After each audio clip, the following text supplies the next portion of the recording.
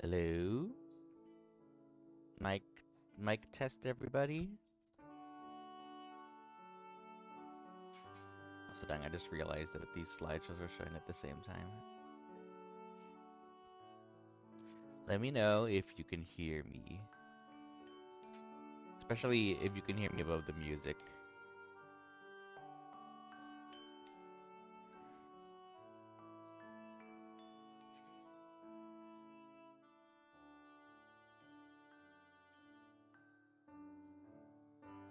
Is the music too loud?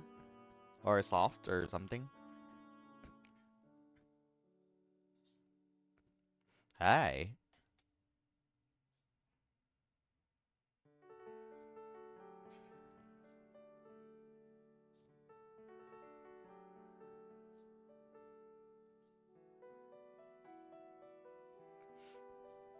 Ah, good, good, good, good.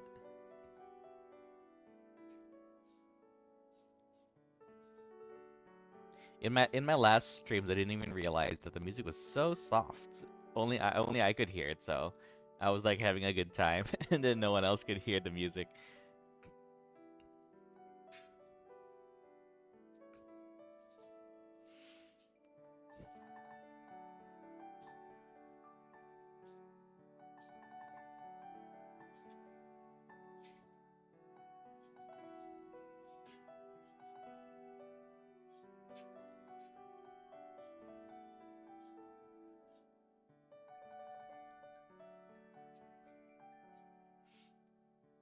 Thank you. Ah, all right. Anytime you need to leave.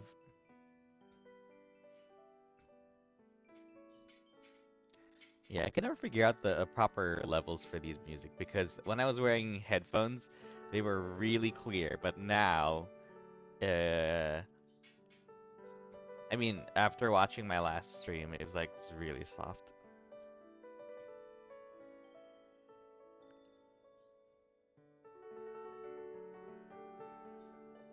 Okay, hold on. I am going to try and link this stream.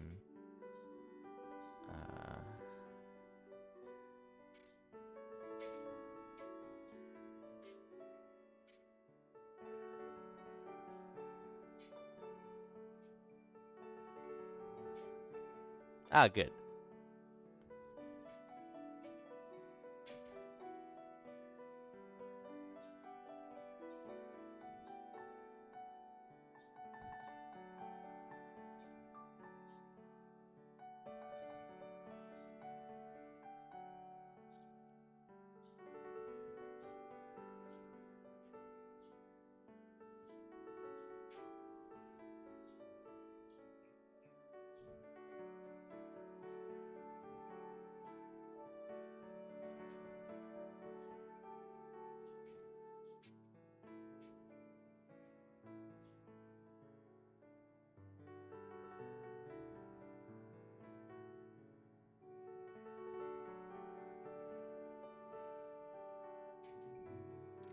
Oh, I need to link in my chat groups about this stream. So let me just click a little bit.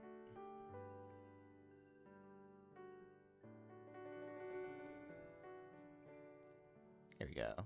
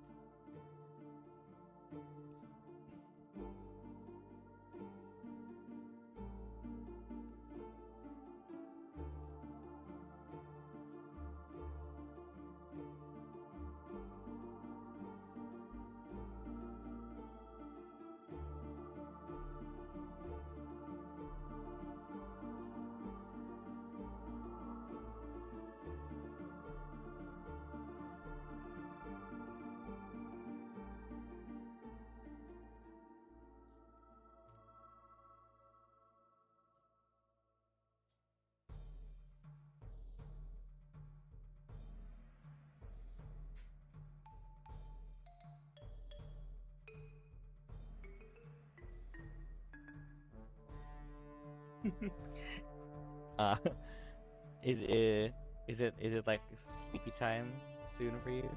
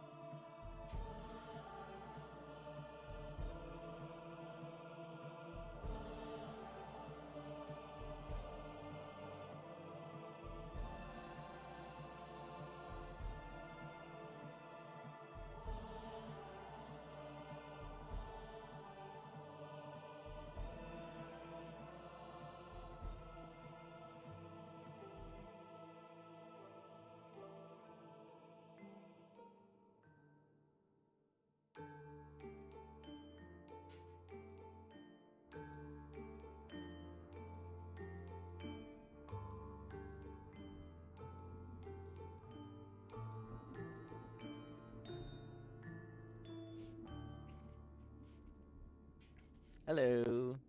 Nope. We are just starting the stream.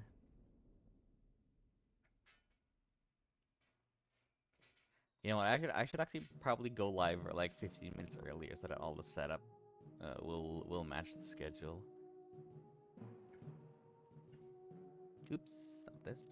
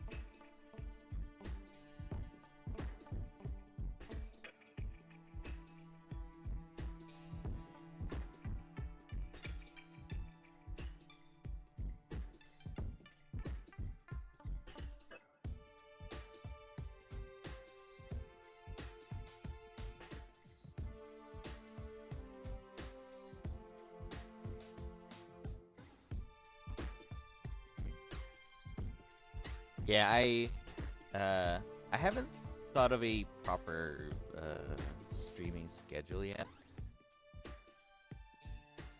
I already have some plans though, especially for the weekend, because weekend's a good time to stream in the morning.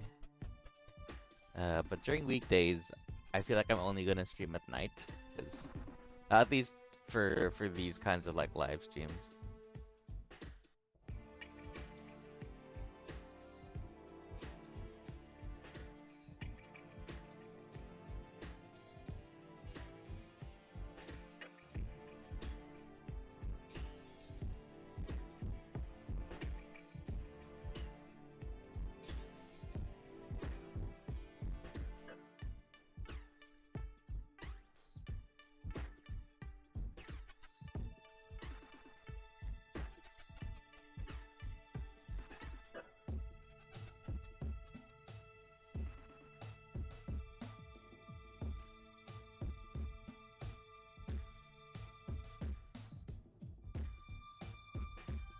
Oh,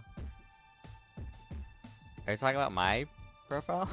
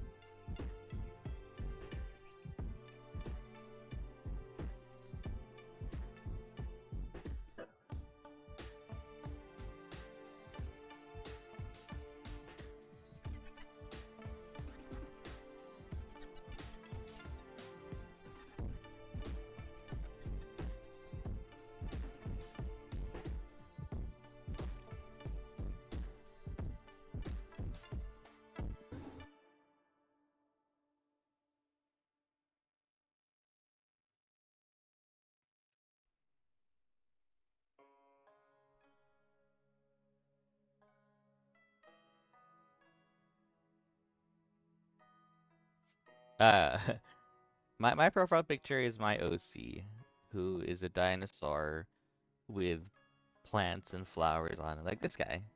My logo, the logo you can see on my stream setup. That's my dinosaur.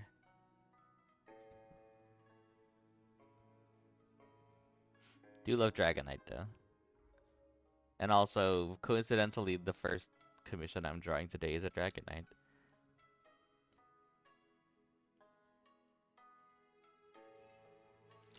Oh, you're right on time. I barely done anything. I was I was getting my mic to work for the first like 10 minutes.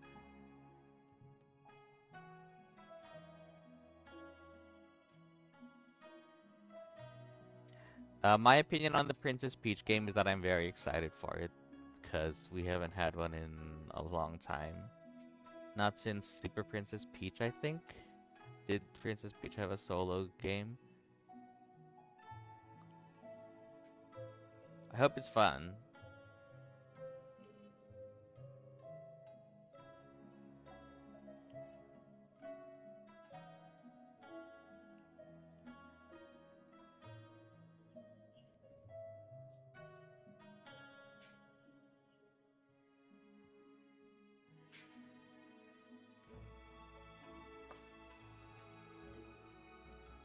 And the Thousand Year Door remake, I've never played Thousand Year Door, but I've always wanted to because I really love the uh I really love the Mario and Luigi Superstar Saga, and recently I played Paper Mario for the first time, and I also love that. So TTYD remake came right on time because I just love turn-based games.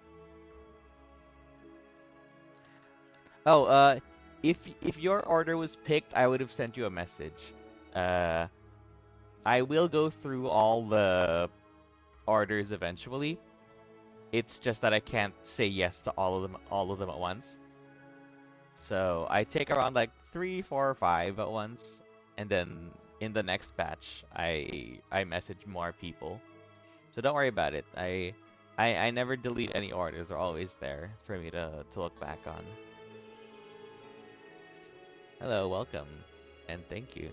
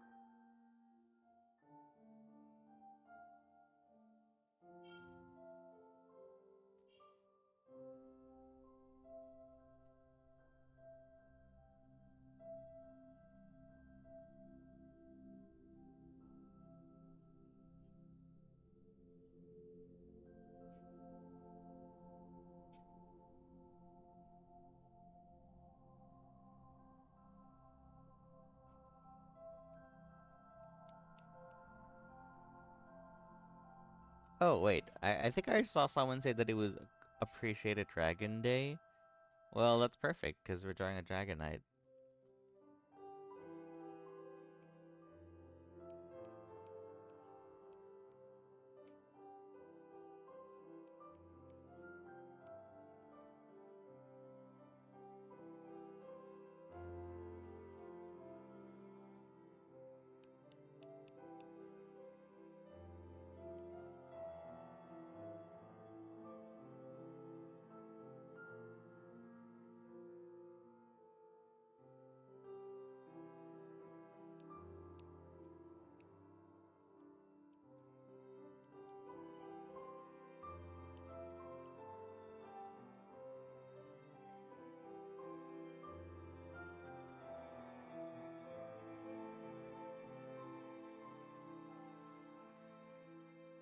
It is a Year of the Dragon now.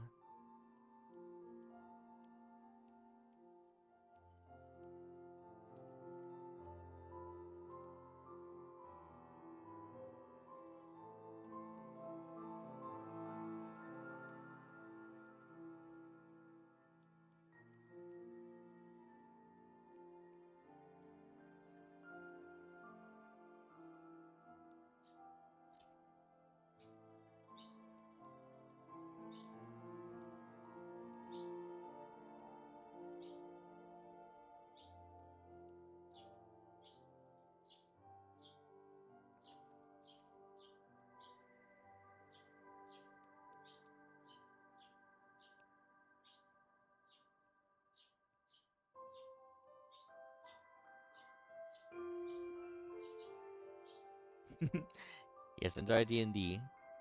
That's a good blessing. May your dice be blessed with many 20s.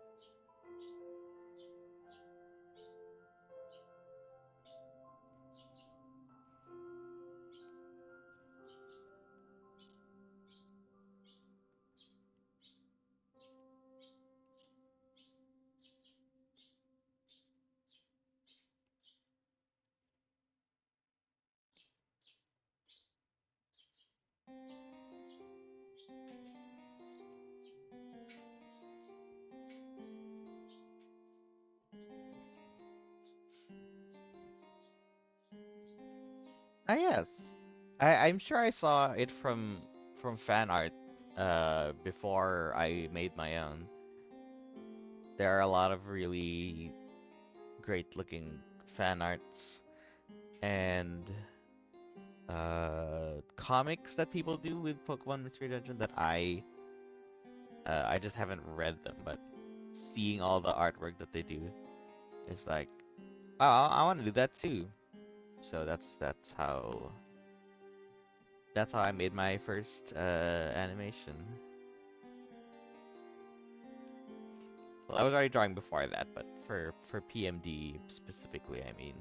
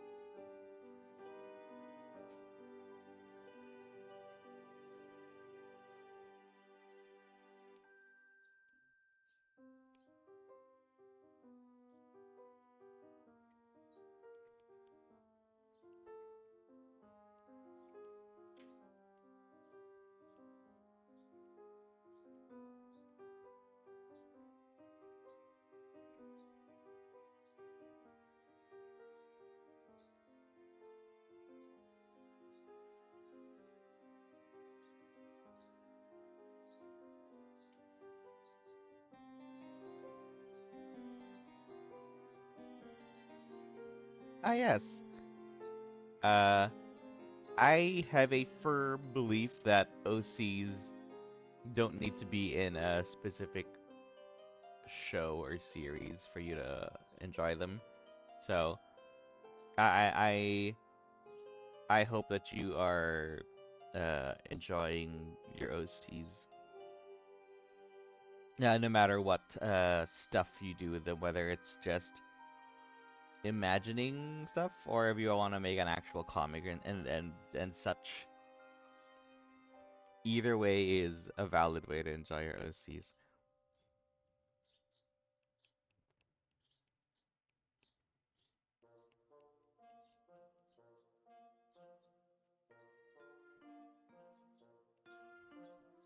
Oh, you haven't played PMD?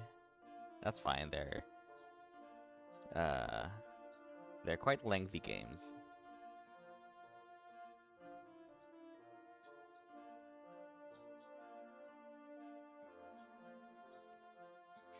I'd say at least like 30 hours for the main story if you do all the things. And then like even more if you want to actually complete it, that'll take way longer.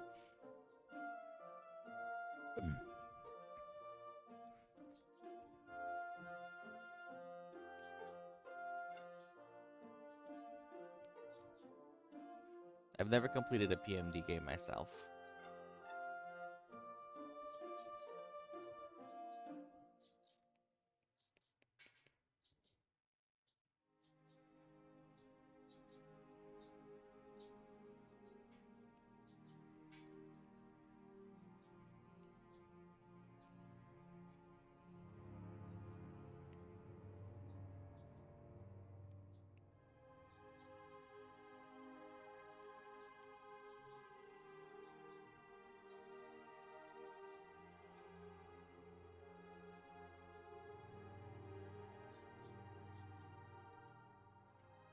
Yeah, I love Slice of Life. PMD plus Slice of Life is so good.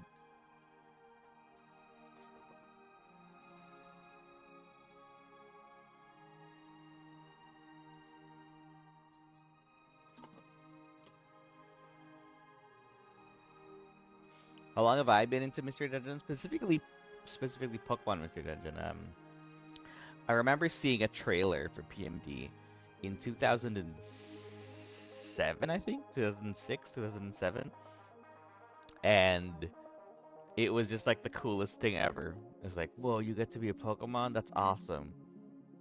I want that, and it took me a while before I actually got to play the game.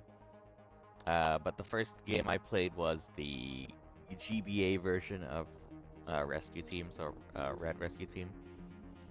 I think that was in 2008 or later, 2009, 2010, somewhere in that time. And I also never finished it, but I did play enough of it that I got attached to the idea of a Pokemon world. And then from there was mostly like fan art and stuff.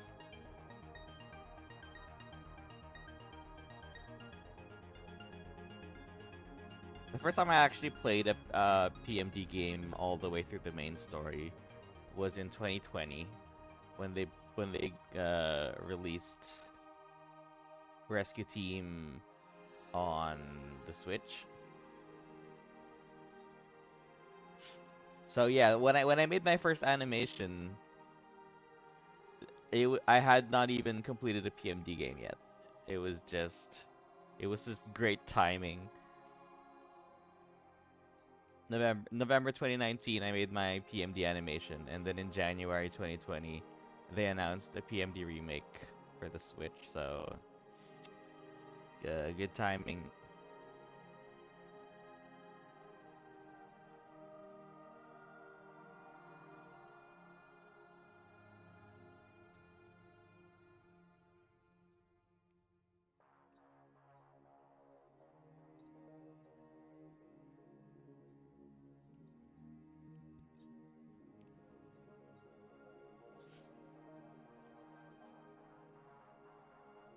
Yes, the world is just such a cool idea. It's just a good concept.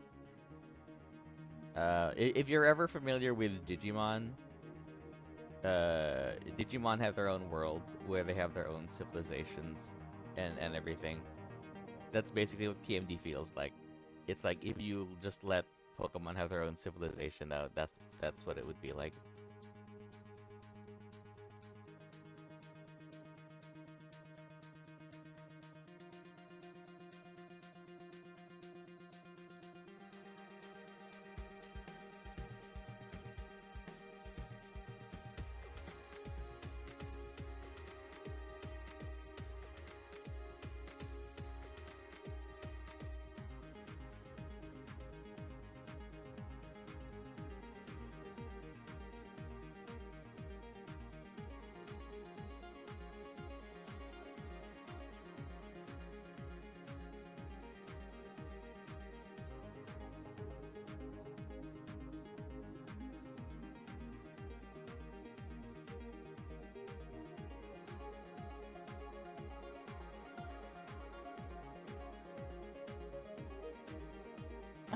Yeah, how interesting.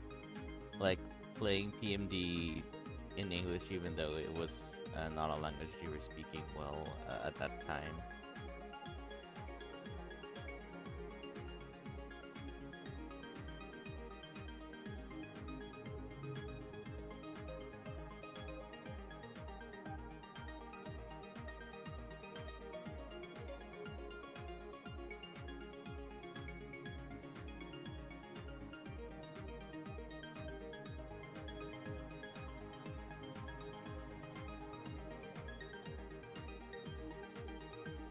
Yeah, I don't know if anyone here has seen Spider-Man Across the Spider-Verse, but there's a concept in that movie called like a canon event.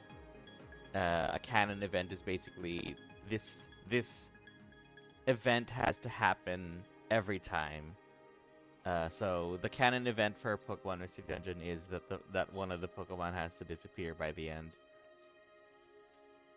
That's like the tradition almost of the story.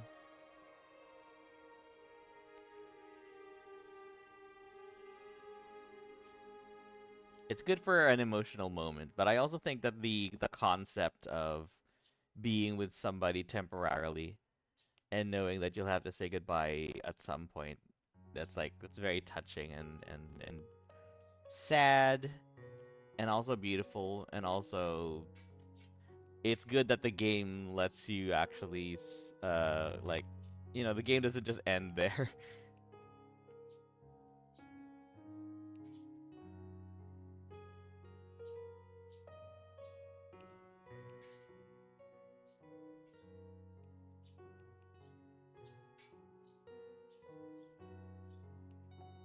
Well, if you've seen uh Avengers Infinity War,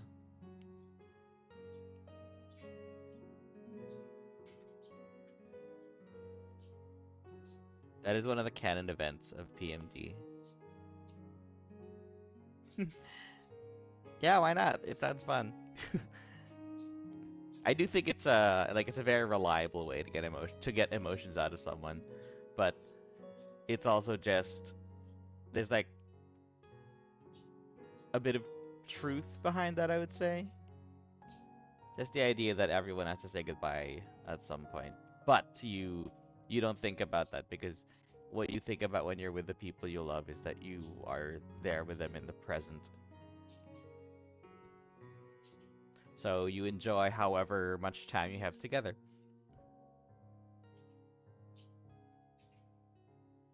Ah, thanks. Actually, I think I have to move this guy. I think my logo might be blocking him. This is Arctivex, my favorite. Well, it's currently my favorite Generation 9 Pokemon. Let's move a little bit over here. I want him to be my PNG tuber. He's not moving though, because I haven't animated it yet. I don't know how. Maybe at some point in the future.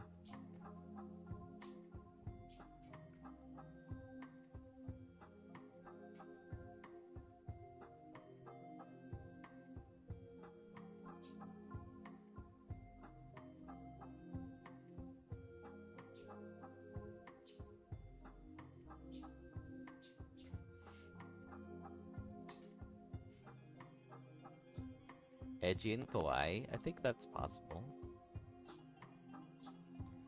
Who's Edgy and Kawaii? Shadow the Hedgehog. I think Shadow is Edgy and Kawaii.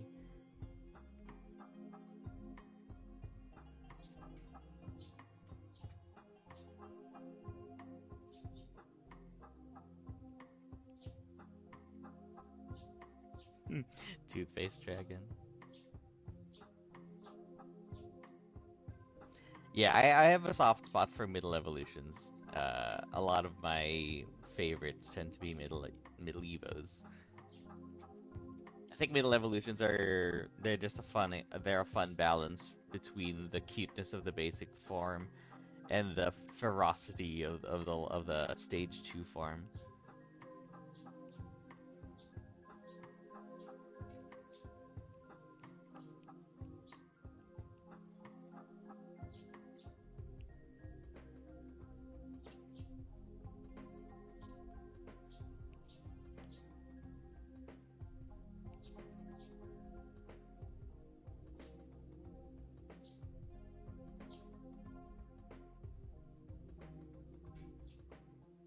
Ah, yeah, all the games are very emotional. They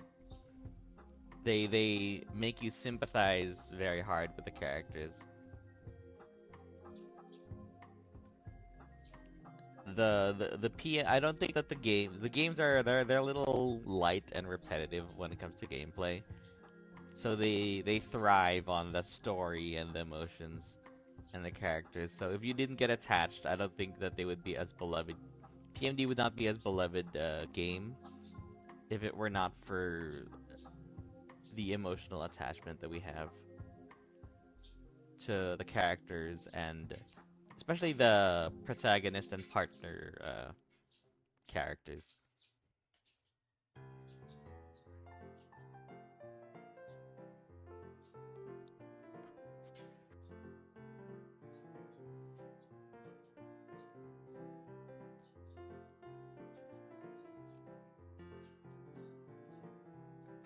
You can change your favorite Pokemon anytime.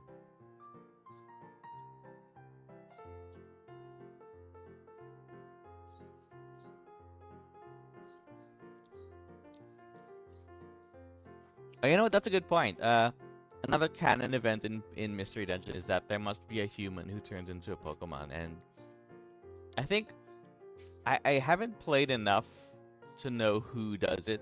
I know that in the Rescue Team, there's a character who does it. Like there's a character who tells you that it was them who did it. For the other games, I'm not sure.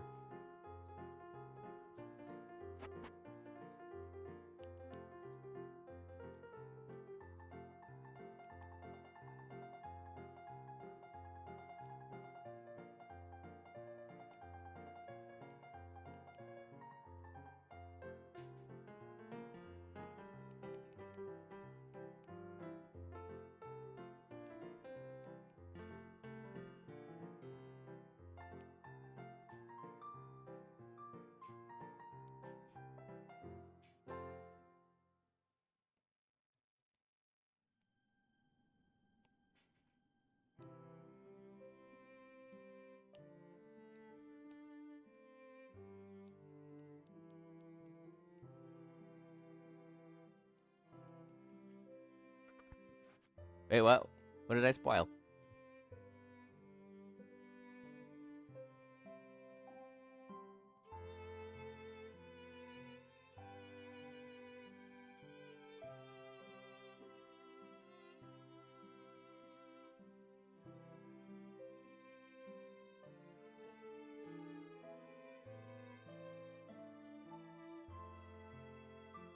Yeah, I didn't say any spoilers.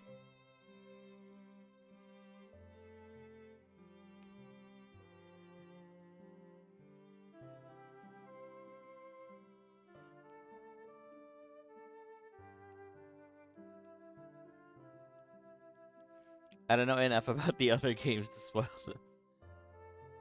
I think for Super Nintendo, for like the second game and the third and the fourth game, I got to maybe chapter 5. And for the third game, I got to chapter 2. So I still have more to play. The only one that I could really spoil is the first one, because that's the only one I played all the way to the end.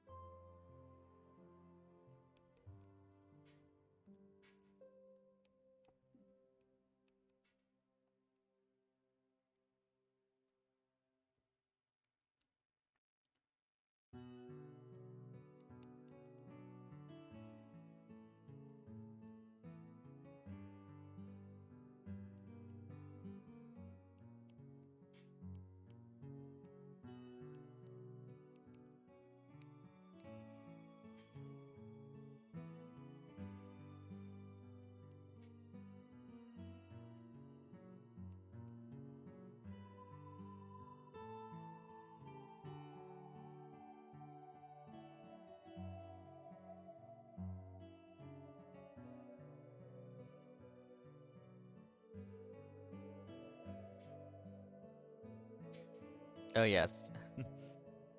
I would love to see that show.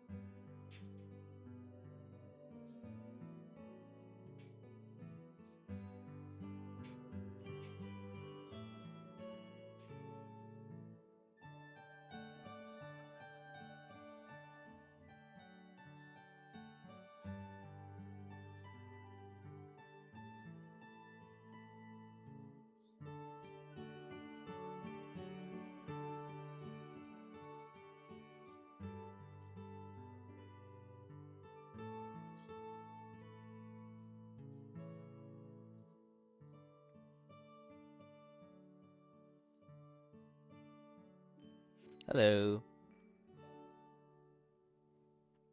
Oh, hi. Oh, cool. You work at a hotel.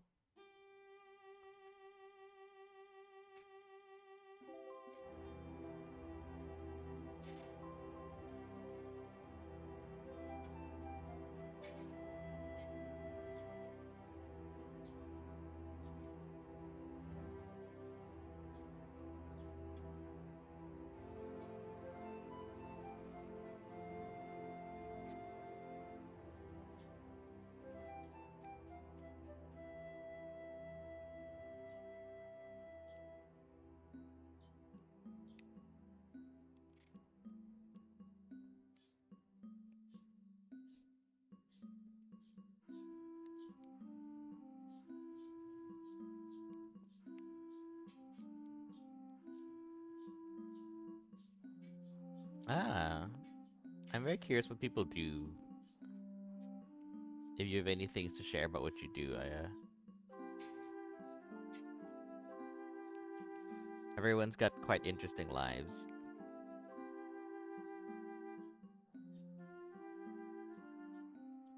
We don't do and see all the same things.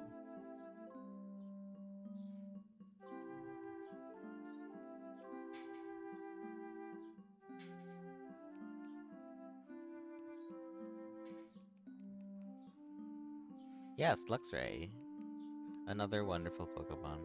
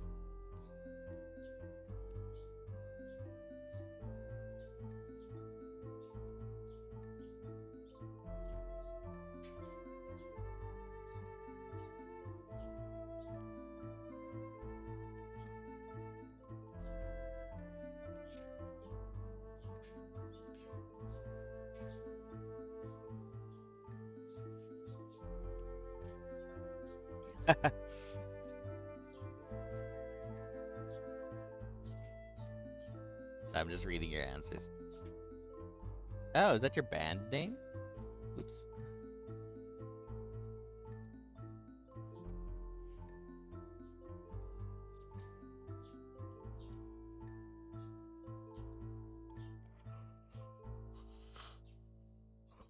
Aw.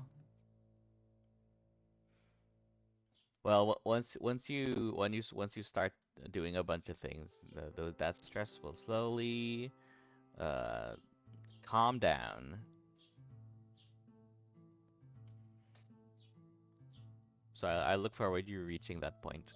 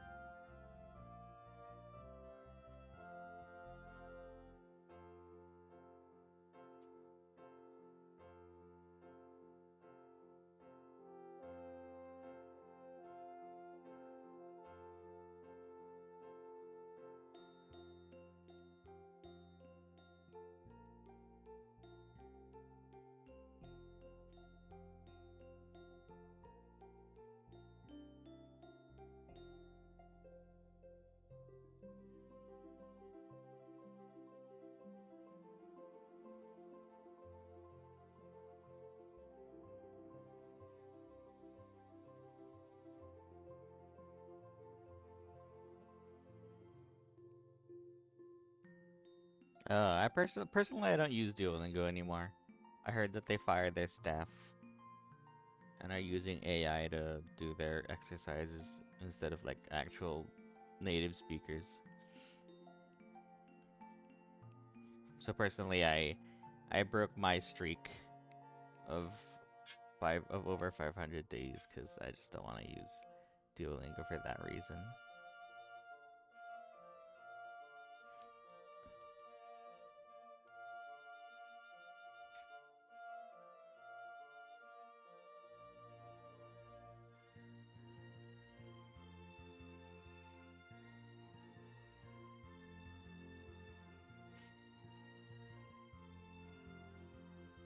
Oh, let me scroll up a bit actually.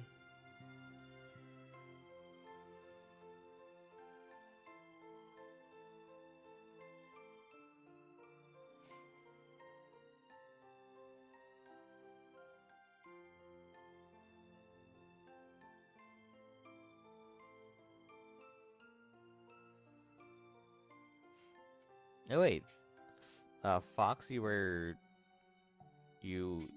in a band in the 80s, like the 1980s.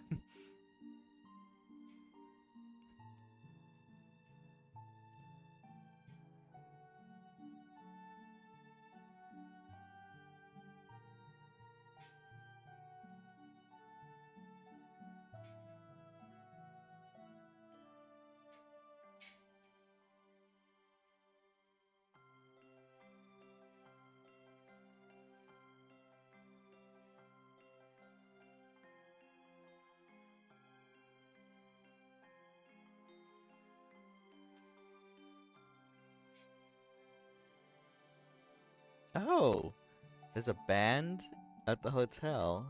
Ah,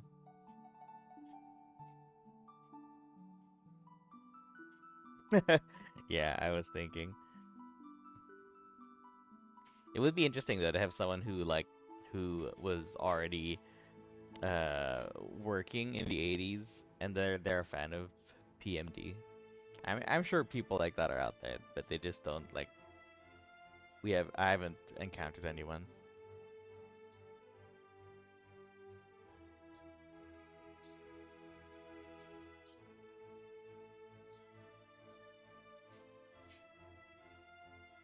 Yes, that is one of my favorite things about drawing, especially line art.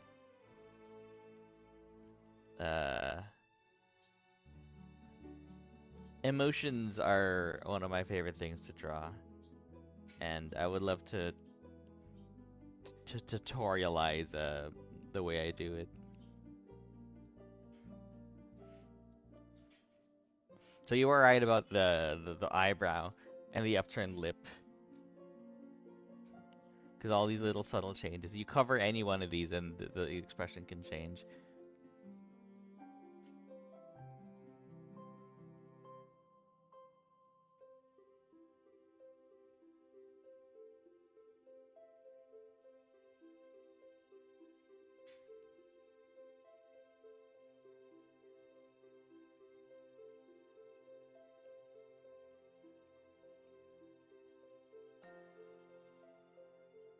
Thanks.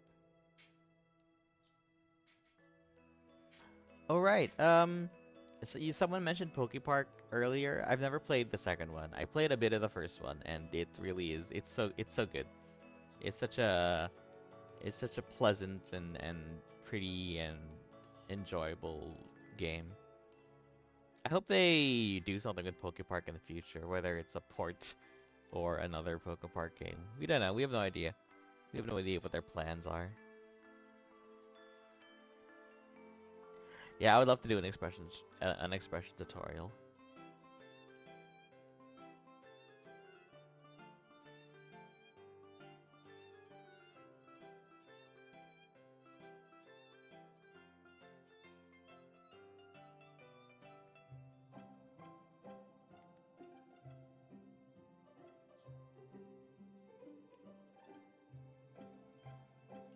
Yeah, unfortunately, it's a bit hard to play Pokepark now unless you have,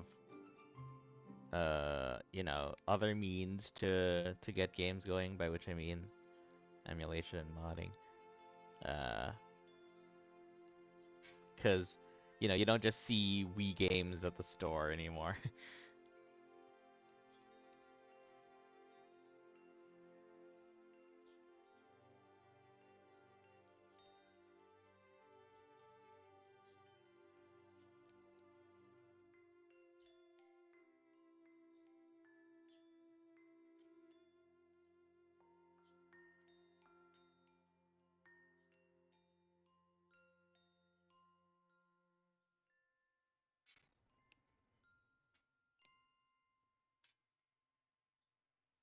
Oh, thanks. It really does help with animation to make the designs a bit simpler and especially why I love like the big expressive eyes.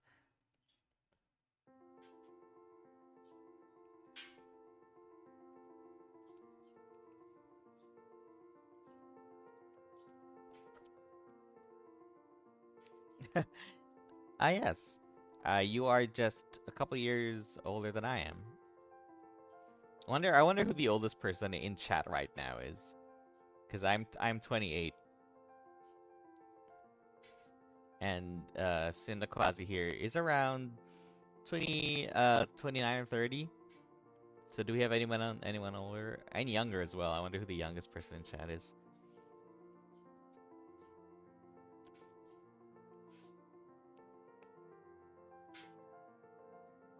Pokemon is such an interesting equalizer because uh my siblings and I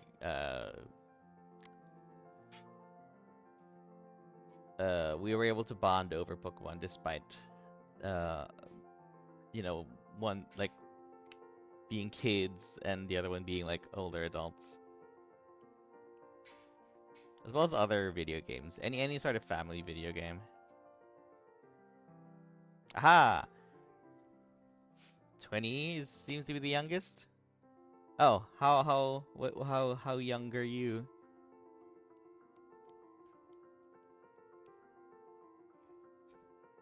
And by the way, if you are younger than 18, don't give out your age on the internet. I don't know if there's any people who are younger than 18 on my stream right now, but like you probably shouldn't be telling people how young you are if you are younger than 18. Gotta you gotta protect yourself. Your identity is uh a valuable aspect of yourself.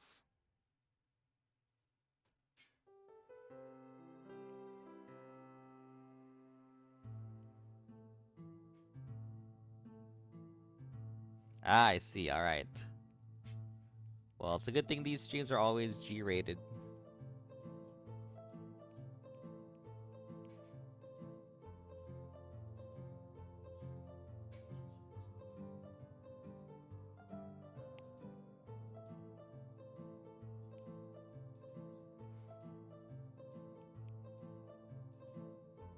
I think I'm drawing this shape right.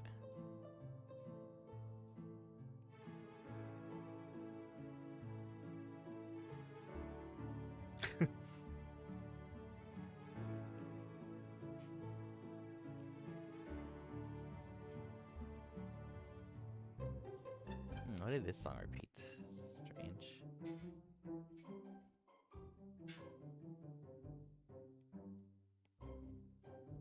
I don't know that that's physically possible, but go off.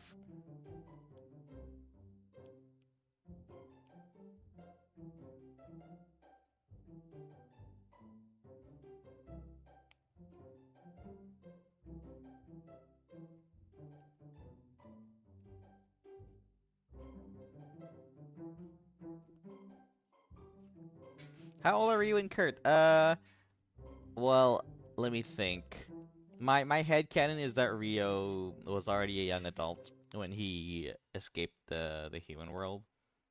So like uh and he's already lived a few years in the Pokemon world when his story happened in earnest.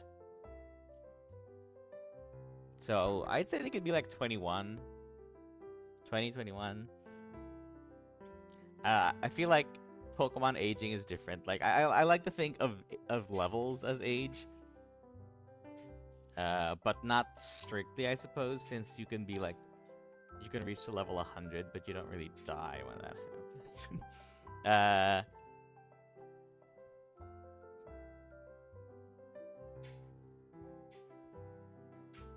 oh wait, someone mentioned that X and Y is 10 years old now. Yes, I love Pokemon X and Y. It's probably my favorite Pokemon games. My favorite set. It's the one that meant the most to me. I still have both X and Y on my 3DS. I played through Y sort of twice.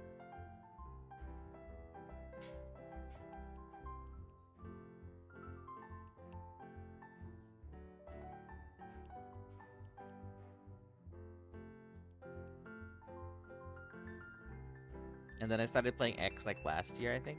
Or yeah, I think it was last year when I started playing through X.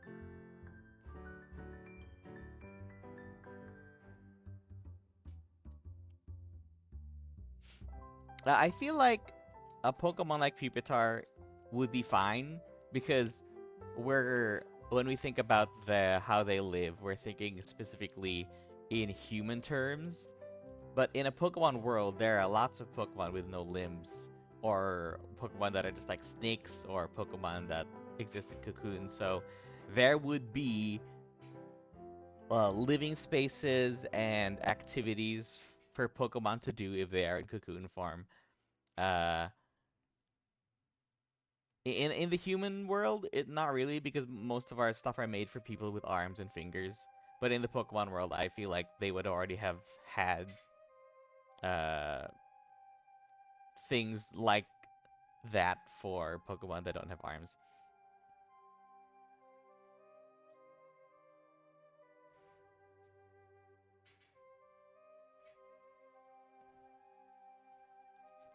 Yeah, Ash is the king of not aging. Who wants to ask a question? Please feel free to. The chat room is open. Just be the only rule in the chat room is be nice, be kind. I guess that's two rules. No being a jerk.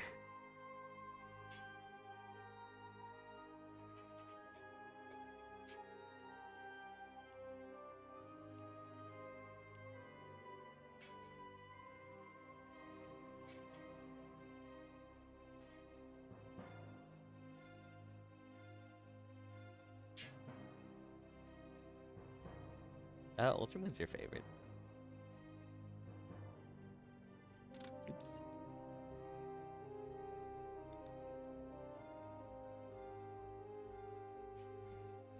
That's an interesting question.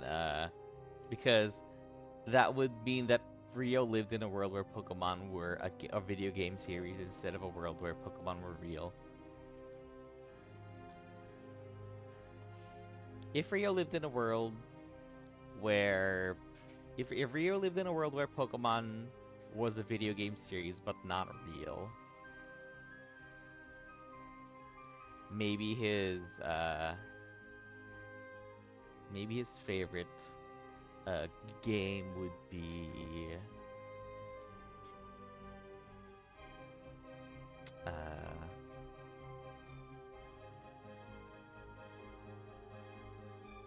well, you see, what your favorite game is depends on like your nostalgia and memories and surrounding factors. There's a lot of that attached to your love of a game is the things that were happening around you separate from the game.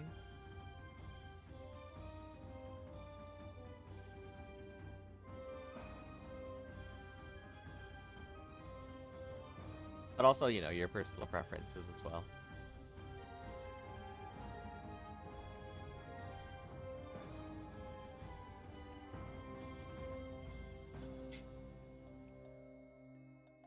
Uh, Let me just say, I mean, let me just decide here. Let's say that Rio's favorite game is Heart Gold and Soul Silver, and he played it uh in high school. Let's say that. I can imagine Rio with a DS. Okay, who's the other? What was the next question? Uh, is being family a rule? What do you mean by that? Oh, someone asked for my favorite PMD artist art. I actually don't know. Most of my PMD art comes from this Twitter account called well, I'm gonna say the name and type it, but it does have a swear in it, sort of. Uh, so excuse me.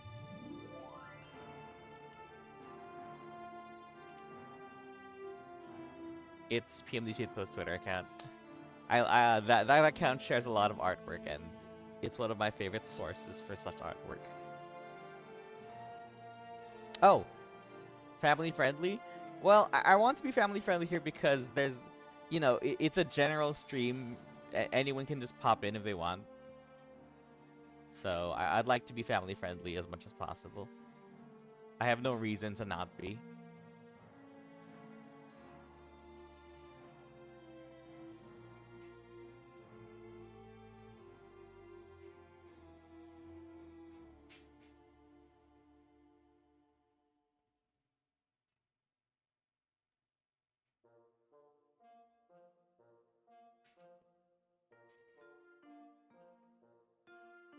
Oh, body dysmorphia?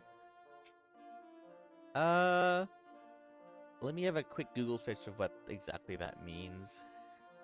Because I feel like that has to do with, um, like not feeling like your body's right for you.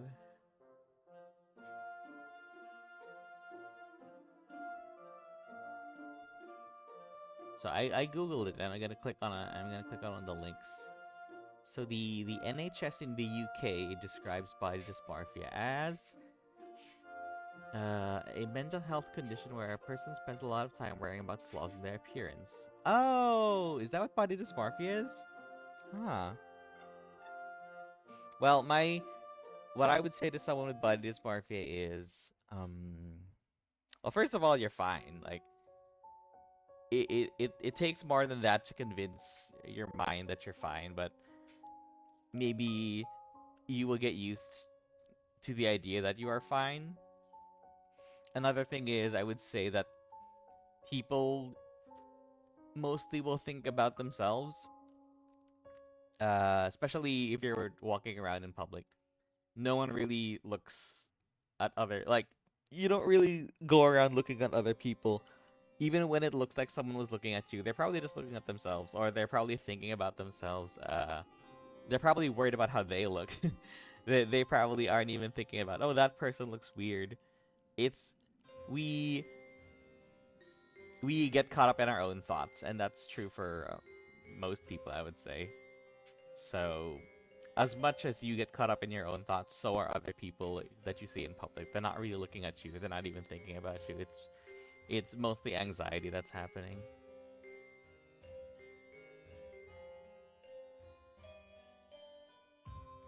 Pokemon TCG I used to play, not anymore. That was like years ago, but I did love the TCG. Right now it's just too expensive for me to collect.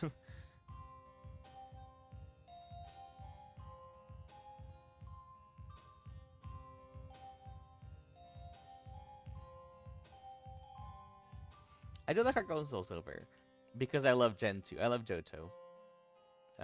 It has a very strong connection with me, and I love the exploration in Johto.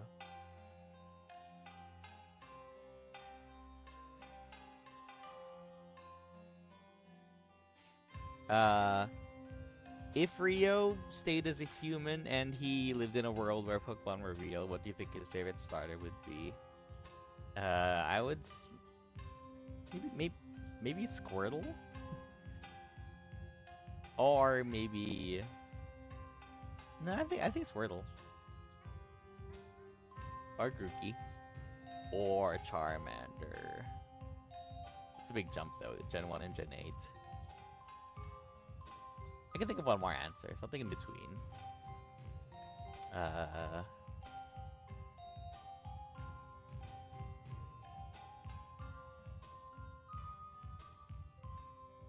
Maybe Froakie? Yeah, I feel like Rio would like Froakie.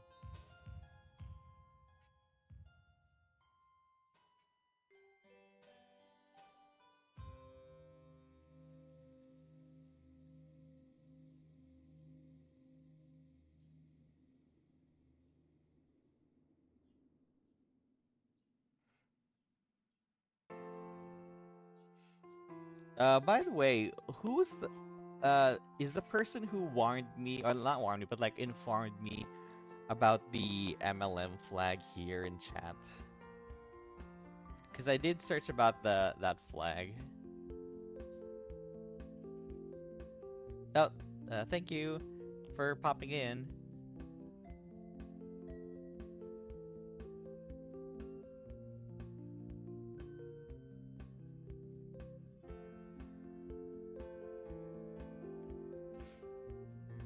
Just very quickly, someone used the scarf order forms to inform me that the MLM flag, or the man loving man flag, is like it's like uh controversial in some way. So I did some research, and there is some like what's the word? Like, it's being contested a little bit, but in general, their concern was that it would be a symbol against trans rights. So I'm just gonna say here very, very clearly that we support trans rights on this channel.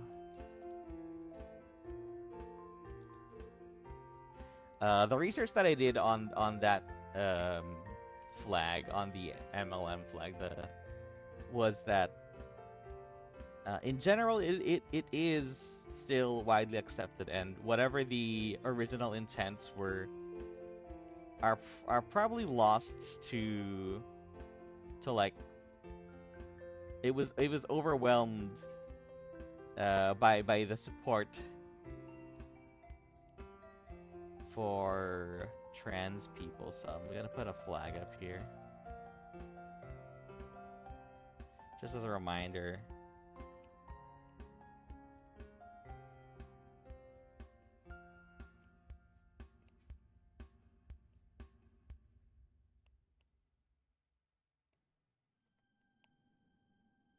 This won't be in the final image. I'm just gonna put this here because I don't want there to be any doubt. I don't want there to be any doubt.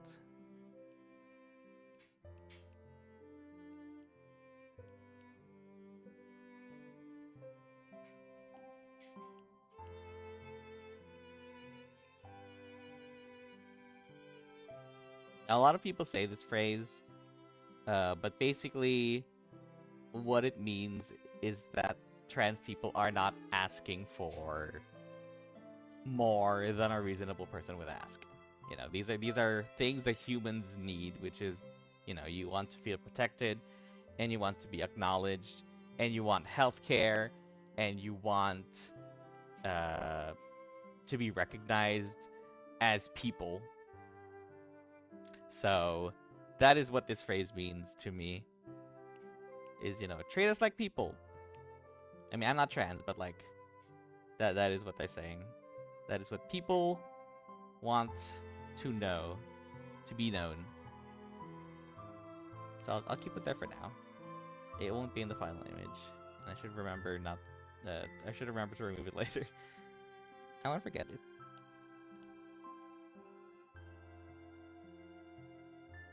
Okay. I see some more questions here. If you have a preference that doesn't align with your own body, I feel like you should be a little bit kinder to yourself, because it's hard to change things that are on your body, especially if you're born with them. If ever there's anything you want to change about your body, I would say to do so with kindness. Uh, there's this phrase, you can't hate yourself into a better person. If you want to change something about yourself, do so with love.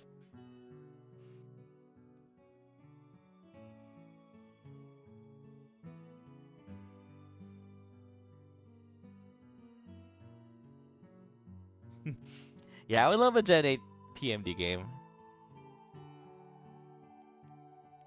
Who knows, you know, maybe in the future. We really have no idea when it comes to PMD.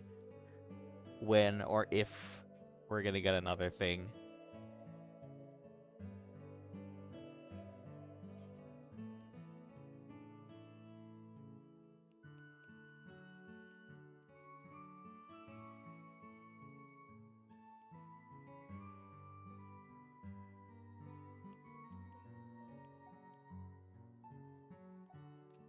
If I could transform into any Pokemon, which would I choose to be? Maybe. Hmm. Well, my first thought is that I kind of want to fly. In the last stream, someone asked, and I said I want to be Hawlucha. Uh, because flying and also strength. Let me give a different answer this time. This time I'll say, mm, thinking.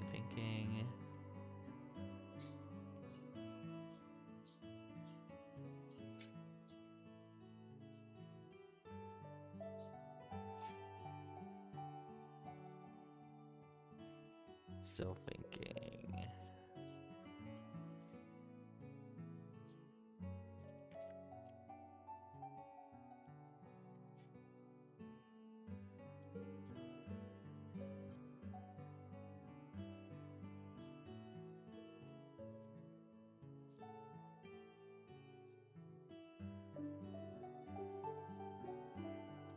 I'm thinking of a Pokemon that can swim, because I would love to be able to like swim fearlessly, even through an ocean. What are the amphibious Pokemon?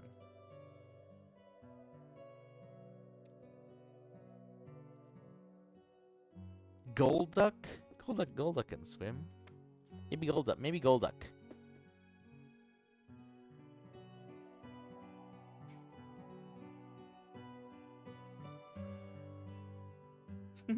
Yes, I would love a tail to wag. That was like one of the lines in the original PMD that made me like, wow, being a Pokemon is so cool.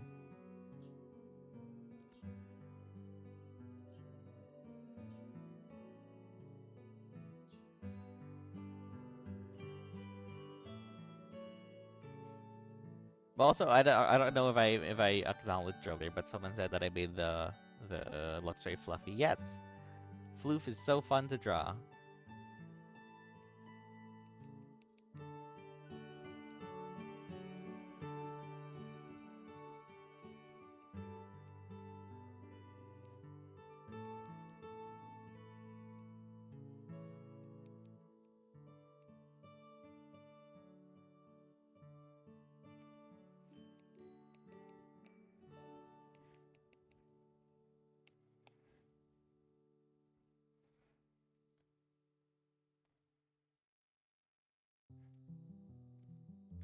Is there a Pokemon I hope would not be transformed into? Well, there's a lot of Pokemon that I just like. I don't really think I'd like to be that one.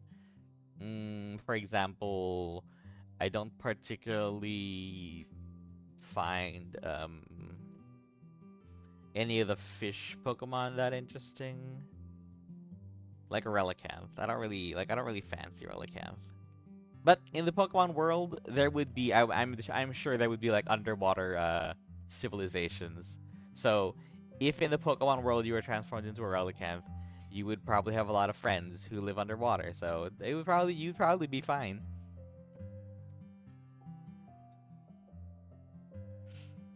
I love Inteleon also. Inteleon is one of my well, I have a lot of attachment to Inteleon.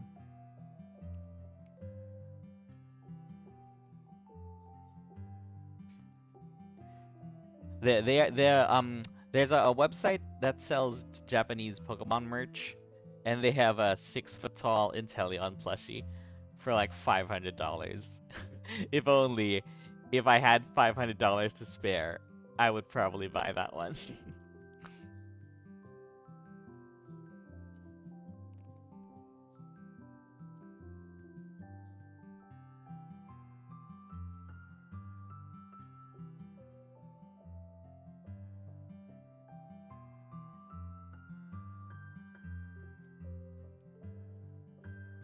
Uh, well, in the dungeon parts, the fish just float around, yes.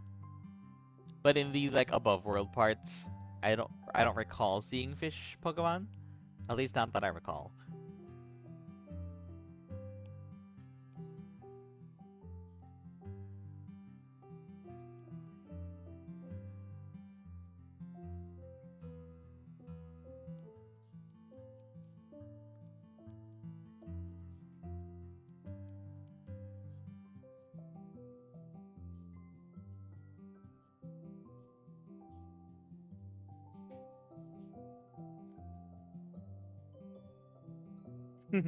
I assume that that person you don't really like Licky Licky.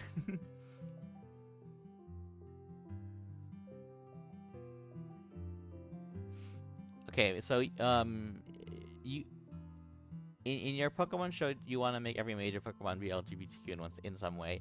I think that's fair. I quite like that because we don't have not we need more. We could always use more LGBTQ plus representation, honestly, until we can equalize ourselves with the straight representation that we see everywhere.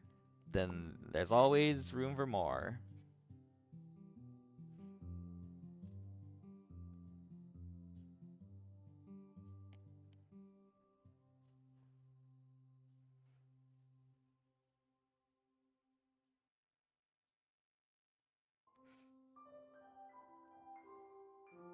For the record, I do not encourage robbing banks.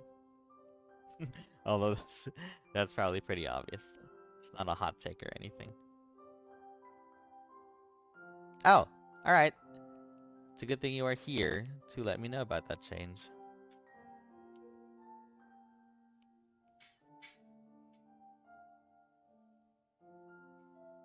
Yeah, I agree with that. That the Pokemon world does not have any comms with sex, gender, and gender expression. That is why in the first super effective, in the first Rio and Kurt animation, Rio is the human, so he brought his own issues slash his own worries and anxieties about gender expression, about sexuality. He brought that into the Pokemon world because he was a human before.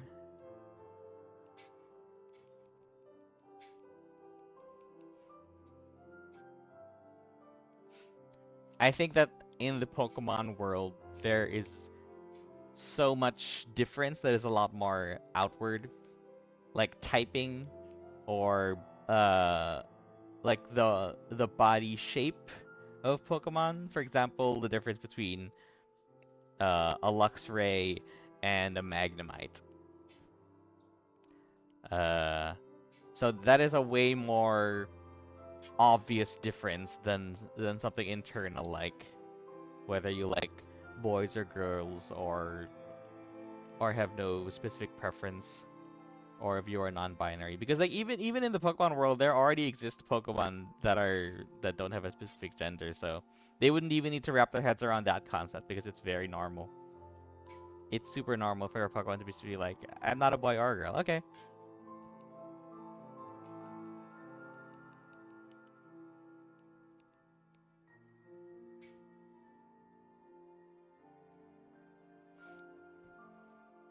Another thing I love is that in the Pokemon designs, there are no outward differences between most species.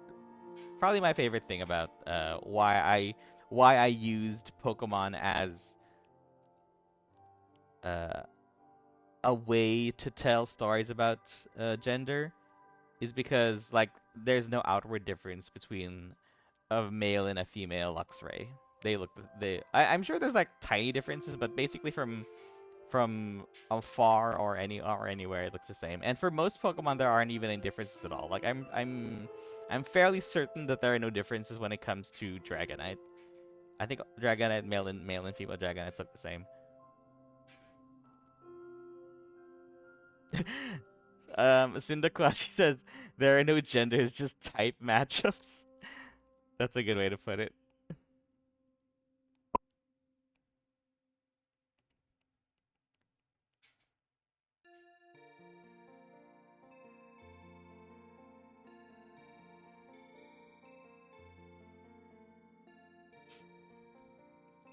Someone asked, what about black representation? Black representation in what? In the Pokemon world? I feel like that would not be able to come up because there is no skin color in the way that humans in the way that humans have divided the world historically. I don't think that that exists at all in the Pokemon world.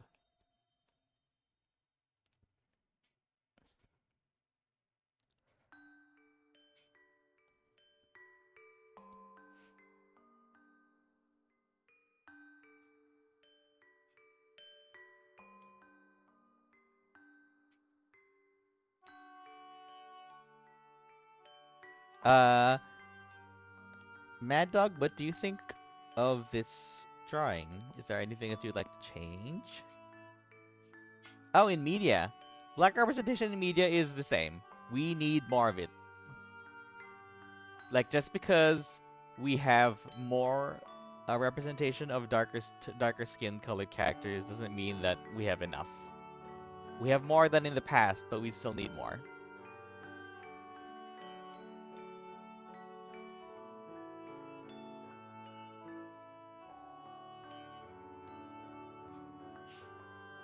Yes, Tiger Heartfire.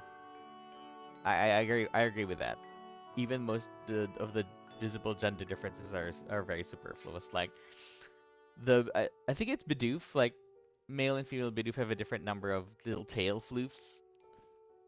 It's superfluous. At the end of the day, you can barely even notice it.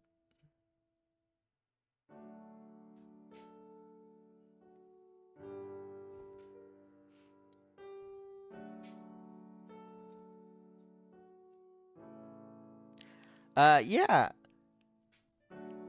I feel like there's some truth to that. There are probably some relationships in the Pokemon world where they're like, I can't be with you because I'm a grass type and you're a fire type. That probably happened. I can see that happening.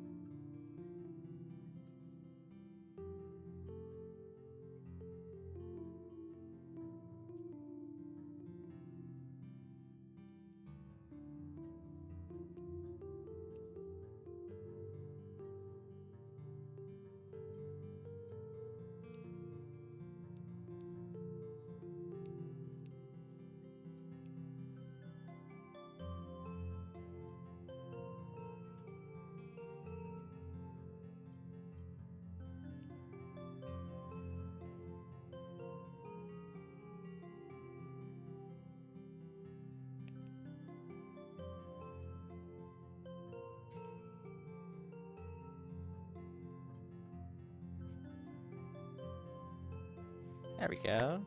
I think this is good.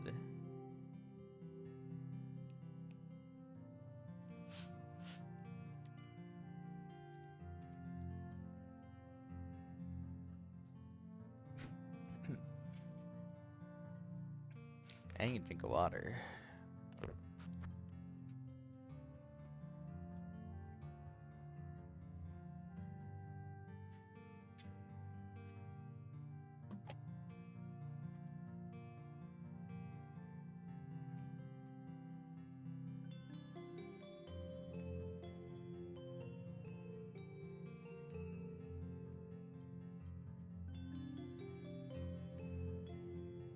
Actually, yes. Don't try not to send too many messages at once because it'll clog up the chat room.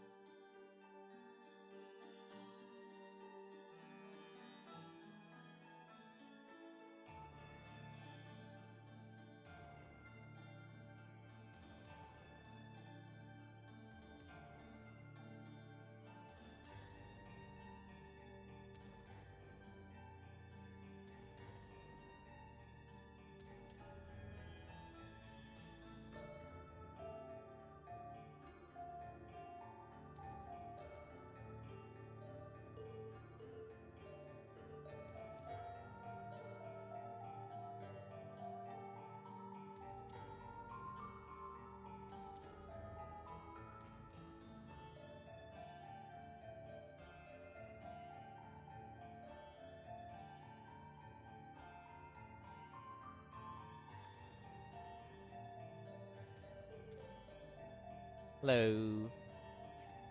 I'm done typing things. Oh, if you're dizzy, you should go lie down, get some rest.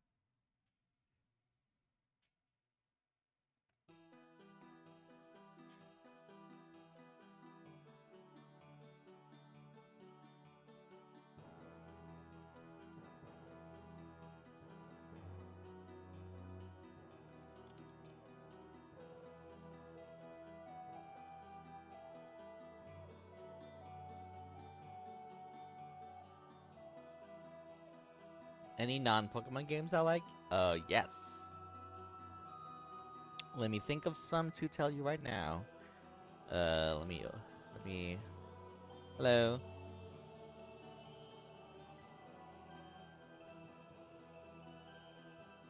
Have you guys ever played Sayonara Wild Hearts? I love Sayonara Wild Hearts. Uh, Although I understand that it's not everyone's type of game.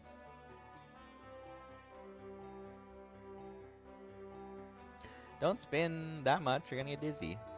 Oh, welcome, folks who came in uh, just now.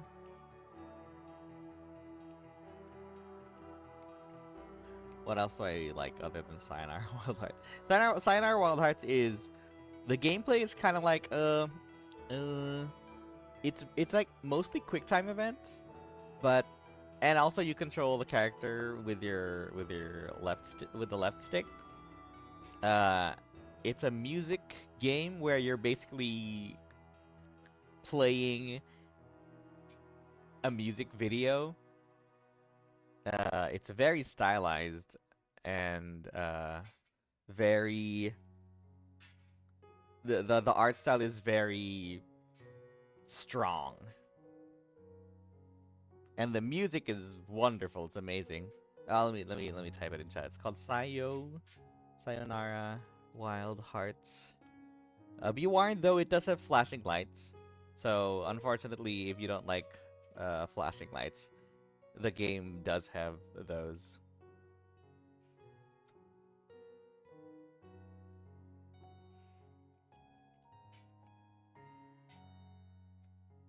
Ah, okay, you have a friend who streams it, yes. Ah, okay, so you like Bravely Default. What do you think about the Bravely Default game on the Switch? Because I've never played any Bravely Default game. I do like turn-based games, though.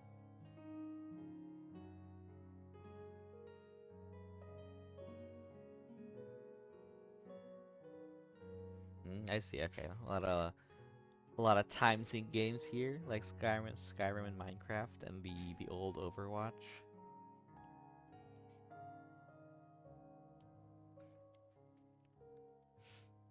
Another game I really love is Monster Train, specifically Monster Train First Class. I love Monster Train. It is a deck building roguelike game where you play as monsters protecting yourself from.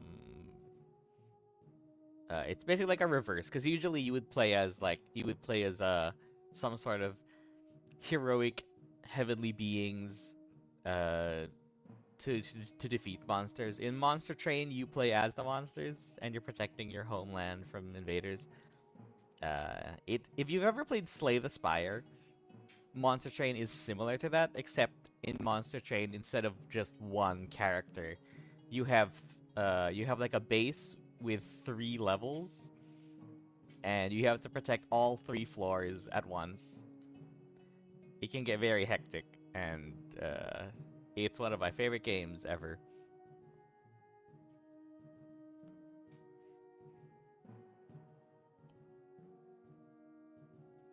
Ah, one of those like fast-paced action stuff. What did you think of Bayonetta 3 if you have played it?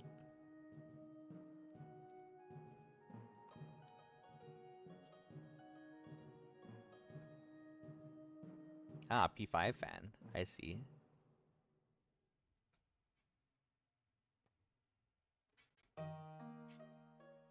Oh, okay.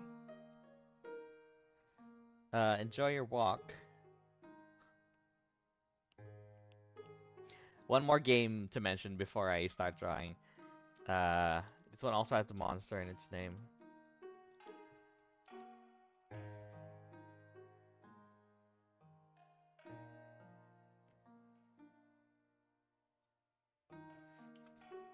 I absolutely love Monster Hunter Stories 2 Wings of Ruin, which is the turn-based RPG version of Monster Hunter, where instead of hunting monsters, you befriend them and you ride on their backs. Monster Hunter Stories 2 is it has everything that I want from a monster collecting game. Yeah, I do love when you find a game that you could just like gush about for hours. It's a great feeling. But yes, Monster Hunter Stories 2, uh, each monster you can ride on their backs, and they have they have abilities that they can use in the overworld. It's fun to just wander around. The turn-based combat is really engaging, and the flair of that game is so good. Like each attack feels like it has so much weight behind it. Uh, yeah, I love MH Stories too.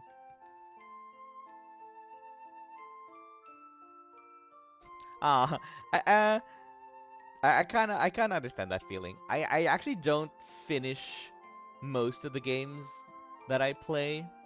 Maybe that's not true. There are a lot of games that I love that I don't finish. Not because specifically the same as your reasoning. It's just that sometimes I don't need to finish it to know that I already love it. Like I can play maybe 70%, and I'm like, yeah, that's such a great game. it, it could probably get better if I played it more. It's just that I don't require myself to, because I don't want to force myself. I let it happen naturally. There's a lot of time, and I have a lot of opportunity to play more games.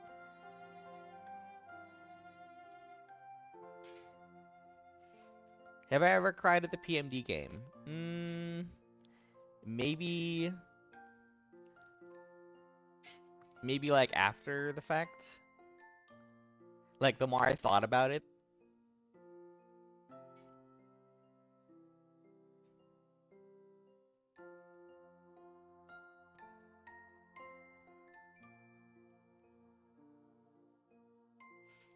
PMD kind of stays in my heart. So it that's where that's where the strongest emotions come from. Is like when I put the game down and I'm thinking about it. I'm like, oh, that was so beautiful, wasn't it?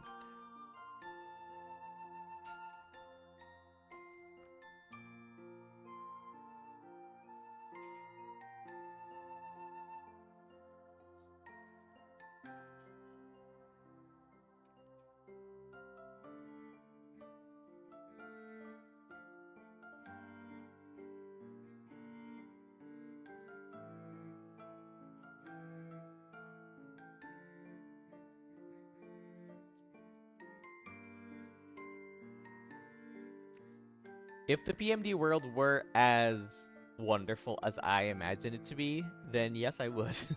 I would love to be there. I wouldn't want to go there if it has like the same problems as the human world, but I feel like it shouldn't. A lot of problems in the human world seem to be quite human-centric.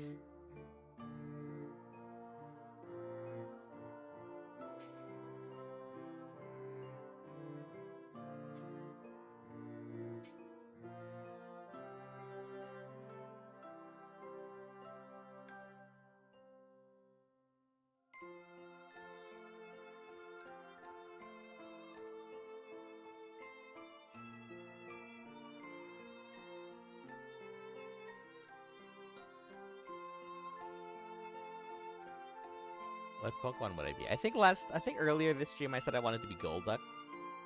So maybe Golduck. If you want a more recent Pokemon, Arctibex is here on screen. It's my little PNG tuber at the bottom right. So Arctibex is also a good answer. Ah yes, good point, Bahavi and Brave. If I could go back and forth from this world and the Pokemon world, I would. Yeah, I would agree with that too. I mean, I agree with that too.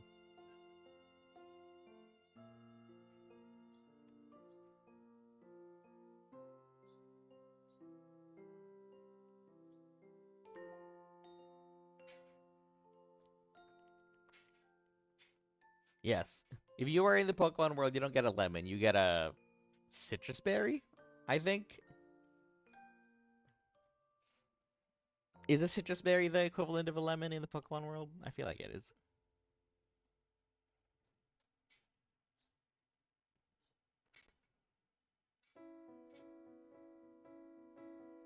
Is that Sans the Skeleton? Is that you mean in my slideshow? I think it is, yes. I drew Sans. I like Sans. Sans is a good character. I know that people meme him, but he's genuinely a good character.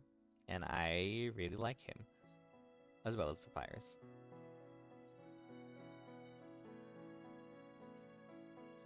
Oh, a Guapa berry? I'm unfamiliar with what that one looks like. Hello, welcome. I see you like Toxtricity. I also like Toxtricity. It's one of my favorite Pokemon.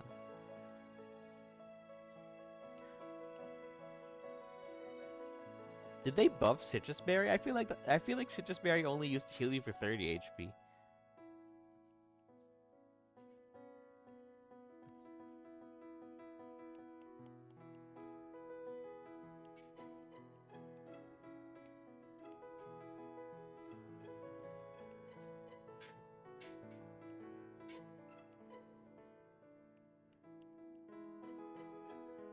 Yep, it's more the Scarf calm commissions today.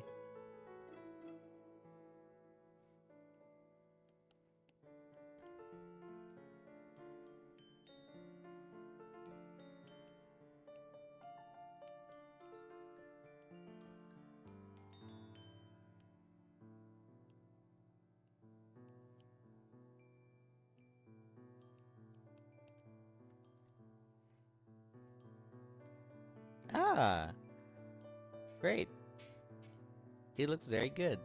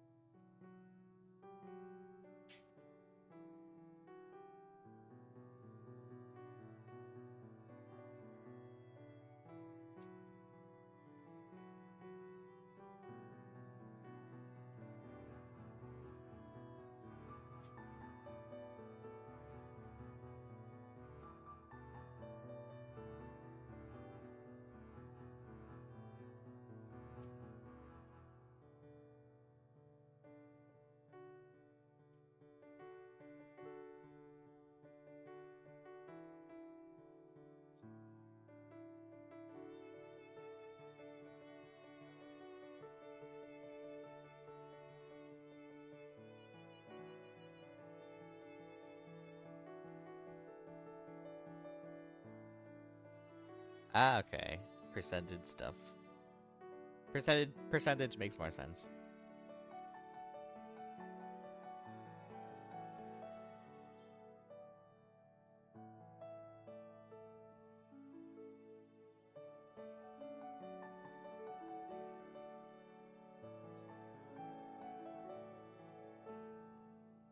Uh, these are commissions.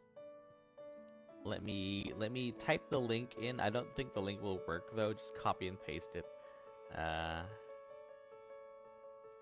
so folks can send me orders from this link, and then I will reply to them when I have accepted the order.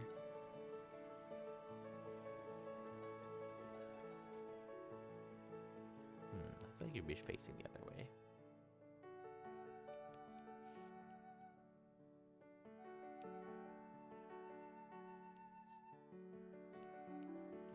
Are you talking about the Infinity Gauntlet with the Easter Bunny from Animal Crossing?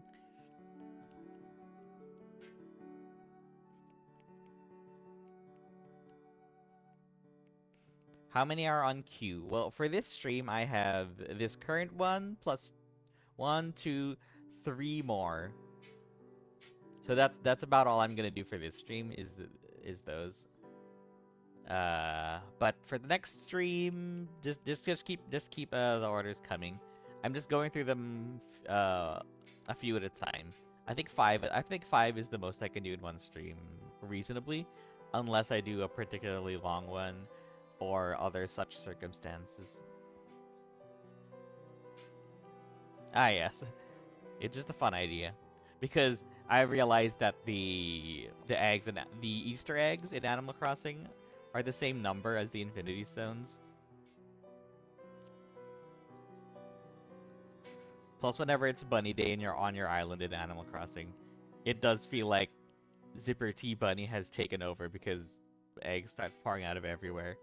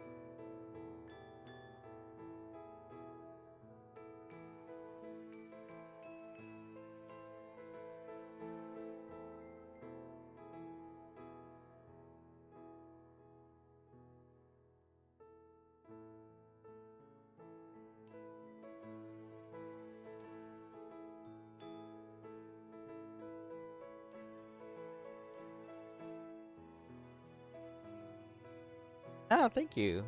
Welcome, and I'm glad that to hear that you have been enjoying my work. You were asking me if I have a special someone in IRL. Yes, I do. I have a significant other.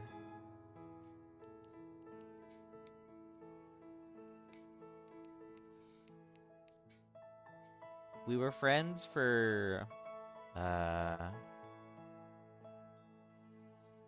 around 5 years online, and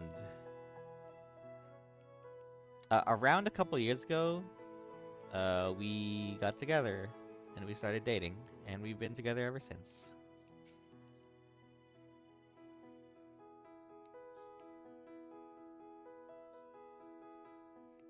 They are my boyfriend.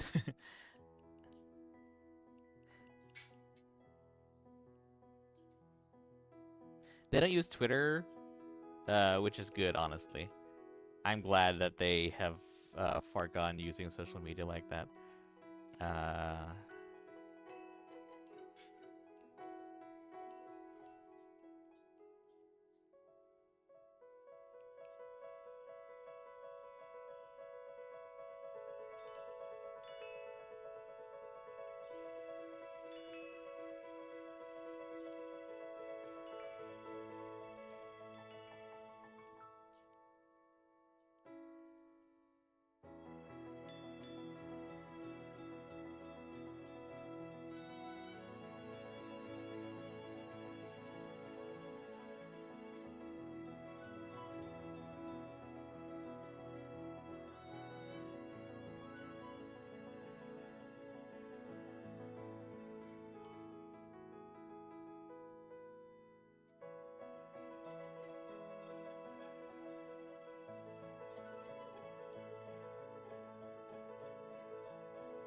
I feel like my boyfriend is going to watch this VOD later because he's asleep right now.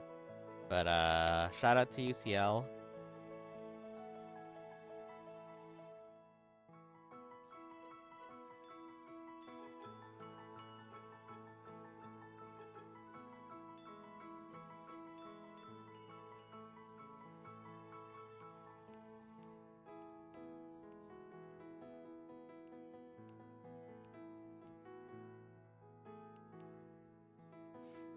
Although when he watches this VOD, it might not have audio yet, so he would be able to hear this shout out anyway. Because it takes like 24 hours, I think, for a VOD to process. So only then will it have the chat replay and also audio at the same time.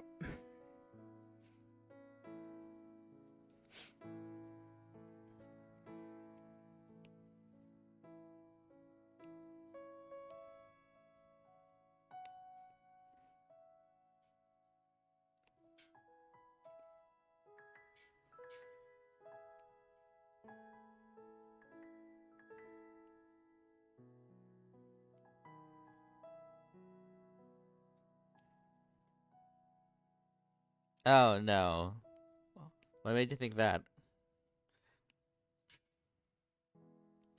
I only know them from these streams, I think.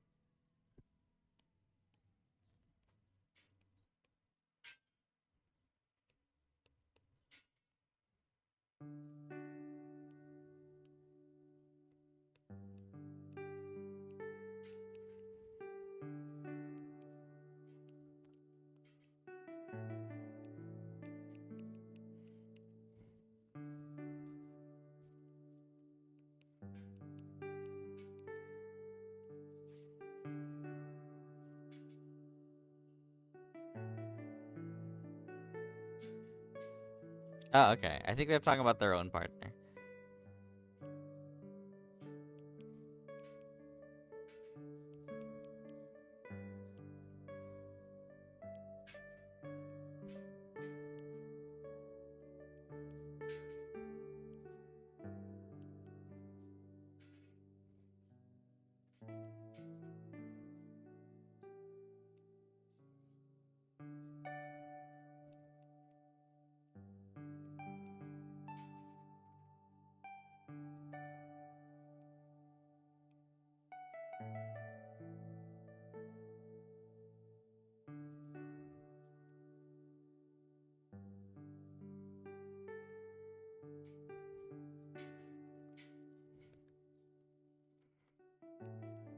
Good question. I actually don't know. We've been kind of thinking about that for a while.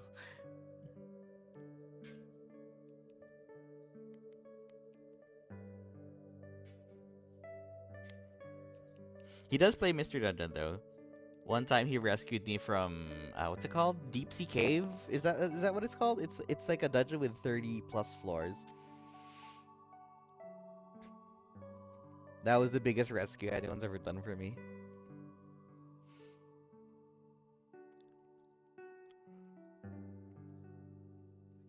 Whew.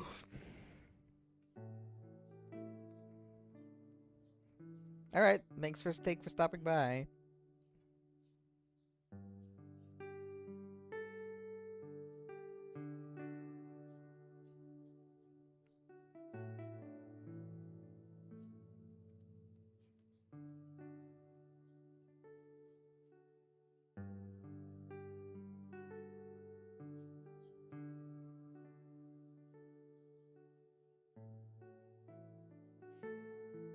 How long has been the streaming going? Let me go check my software. Uh,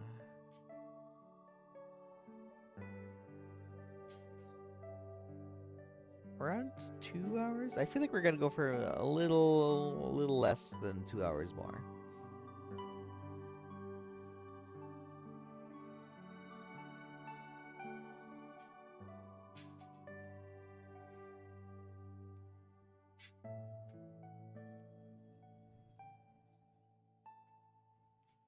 Oh, is that what gay panic means?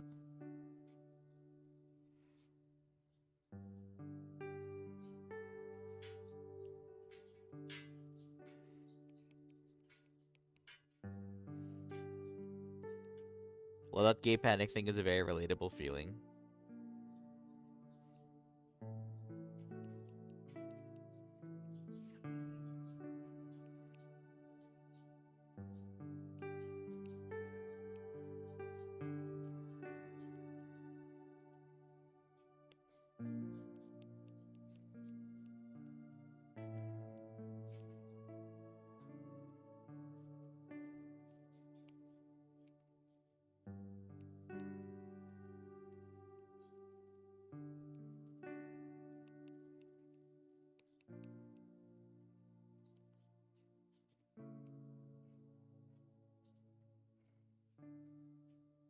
Ah, thank you.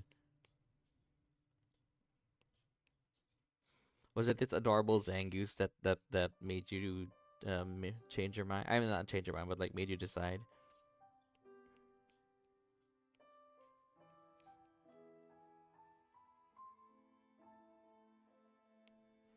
Ah, thanks.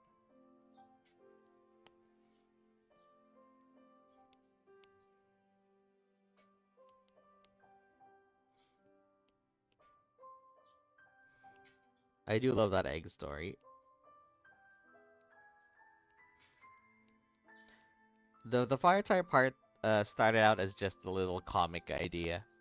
I don't have it on hand with me right now, but I'd say a couple years before I made the animation, I made a drawing of Rio and Kurt finding an egg in the snow, and I was like, that sounds like it could be a good story.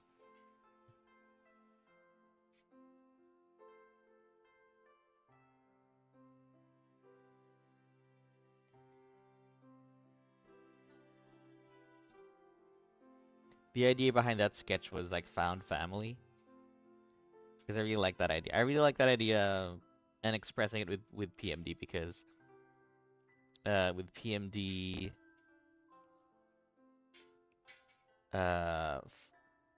even like natural born Poke.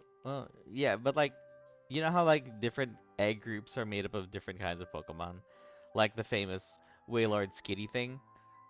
Like that's a great idea for making found family or I'd say non-traditional families.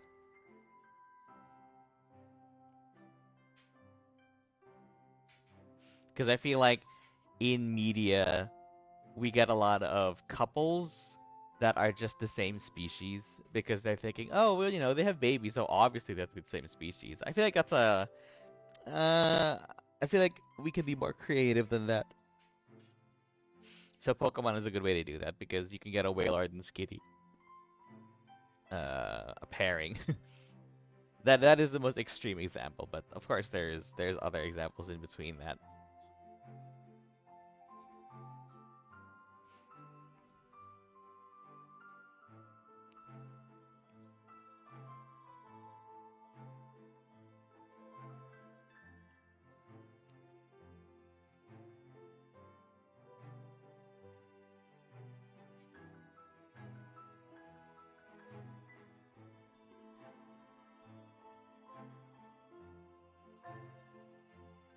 Ah, good question. Trycard Fire asks what how do ghost Pokemon fit into the PMD verse?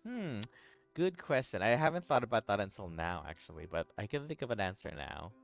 My first thought is that perhaps in the PMD verse, uh, ghostliness is some sort of energy, like not exactly from the spirits of departed Pokemon, but like since we have things like psychic Pokemon, like mental energy, maybe there's also like a spiritual energy, and some Pokemon are born from that kind of energy. That's my immediate answer is that maybe in the PMD verse there is an energy that is spiritual, much like there's the mental energy from psychic types.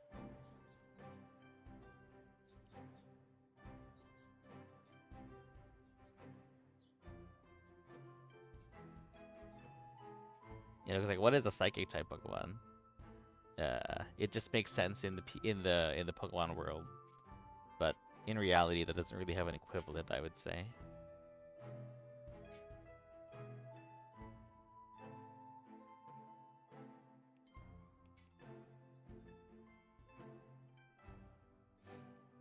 Oh, I love the Honedge line.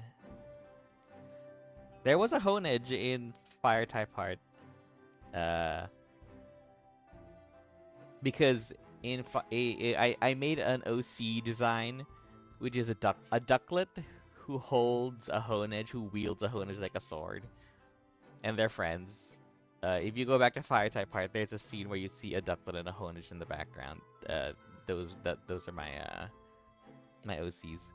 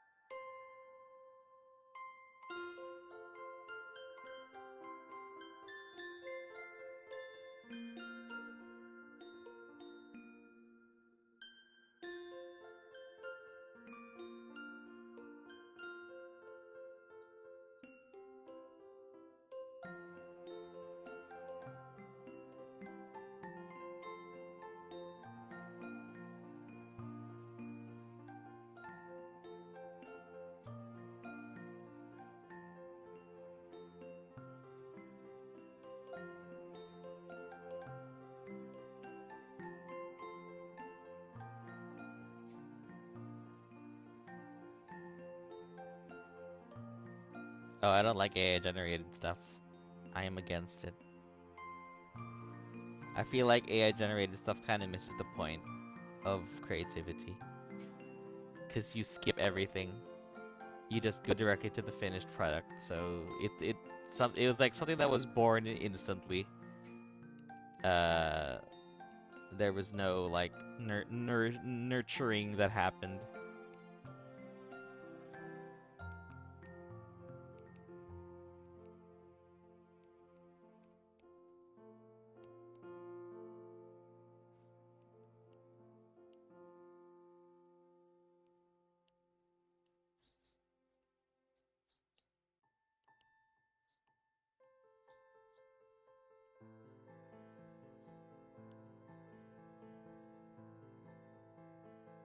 Thank you.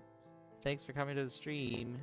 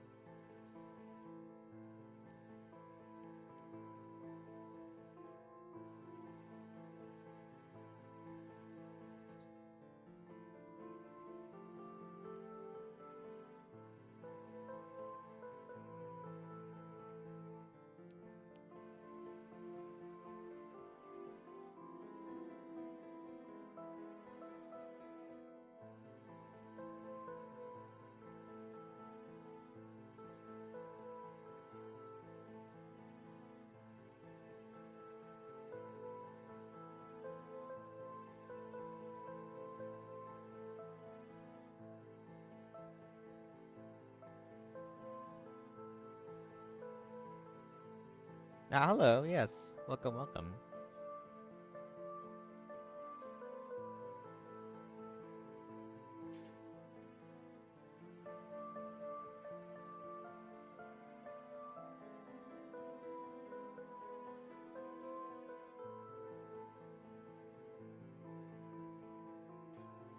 I'm hardline against anything AI. Like I've never used AI stuff ever. Not even that like back when the Dolly Mini was a thing.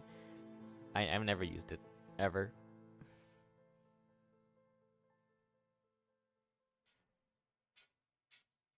And I don't plan to use it ever either. Maybe if they create laws to protect uh, everyday people's works from being scraped into AI data stuff, then maybe I'd consider using it. But otherwise, no.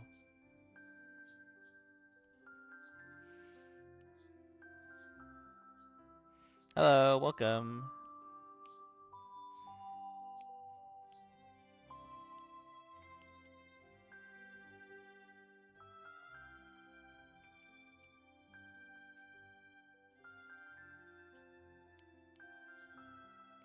This is only my second official YouTube live stream, so you're all on good time.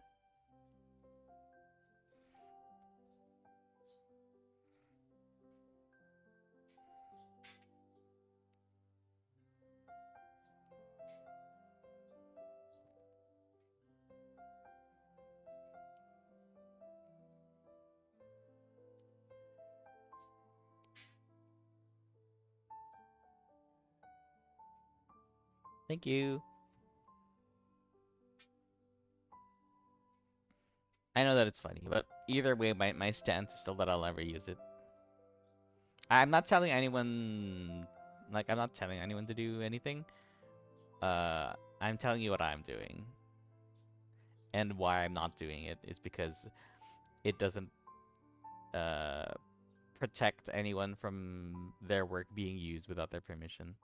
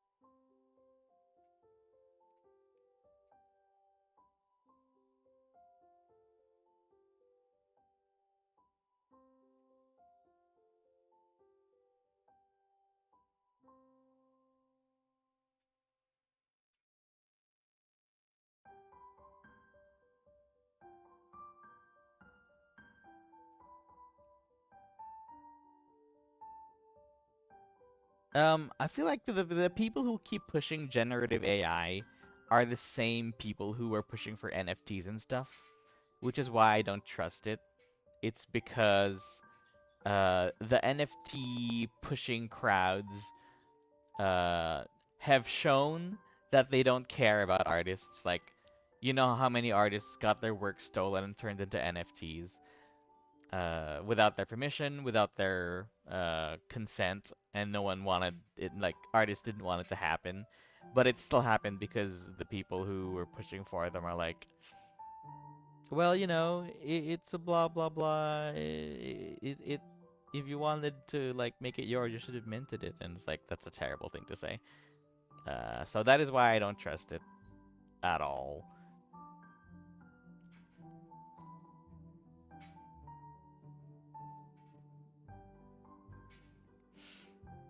Um, okay, I see some questions here. Like switching to a different topic. Have I played the Scarlet Violet DLC epilogue? Yes, I have.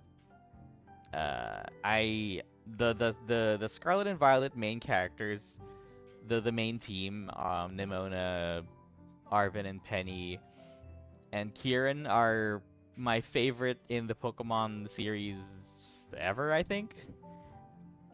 Uh, so any storyline that has more of Nimona, Arvin, Penny, and Kieran, I am very fond of it. Next question. Any Pokemon that are a staple of your teams when they're available? I really like Pokemon that have pickup. So I had a Meowth and a Zigzagoon for a bit, but I guess it's not really a staple, um, because I didn't have them in a lot of the games. Mm, Dunsparce. I love having Dunsparce on my team. Because I love normal types. Normal types have such an interesting move set for me, I think. Competitively, I guess people don't really like normal types competitively, as far as I know. But I'm sure there are some that I just don't know about. But I rarely ever play competitively anyway. Like, I just play to have fun. My teams are built up because I want to create a story with the team that I'm building.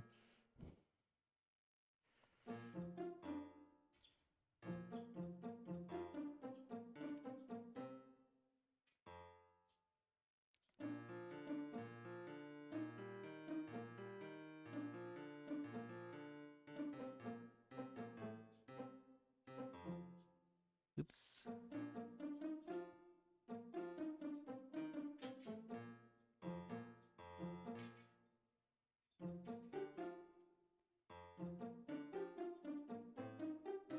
Well, the core four are in the epilogue. You just see them there, and you get to hang out a bit, which is very cute.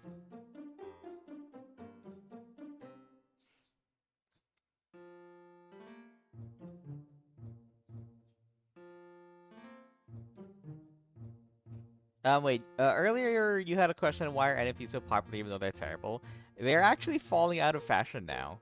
But the reason they became popular, well, not the reason, but one of the reasons they became popular back in the day, is because whenever there's this new tech fad, uh, all of the people who are trying to get ahead of the curve, like they jump in headfirst into it. The same thing happened with cryptocurrency. Uh, that's why there was such a boom of that. Uh, and NFTs nowadays are really sinking. Like Twitter removed NFT avatars, and GameStop shut down their NFT store, etc. Uh, so it's pretty clear to see that they're falling out of fashion. It was a fad. It was a thing that could be the next big thing. So a bunch of people who wanted to get ahead of the curve jumped in on it, and then it failed.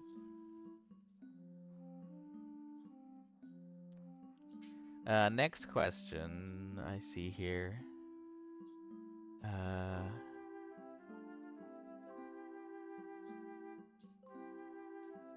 oh, what's your favorite type? My quick answer is probably grass, but I think my favorite type is actually normal. I think I said that earlier, is that I love normal types. Maybe I could just say normal and grass. That's a weird combo though, but uh, I love normal types because of their varied move sets and unpredictability, I would say. They also don't have any particular weaknesses except for fighting, which is a very specific weakness. Yeah, monetarily, NFTs have been losing their value, and also they just have no value extrinsically in my, at least if you ask me.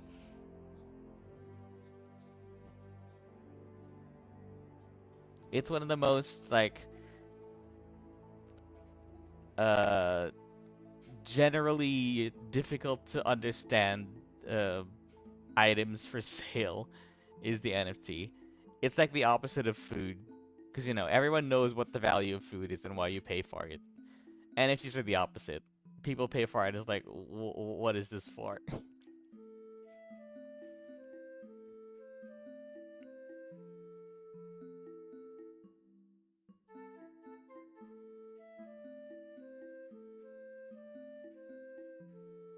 Oh yeah, actually, fairy's a good type too. Although I feel like I want them to do more fairy types that are like Grimmsnarl and a little less, at least like because we already have an abundance of fairy types that look uh, Jigglypuff Clefairy-ish. So I want more like ferocious looking fairy types. Azumarill is a great, uh, one of my favorite Pokemon, and it's also a water fairy. Uh, okay, you're asking what an NFT is? It's hard to explain. Yeah, basically an NFT is, well, the way that I even can try to explain it is that you're paying for the ownership of a digital token, an image. It's represented by an image, but it's not the image that you buy. You're buying the ownership. It's like a deed, like a title, like a certificate that says you own this, but you don't actually like. But the image that you own is usually really ugly. It's usually like randomly generated, like a bad character creator creation.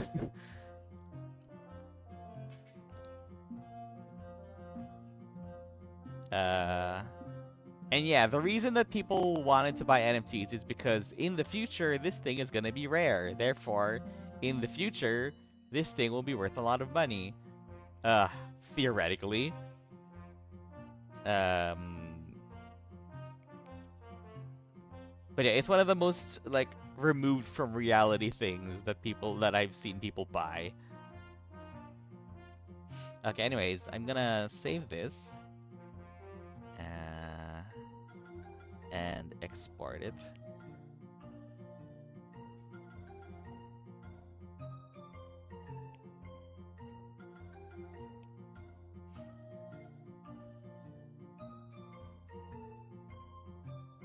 Yeah, I've never spent $1,000 on anything. The most expensive thing I've ever paid for is probably uh, a Nintendo Switch old. No, I bought a Steam Deck too. That's probably the most expensive thing. But then again, my boyfriend paid for most of my Steam Deck. Well, anyways, I've never even spent more than $500 on something, I'm sure. I know what, I guess my secondhand computer. But yeah.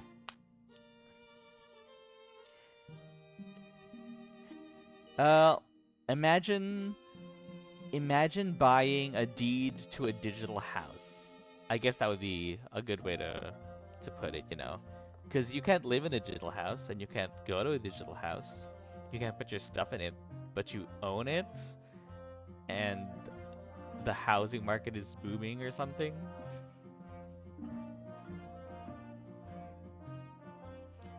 Yeah, don't buy into NFTs.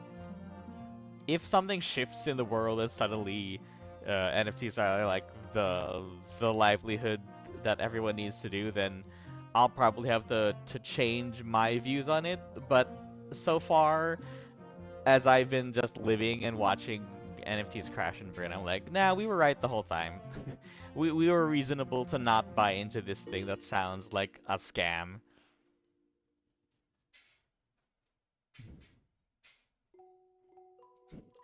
Oh, Joseph AVI, what Nintendo games did you buy that were that expensive?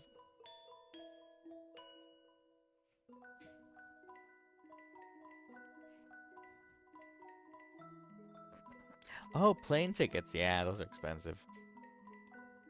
I haven't traveled by plane in so long.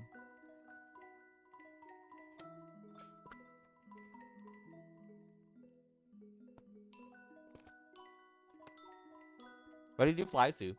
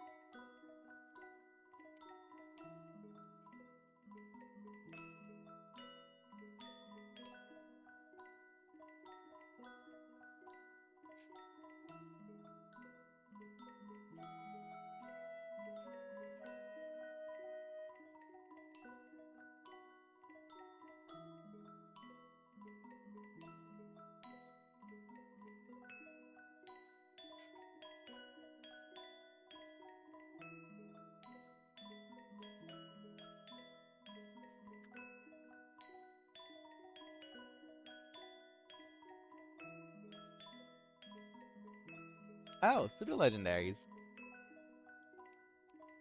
I probably have an answer for every like evolutionary form. So for basic Pokemon, my favorite basic form pseudo legendary is probably Goomy. I love that Goomy just looks like a little cute blob thingy, but it's a dragon. For middle evolution, probably Arctibax, because you see it here on my screen. But for the final evolutions, they're also good. Maybe Dragonite and Tyranitar are my favorites. Maybe.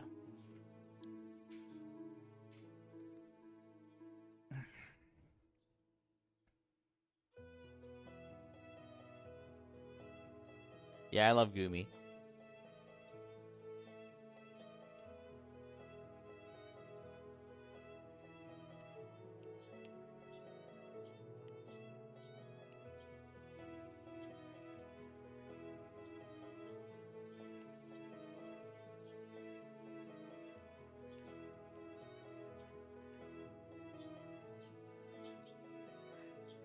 I remember drawing Goomy like back in 2016, 14,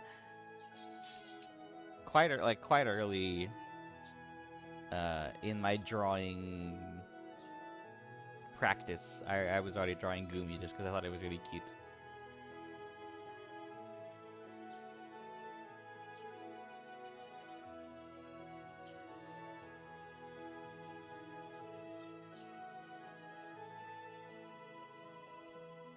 Oh gosh, I that's terrible that Logan Paul scammed you. Yeah, I really don't trust in people who use their fame to like extort money out of people, whether they mean to or not. Like buying into these stuff that are uh risky at best and unsafe and harmful at worst. At worst.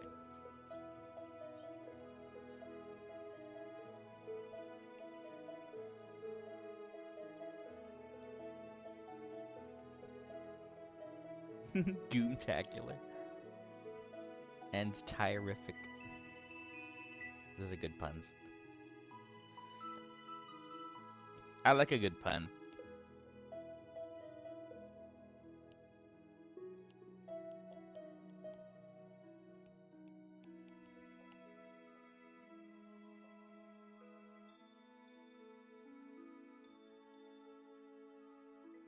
Oh, how do you evolve Goomy? I actually don't know.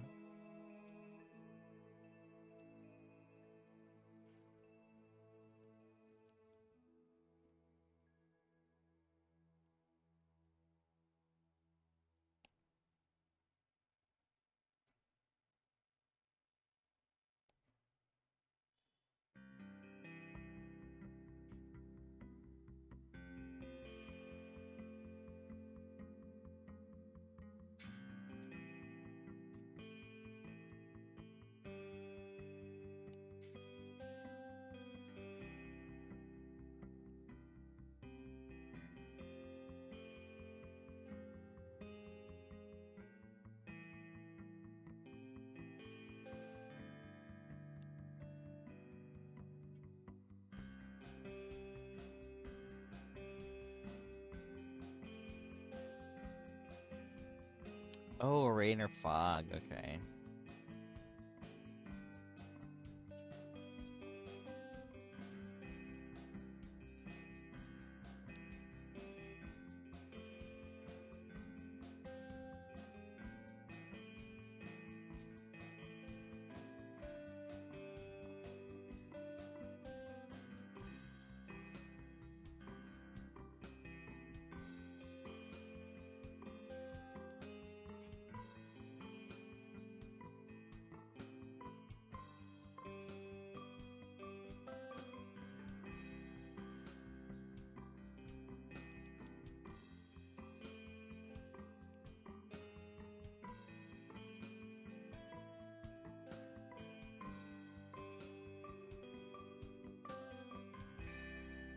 Yeah, I think they're both scummy. Also, those Paul brothers.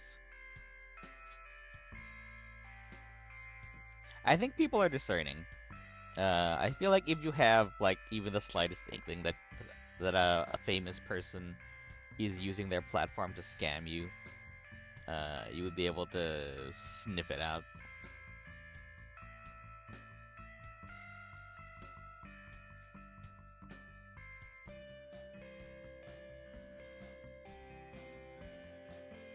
And if you're not confident, I'd say do some research, especially from people uh, who usually cover such topics. Uh, it's good to have a second opinion on stuff.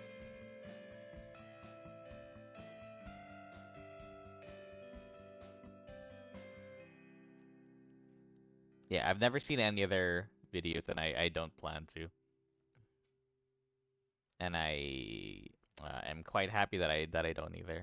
Oh, I just realized that my screen's on pause. Hold on, so you guys didn't see me coloring.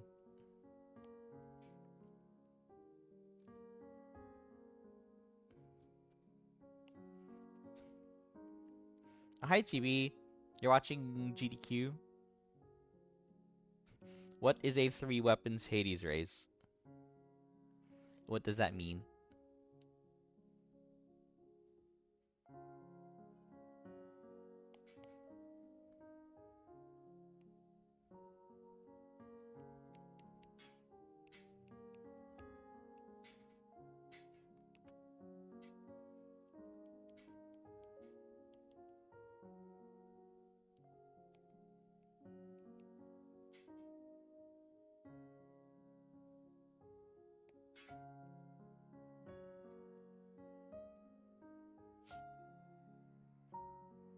Yes, this is Arctibex, the evolution before Excalibur.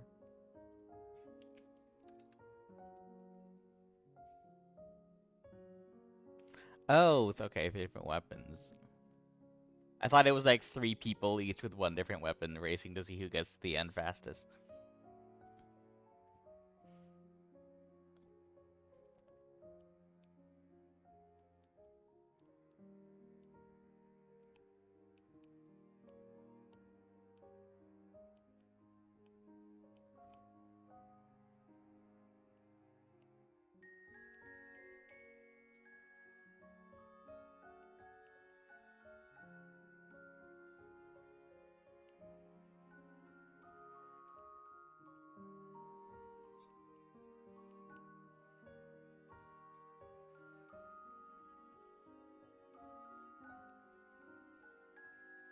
Yeah, apparently GDQ is doing Hades right now.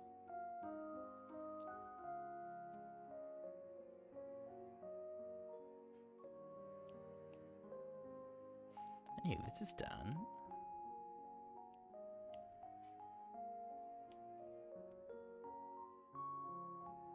Hello.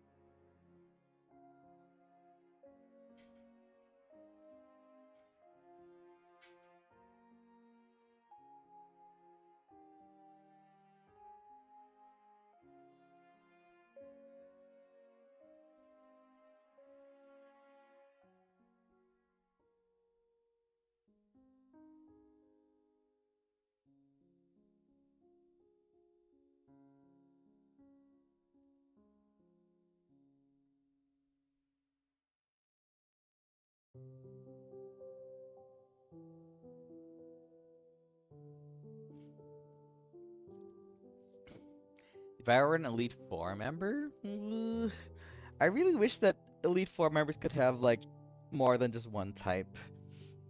Maybe grass. Even though I did say normal was my favorite, so maybe normal or grass. Also, no worries about the questions. I enjoy questions on live streams, just because we could sit here in silence and just watch me, or we can talk about other things too. I quite being able to use my hands and my voice at the same time.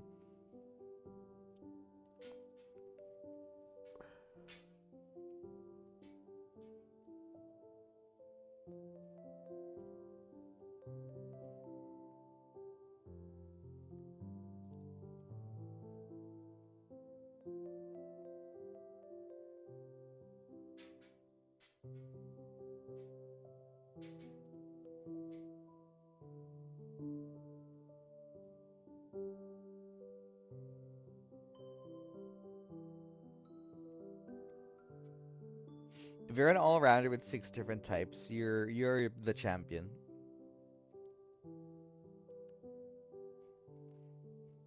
Yeah, true. I could be the first Elite Four member with 2 different types instead of just one.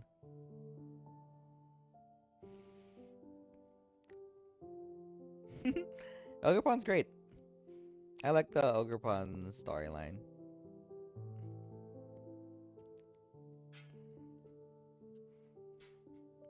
My favorite gimmick is Dynamax. Specifically because every Pokemon can be the boss monster. Before Dynamax, it was just like only strong Pokemon could be the boss monster.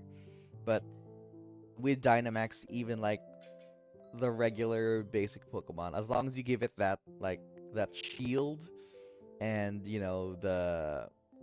the Dynamax moves and stuff, it can still be threatening.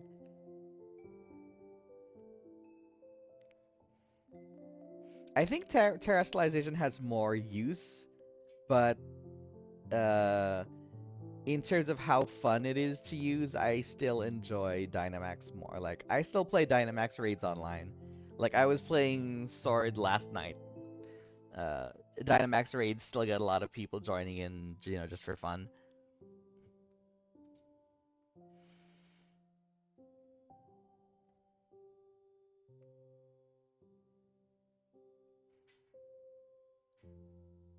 I do miss Mega Evolution though, just because it was very interesting to see what they would do with Mega Evolution.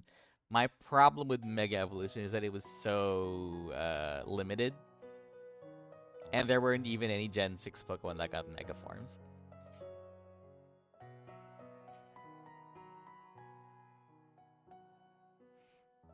Especially the starters. They could have at least given the starters some. But maybe in the future when they remake Gen 6 in 2029.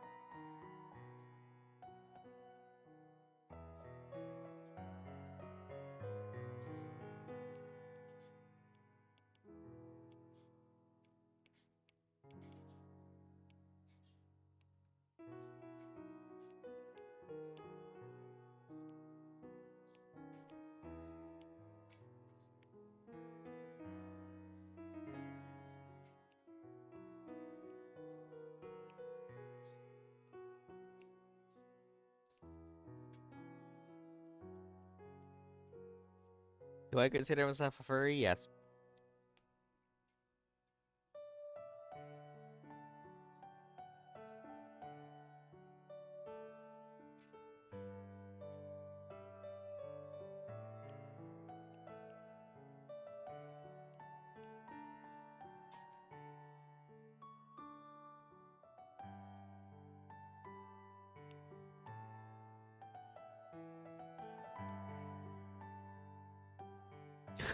Yes, I have been thinking about Rio Dynamaxing for a while. I've been like, I have. There's just a bunch of ideas that I have that I just haven't made into any artwork or animations. One of them is like PMD Pokemon Mystery Dynamax. That would be a fun idea.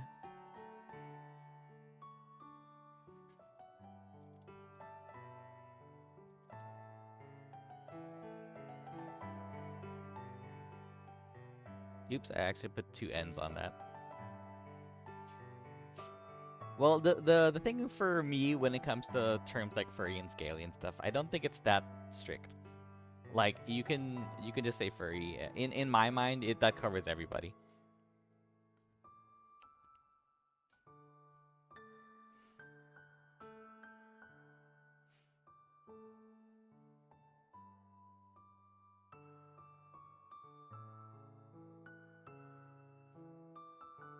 If we have time later in this stream, I'd love to draw that.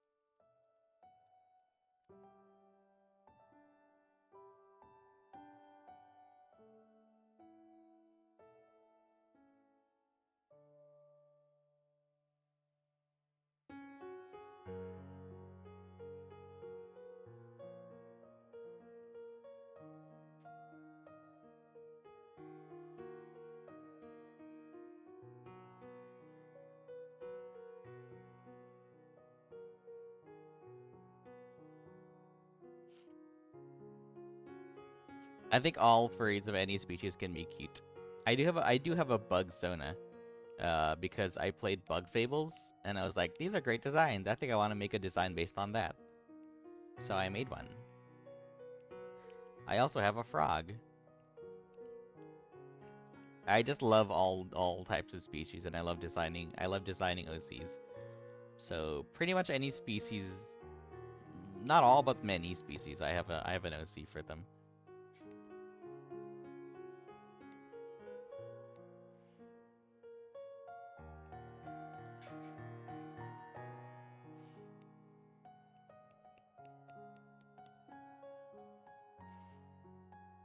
Happy Dragon Appreciation Day. I also have a dragon OC.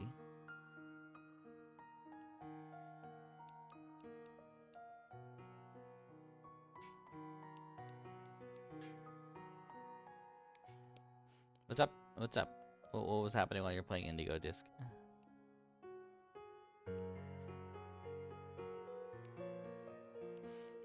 Yes, I love drawing characters.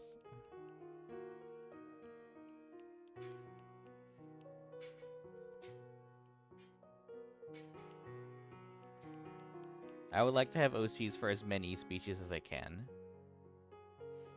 Ah, how do I draw a circle like that? Good question. Let me quickly take an aside to draw. So the way I do it is, you don't have to make it one straight line. Uh, you just keep on like making lines together, and then when you're done, you can just erase the extras because it's a little bit easier to make curves when you're erasing them.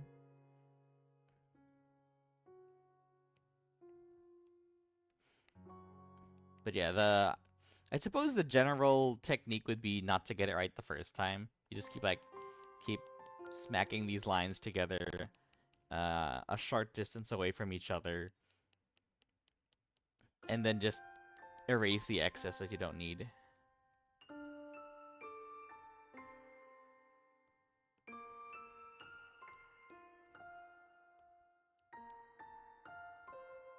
Have I ever drawn a fusion of two species? Yes.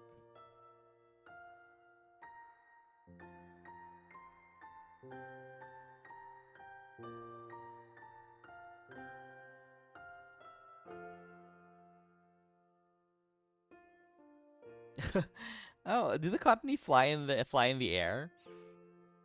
That's interesting. I do like it when the Pokemon are interacting with the environment. I wish they did that more.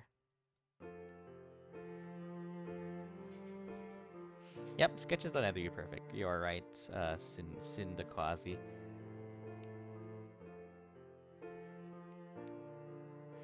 You do hear a bit of Eight Melodies. This is a version of Eight Melodies that I made. I mixed it with one of my other songs because I did used to write music just for fun and also for commissions.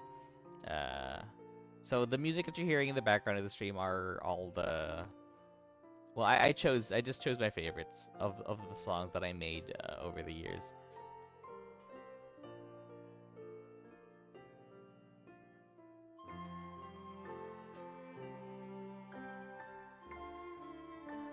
I've never tried doing a fusion between a fox and a grasshopper. That sounds quite difficult because they're not similar. They're not outwardly similar. They're not even like in the same. What is that? Phylum?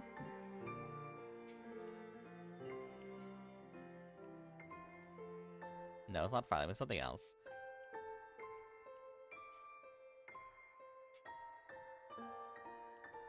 Yes, this is not our quest stream, but just the idea of it. I'm telling you, it's like it's not something I've done. It's not something I've done before.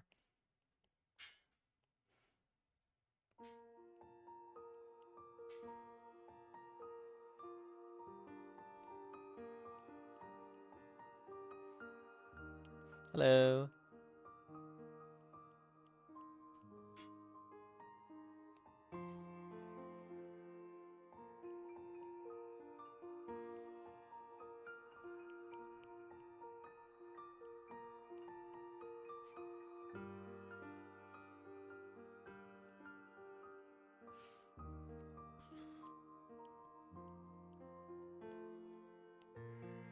Have a good ride home, and hopefully get some nice rest once you get home. Oops.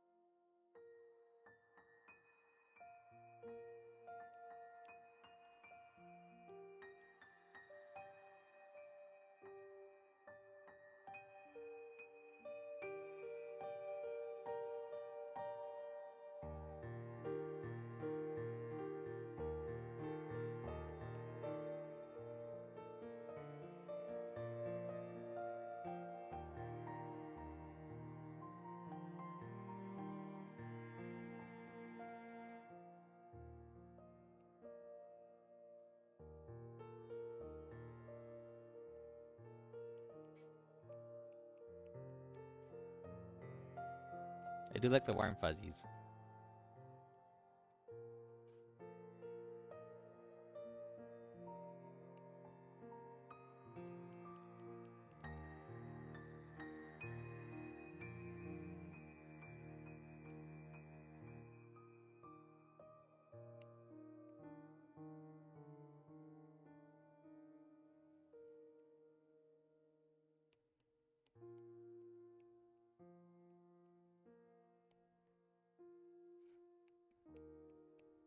Yep, I'm trying. Is my screen updated? Yes, it is.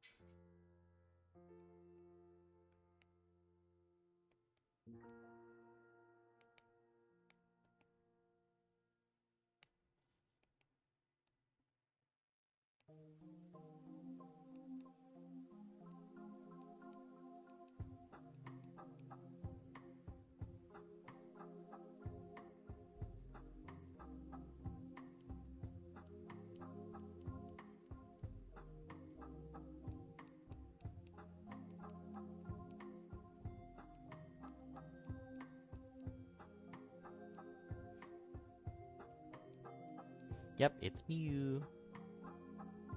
I don't think I've drawn Mew before, so I'm trying to get it right. Doing a little drawing and erasing to make sure that it fits what I'm trying to do here.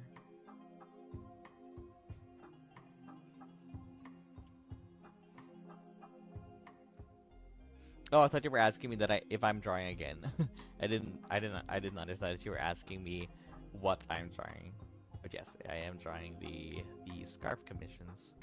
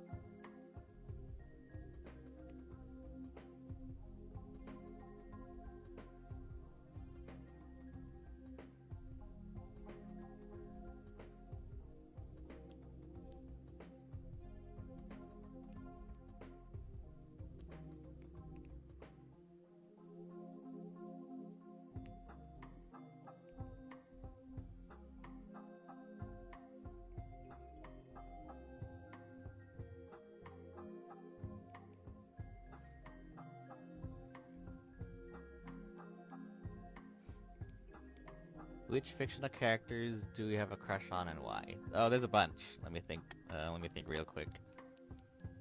I probably have to think of something that's quite recent, because those will be the ones that are freshest in my mind.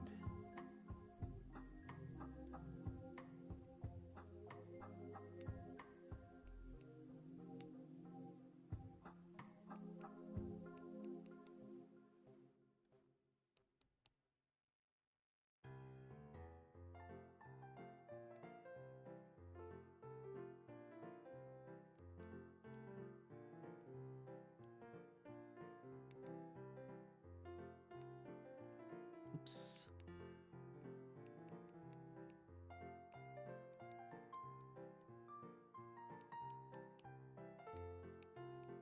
I'm having a little trouble figuring out where Mew's mouth goes. I'm gonna look up a reference. Okay, I have my game shelf here to my left, so I'm gonna scroll through a bit and see if there's any characters that I'm reminded of.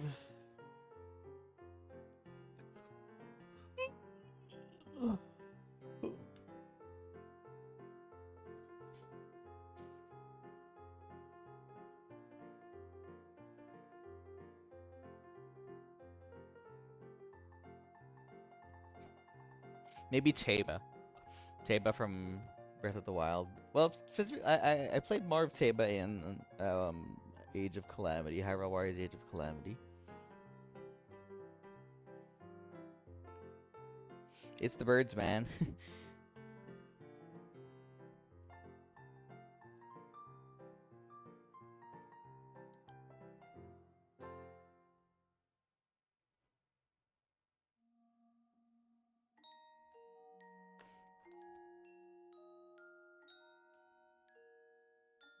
Rivali is quite cute too, even though he's a jerk. If you get a jerk like that on your side, you're quite lucky. Oh, it's the eyes. Hold on. Yeah, I'm gonna redo this actually. So let's start that over. See if I can get a different head angle from you, like here, so you can see its weird little circly nose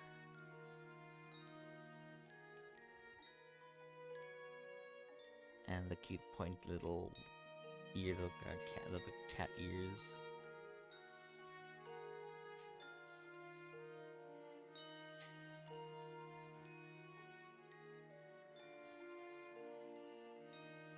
The problem with asking me questions about favorites and stuff is that sometimes I really just draw a blank on the obvious answers, and then later after the stream, I'll be like, oh, that's a character I like.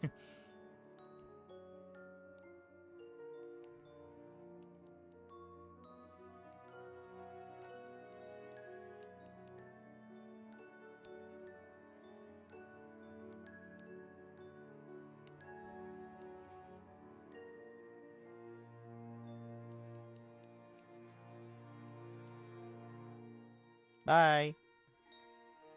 Thanks for coming and sharing your thoughts.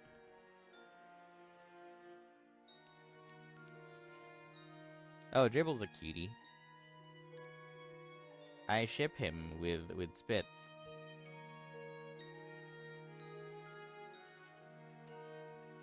I think I said this last time that I drew them. I don't know if I actually linked or showed the artwork that I did of Dribble and Spitz though.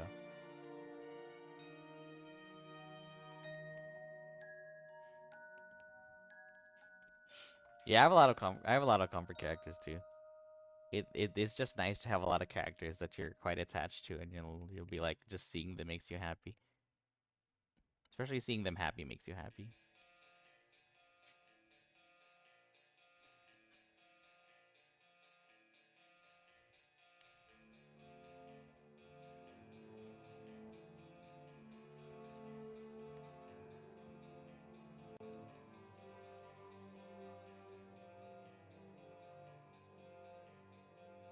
Oh wow, traditional animation class. I'm curious what you made.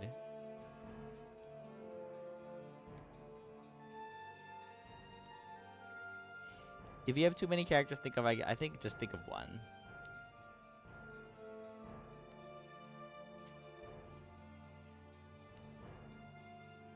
I know I really like Kabu from Bug Fables.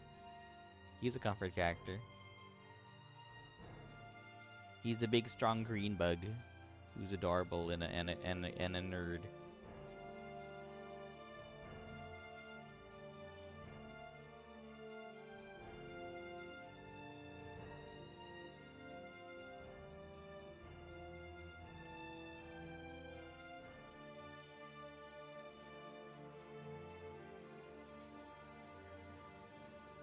Oh, comfort Pokemon? I suppose my favorite Pokemon would be my comfort Pokemon as well. Like Koraidon.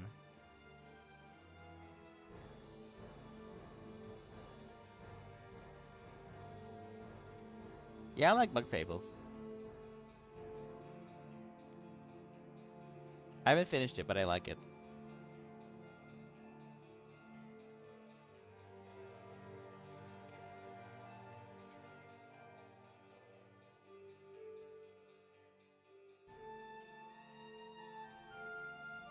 Oh, well, at least you have the game, and the game is, uh, hopefully it doesn't sour you on the game, though.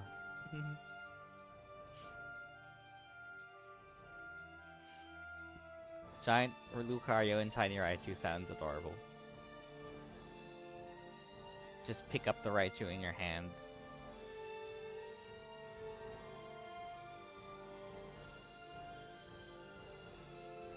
Oh, Animal Crossing characters are great comfort characters. I love my Animal Crossing island right now.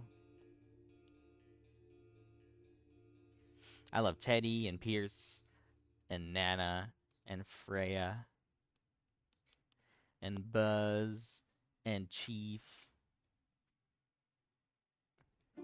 and Punchy and Goose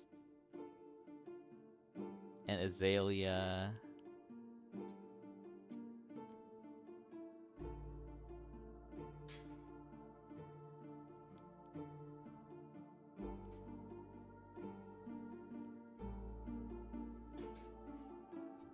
And Nico, I really like Nico. You know, if you ever want Animal Crossing, you can probably get it at some point in the future. It's not gonna disappear anytime soon. Oh, I just thought of characters that I really like. If you guys have ever watched Full Metal Alchemist Brotherhood, I love Darius and Heinkel. I think they're great characters. They're like the Lion Man and the Gorilla Man, who end up becoming reluctant heroes at first, and then like full-on friends.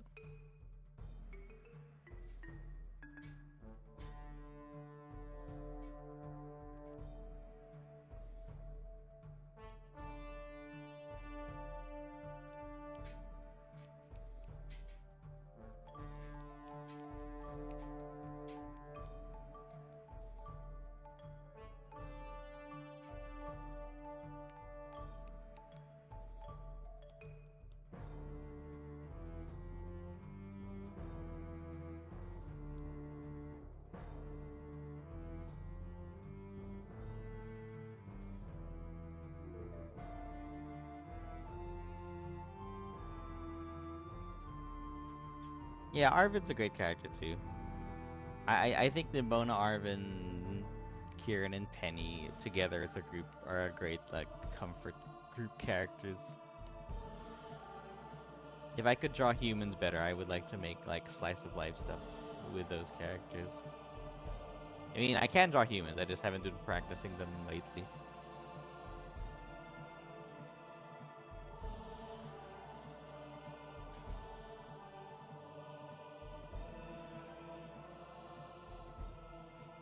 Uh, my Discord server is kind of still under construction. Like, for now, I kind of don't really know what to do with it yet. But it would probably be good for me to announce or to like share join links to it. So in the future, if I ever open my Discord group channel to like the public, because right now it's mostly just for it's connected to Patreon. If I ever open my Discord channel to the public, I will post an announcement on YouTube about it. Probably, maybe. If not on YouTube, maybe somewhere else.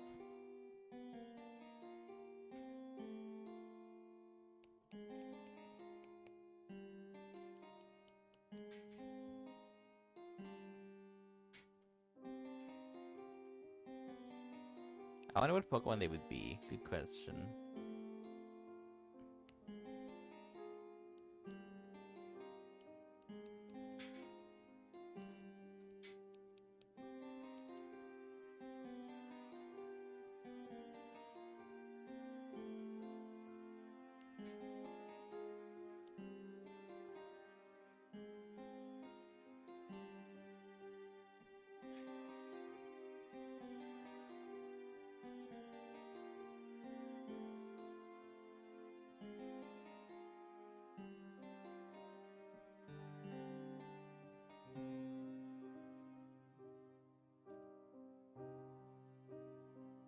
Yeah, I don't think Arvin would be a Garganacl.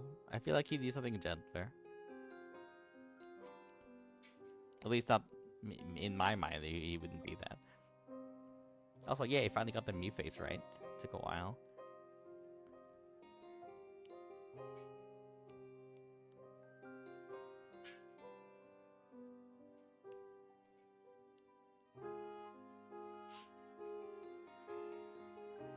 I feel like there wouldn't be just one. I feel like there wouldn't be just one answer is the thing. So that person who said Garganacl, you're probably that could be true.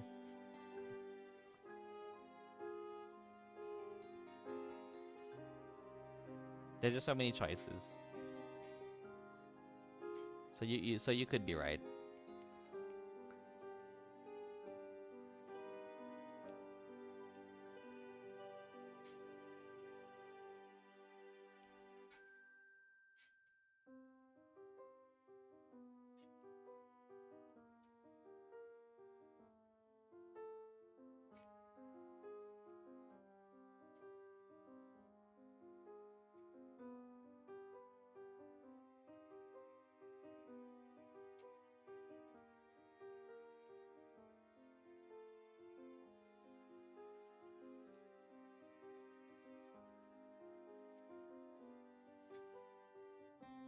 Oh yeah, no one knows Palmot would be would be great because Palmot is a fighting type as well.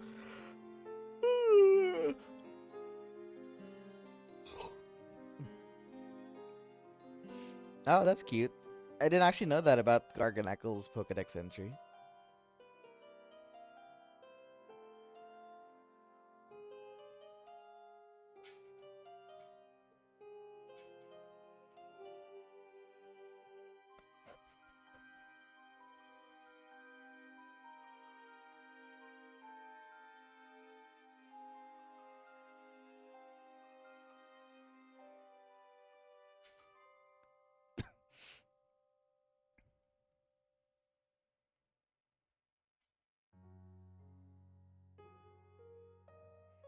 All right.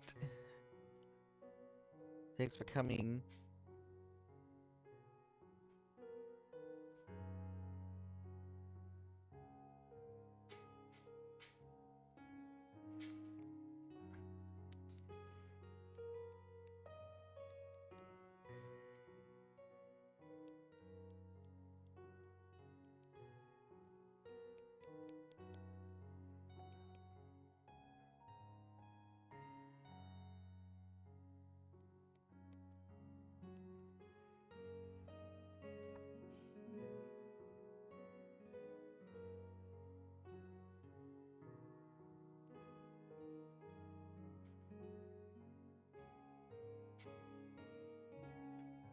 Any horror games? Ooh, what is the scariest game I've played?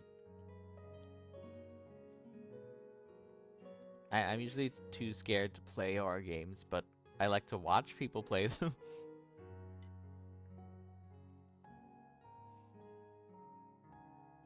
Oh, what's going on? What's going on, Furry Foxtail? What's up?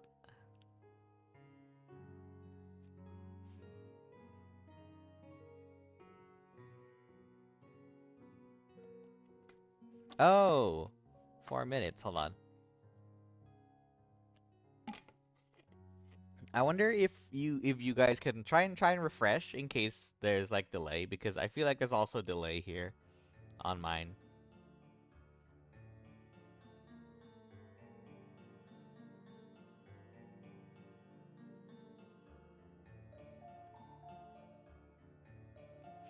Yeah, unfortunately, if the delay gets too much, there's not much I can do because uh that's just a YouTube thing, I suppose, or a live streaming thing in general.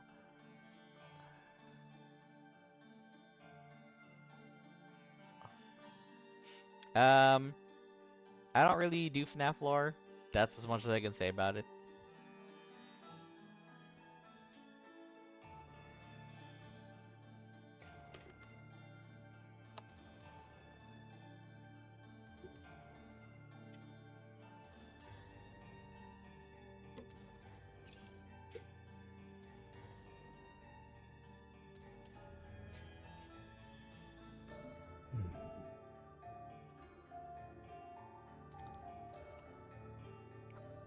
Oh, a starters question. I think during the last stream I said that Grookey was my favorite starter.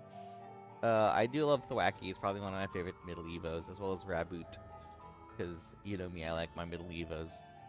I also love Inteleon, so that's Gen 8 then. But I feel like for every generation I have something I love, so it's gonna take a while for me to answer.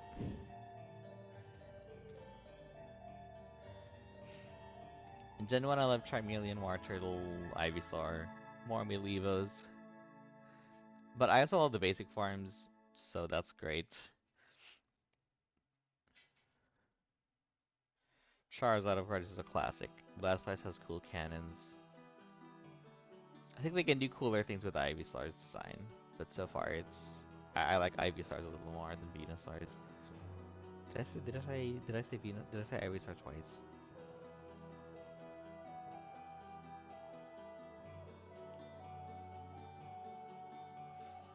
For Gen 2, Typhlosion is cool. For Alligator is also cool, but I do like Totodile. I feel like Totodile's a very strong design on its own. Um, Meganium is awesome.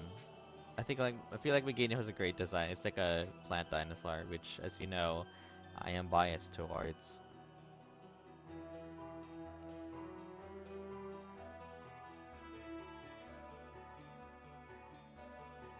which really just like a cozy blanket that I can keep coming back to. Oh, that's a. Mm, my immediate thought would be to say generations, to say Kalos Gen 6, X and Y, but it's also true about Johto. And also, it's also true about Galar. I'm really I find a lot of like good memories playing Sword and Shield. Uh, and then I would also say that about Oras. I think the Oras version of Hoenn is more at home to me than the GBA version or the Emerald version. So yeah, I also love Oras. Those are like my main answers, even though I like all the generations. The coziest ones for me are those. X and Y, Oras, Johto, like Heart Gold, Soul Silver, or Crystal, and then Sword and Shield.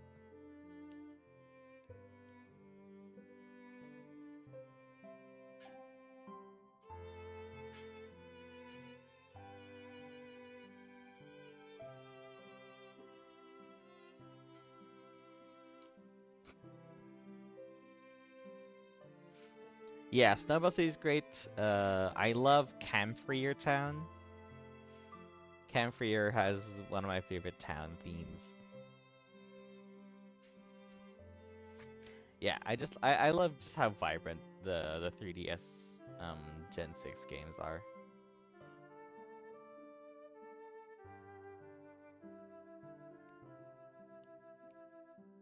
And the pixel art ones are also great, but I just have a like a I know I know a lot of people don't like the 3D stuff, but I really love the way they look in Gen 6.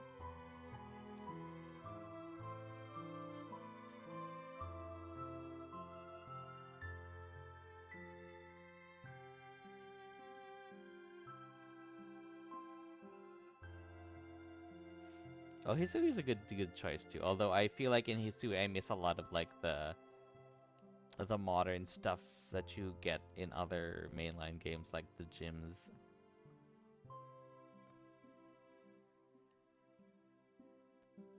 and towns. Hisui didn't have towns. If Hisui had towns, I think I would like it a lot more. I mean, I think it would be a lot more like a lot more cozy compared to the others. If it had more towns, it feels kind of lonely otherwise. But that's kind of how cool it. Oh, see ya. Thanks for coming and talking.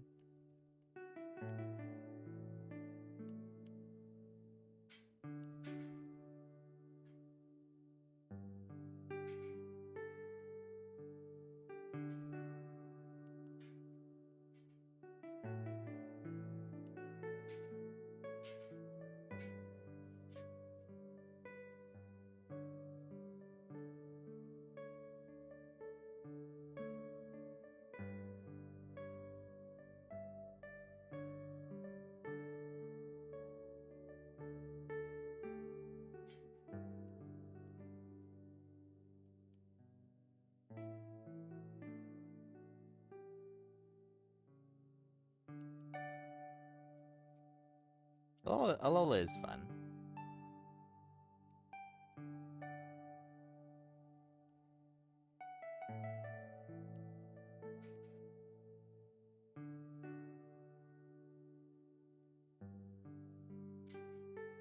Yeah, it was cool it was cool in Hisui where it kind of feels like you were always roughing it, like taking these dangerous expeditions with just you and your Pokemon. That was a cool that was a cool like immersion sense of immersion that you were roughing it out in the wilds. Still miss my towns though.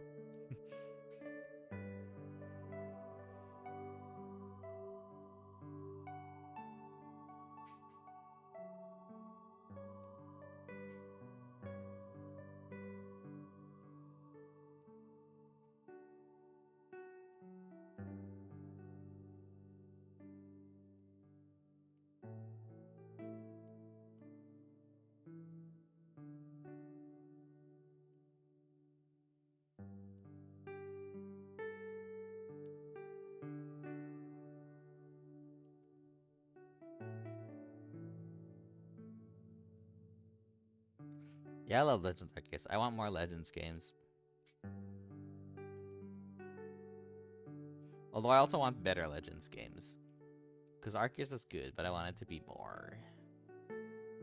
I want more and better.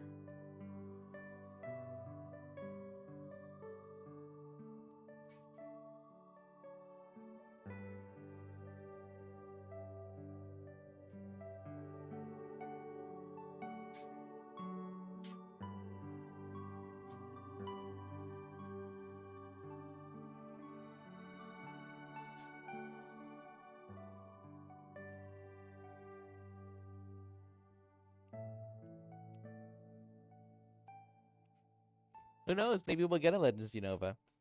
Maybe that's what's coming next. Maybe, I don't know. Whatever Legends thing comes next, I just hope that they make another Legends game.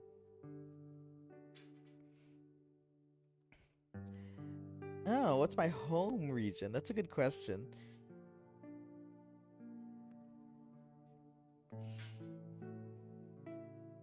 I feel like the easiest answer for me would probably be Johto, but I could also choose Kalos because, like I said, Gen 6 is the one that is the most special to me.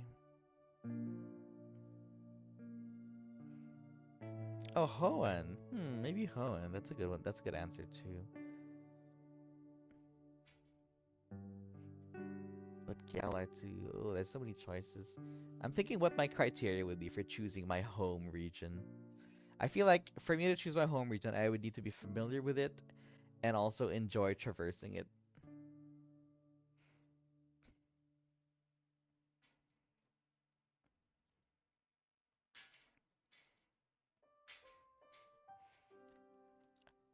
I hope Gen 10 is based on Southeast Asia because that's where I live.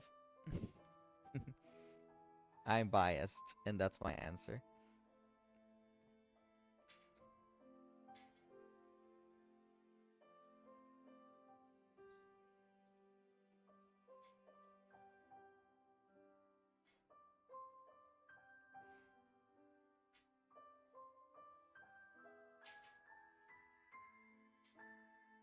Yeah, I like Kalos too.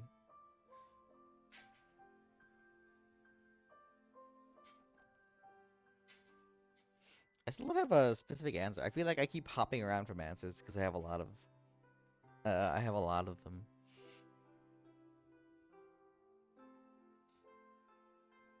Yeah, maybe Kalos too. I would probably maybe Kalos is my answer.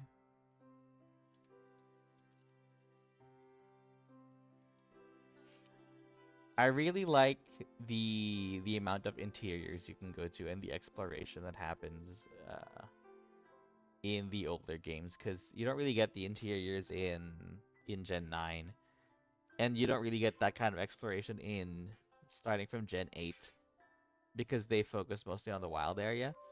That the towns kind of just become in between places that you don't explore as much, even though there are still interiors. So at least there's that. Uh,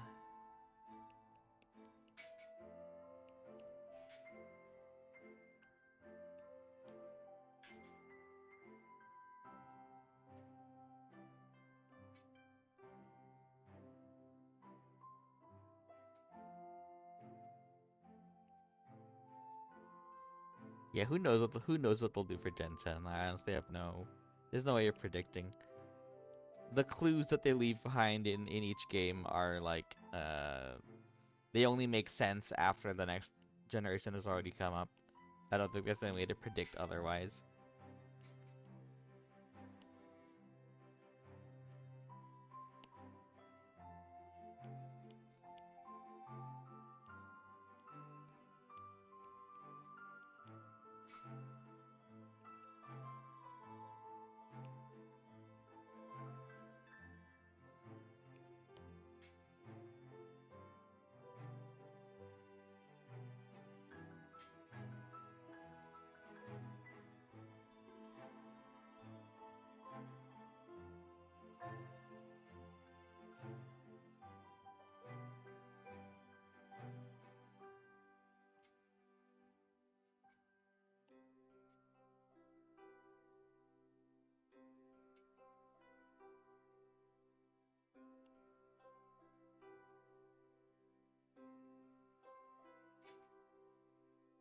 It has been a while since we've seen a Jap. Well, I guess Hisui was sort of Japan based, like historical Japan. So at least that was something.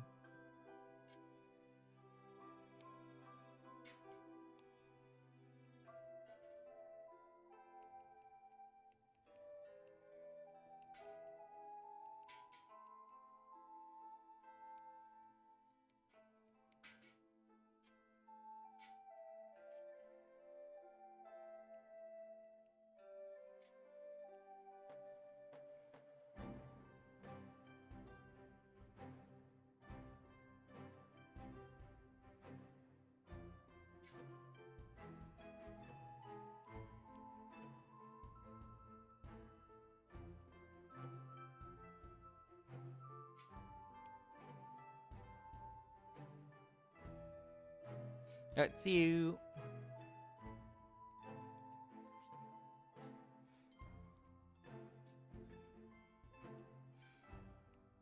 I want more Asian inspired regions because like we just mostly just got Japan.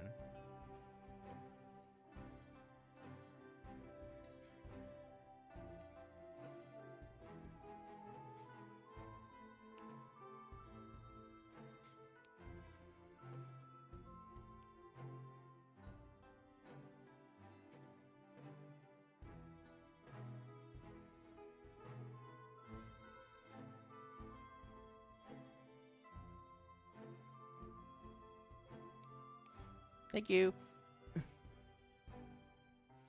Favorite fictional gay couple? CJ and Flick from Animal Crossing.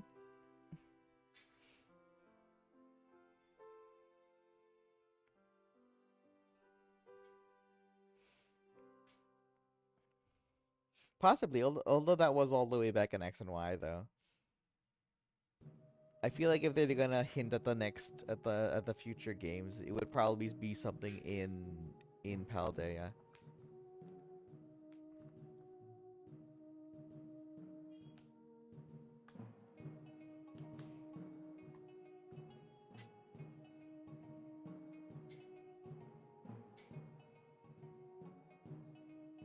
Oh, someone asked about what advice I would give to digital artists online.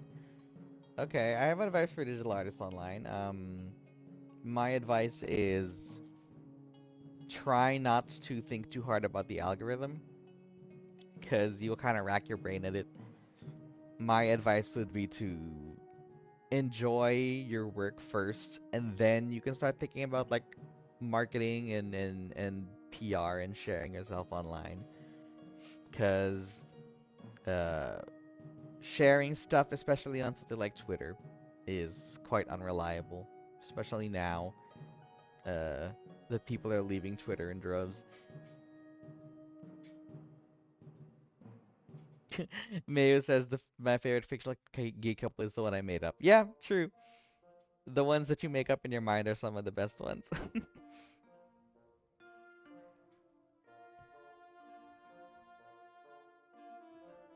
Oh, you like Nick Wilde and Clawhauser? That's a cute couple. I was watching Zootopia the other day actually. I quite like Zootopia. It was a great inspiration for me back in the day.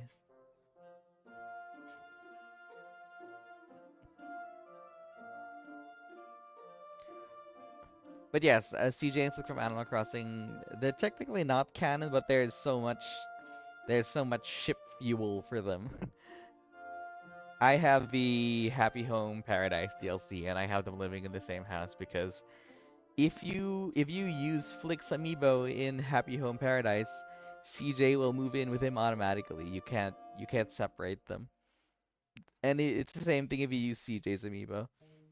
If you scan CJ's amiibo, Flick will move in with him automatically. You can't separate them.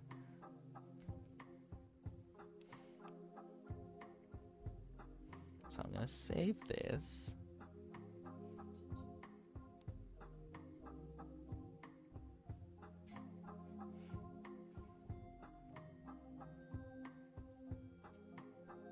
Yes, I see a lot of digital artists kind of uh like think down on themselves because of like likes and retweets and stuff, and I just don't think that that's something that you need to carry with you. There is so like even on this channel is a very good example of why algorithm stuff is so fickle and unreliable. Because I posted my first It's Super Effective animation in 2019, like 4 years ago. Uh, and it got about like 10,000 views for the first for a long time, and I was already happy with like just a few views. I didn't even think that he would get up to 10,000. Uh, but then suddenly a couple months ago, it suddenly started appearing on everyone's recommended, and by now it like increased to more than 75,000 views. Like that is how fickle and unreliable the algorithm is. But you gotta take your happiness with you, because I was already happy with the animation I made back then, and then suddenly like out of nowhere it suddenly gets popular 4 years later. Yeah. Ah, Legoshi and Lewis. I feel like I would have liked Beastars more if they were a canon couple, because I stopped watching after season 1.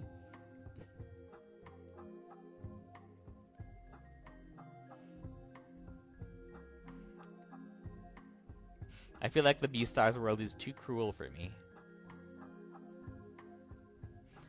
That was one of the challenges of writing Zootopia, which we were talking about just earlier.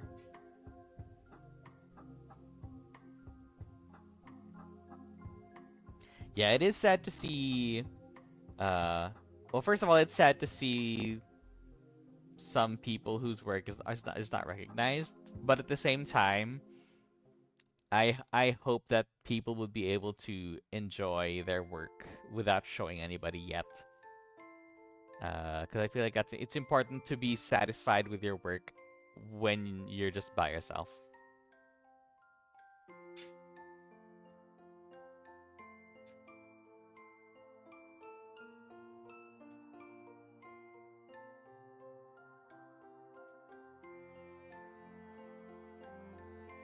Ah, yes, so sorry about that. Because I did agree with the Louis Legochi ship, but I forgot about the family-friendly rule I was saying. Beastars is not a family-friendly show, but that's fine. We didn't say anything too explicit, I think.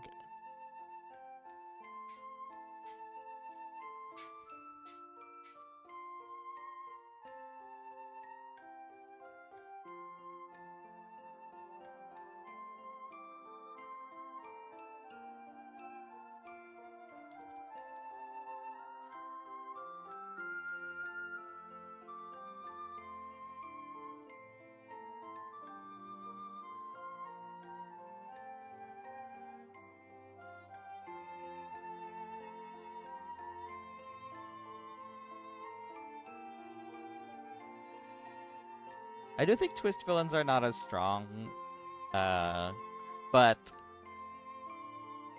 seeing the old version of Zootopia, it feels like it would have gotten way too heavy.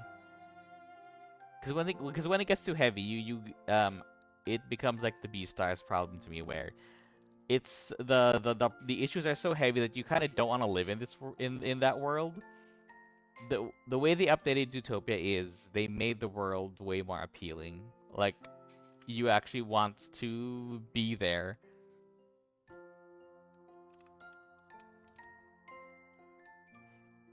The concept of the shock collars was uh it was interesting, but I feel like in the end they made the right decision to not go with something so heavy.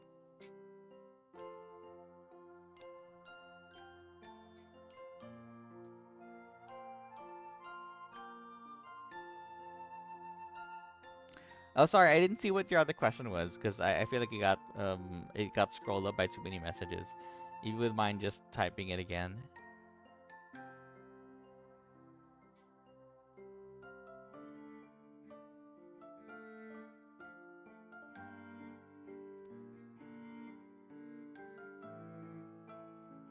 Hello. Welcome. I think I put the chat on like subscribers only. Oops. I mean, that was on purpose, but like, here's a moment where it actually took effect live. But welcome.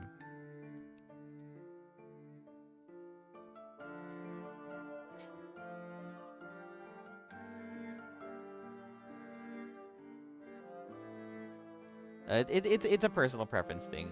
It's like cause like a lot of people like Beastars and I just don't because I don't like that world. It's a very unkind world and it just doesn't sit well with me. But that's the point of the story, I suppose. They wanted to tell a story in a cruel world. It's just not my kind of thing. Oops.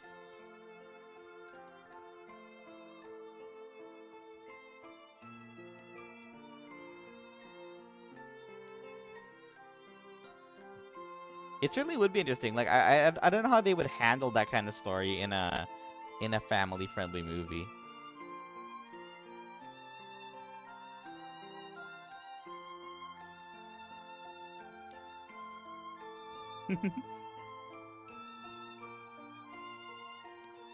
That's an interesting uh, misunderstanding. Yeah, it's more like DID, which for those who don't know, it means dissociative identity disorder.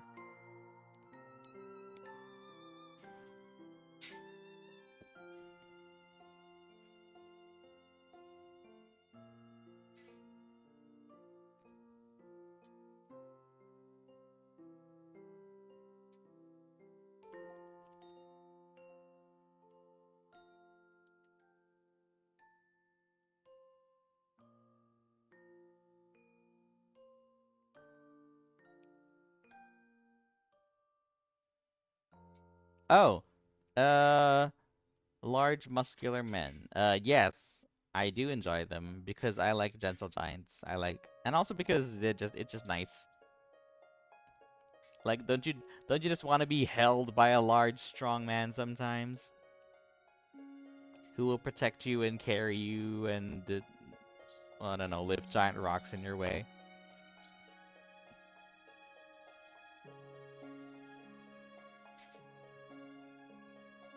Yes, I have many. I have at least. I can count. I could count how many friends I have who have dissociative identity disorder because there's like a sub chat that I have with some friends who have DID.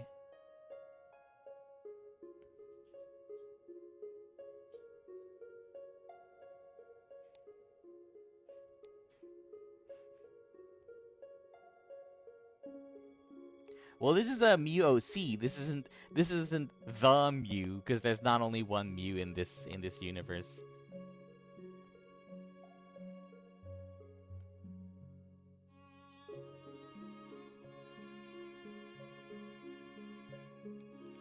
So this is the Mu of the person who commissioned me. So to them, this is a bisexual Mu.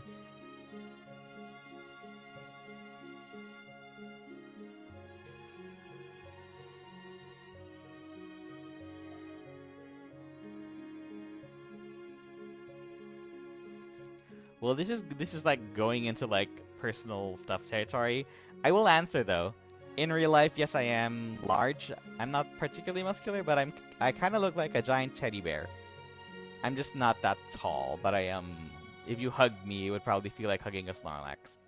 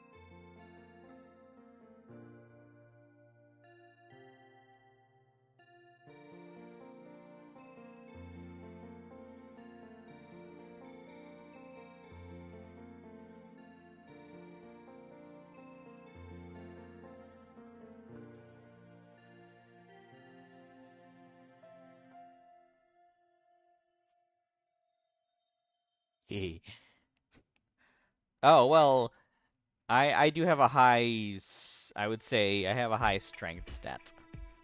Not a high power stat, but a high strength stat.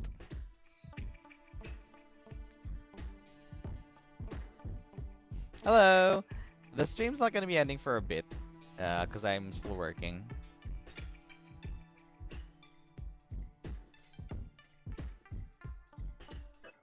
Thank you! The background music are the songs that I made. Mostly people have heard my music from the animations I do, but these are just stuff that I made. Like some of them, most of them I say were made for fun. Just when I was exploring what I could do with the digital art software. The digital music software. Okay.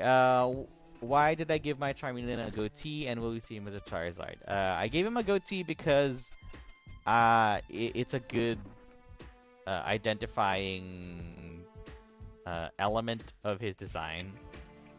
Like I want that to be my Charmeleon specifically.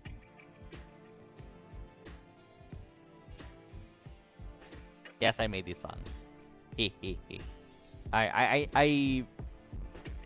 did not get much of a chance to show my music because it's hard to share music on Twitter and stuff, or Tumblr, or Facebook. So I'm glad that my music has a home here on my streams. I would love to be able to show them more because I'm really proud of them.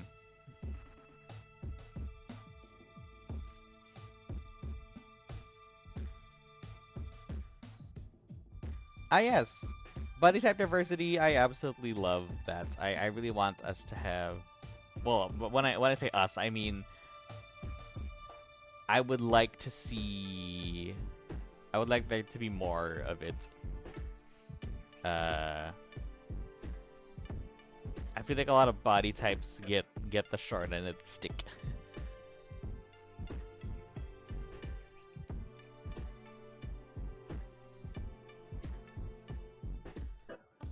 Will we see him as a Charizard? I have no plans currently, but I do have a drawing of him as a Charizard, which I can find. I'm pretty sure it's here on my slideshow. Hold on. Give me a second. Oops. Did that switch to my live stream?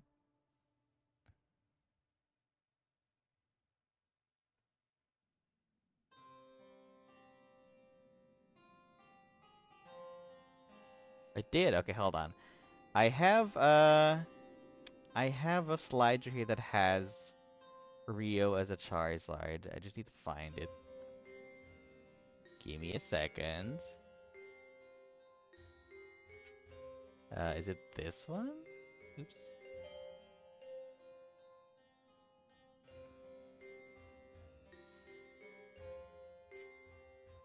Oh, here we go. It should be number 14, I think. There we go. Can you see it?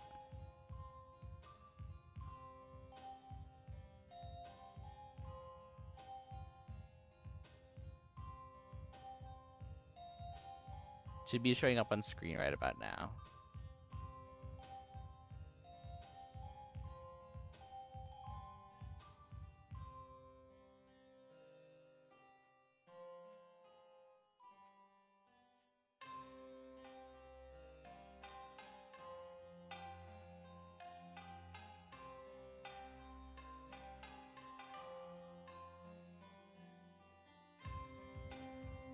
That's Rio as a Charizard.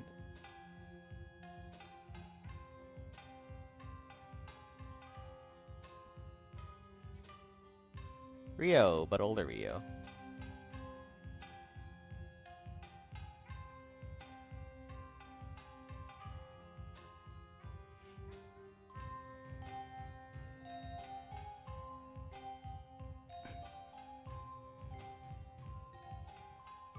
My boyfriend and I are doing great. Thank you for asking. I have not done Curtis Blast Ice before.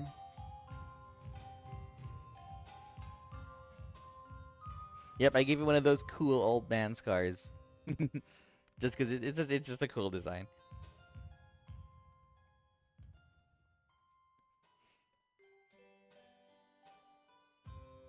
I would say that that Rio as a Charizard would be like decades into his life in the Pokemon world.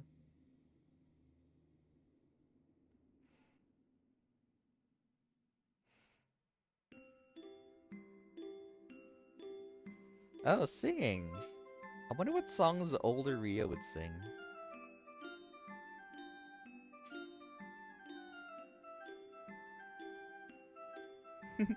A Vibe would hurt quite a bit. Well, you know how Rapidash's fire doesn't hurt people that it likes or something? I feel like that kind of rule should apply for the Char line as well.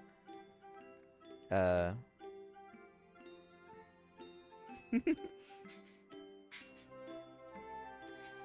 definitely looks like a cozy Grandpa Charizard. So I'm gonna size this down a bit. Put it back in its spot here. I feel like it was right here, yeah. Okay, I'll switch back to the other scene. Folk songs. Oh man, I better think of a good folk song to sing. Oops.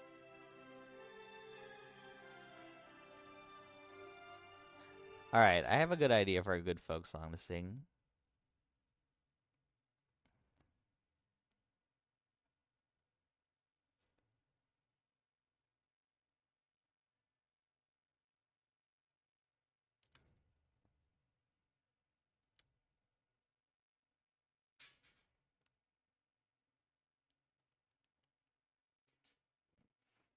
Give me a second. I feel like I have my ukulele song. You know what?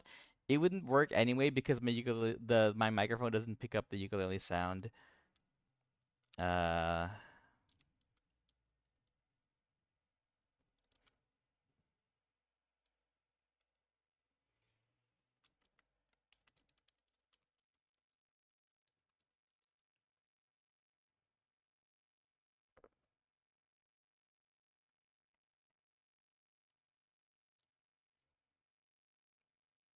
no, I have not drawn Kurt as a Blastoise. I would like to though. I feel like he would be a very happy Blastoise. Okay, so I finished this drawing. Let's see which one I can do next. Let's do this one.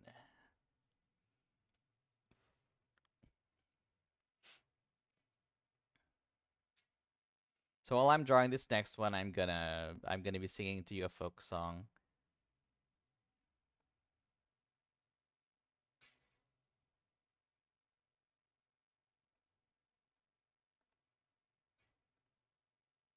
I'm gonna put the name of the folk song here.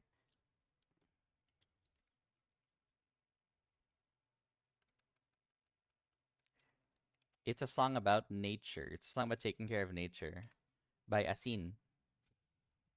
It's called Masdan Mo Ang Kapaligiran. Oh, I like twisted my own words there.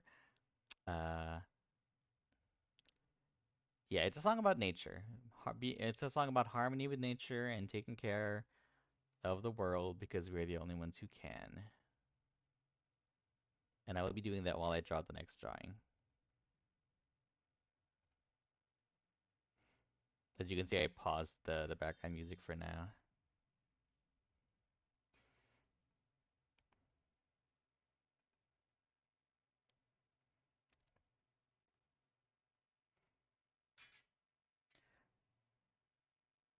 Is it weird I imagine Kurt and Rio being happy grandpas? That doesn't sound weird. That sounds quite fun. Although,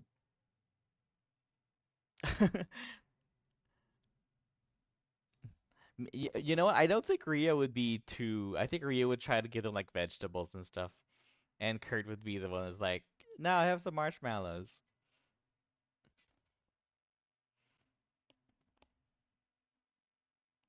I feel like that's the character that I wrote for them.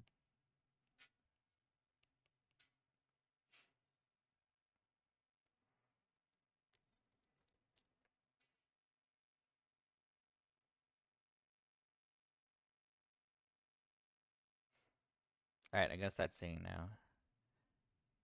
Bum, ba, bum, bum, bum, bum, bum, bum, bum, bum, bum, bum, bum, bum. Oh, I need to find the right key for this. Mm. Wala ka bang napapansin sa iyong mga kapaligiran? Kay dumi na ng hangin, pati na ang mga ilog natin. Hindi nga masama ang pagunlad at malayo-layo na rin ang ating narating. Ngunit masdan mo ang tubig sa dagat, dati kulay asul ngayon naging itim.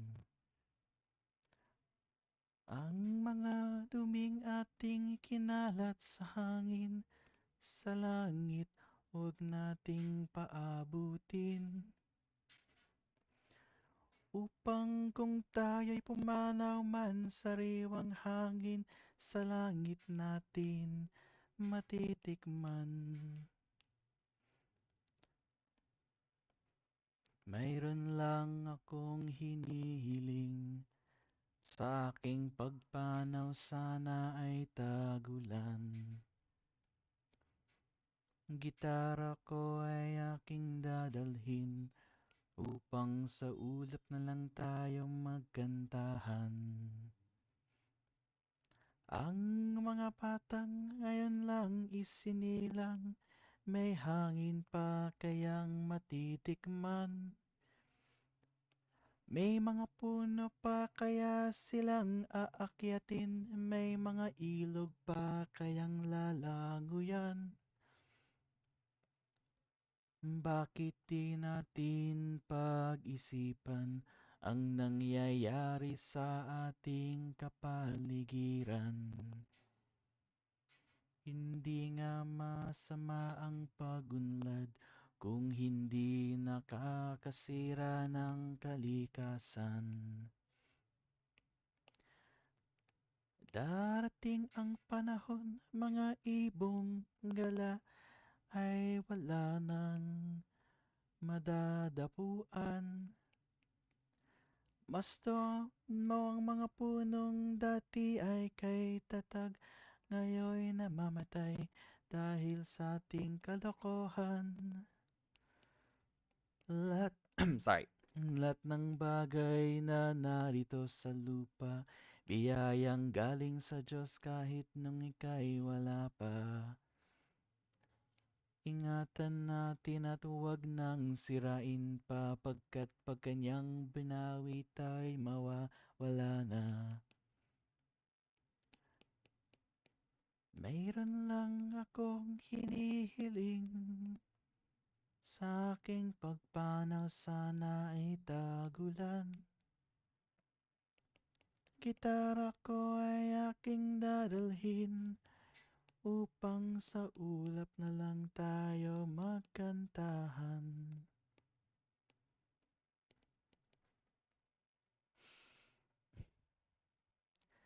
And there's a song. Thank you so much. I really do love singing. Uh, Back when I was doing my thesis in college, a lot of the hours that I spent just drawing because my thesis was a graphic novel. So a lot of the hours I spent just sitting in my room on my table working, I would be singing because it's the thing you can do independently of your hands moving.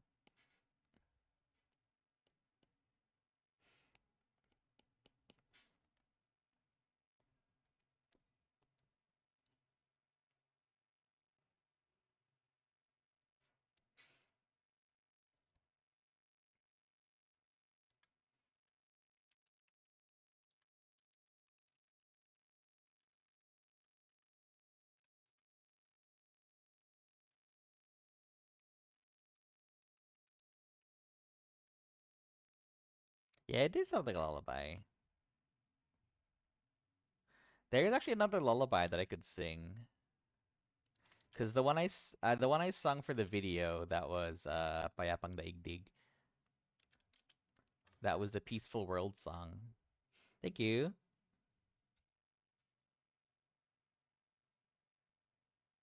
Yeah, definitely.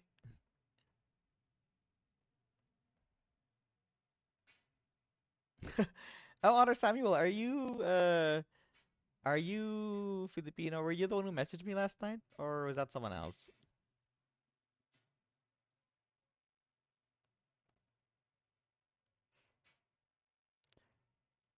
Because I assume that you understand Tagalog if you know that the song's about climate change.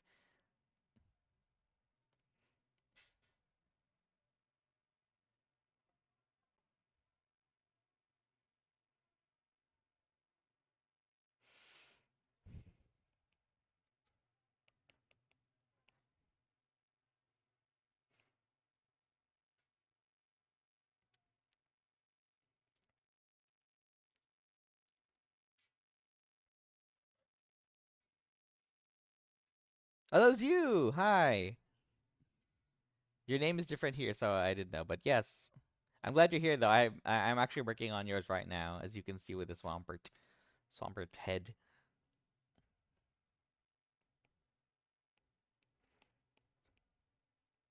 Take a guess. I don't know. I have no idea how many people here are Filipino. Ah, okay, good. Interesting. I make yourselves known so I can say hi. Nope, that's a Grovile. That's not a Sceptile. Ah, yes. I also love that one. I like to take like rival characters and make them make up instead of being enemies, they can be friends or more. Thank you. I do feel like singing the lullaby from the Rio video because that one's a great one. I know that one by heart. Ang gabi payapa, lahat ay tahimik, pati mga tala sa bughaw na langit. Kay hinhin ng hangin, waring umiibig sa kapayapaan ng buong daigdig. Payapang panahon ay diwa ng buhay, biyaya ng Diyos sa sangkatauhan. Ang gabi payapa, lahat ay tahimik, pati mga tala sa bughaw na langit.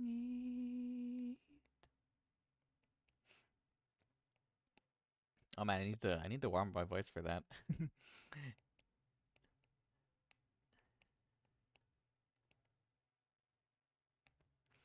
Yeah, there are Filipinos all over the world. In America, a lot of Filipinos are in California. I don't know why specifically there, but like there's like uh it is the third most spoken language after English and Spanish.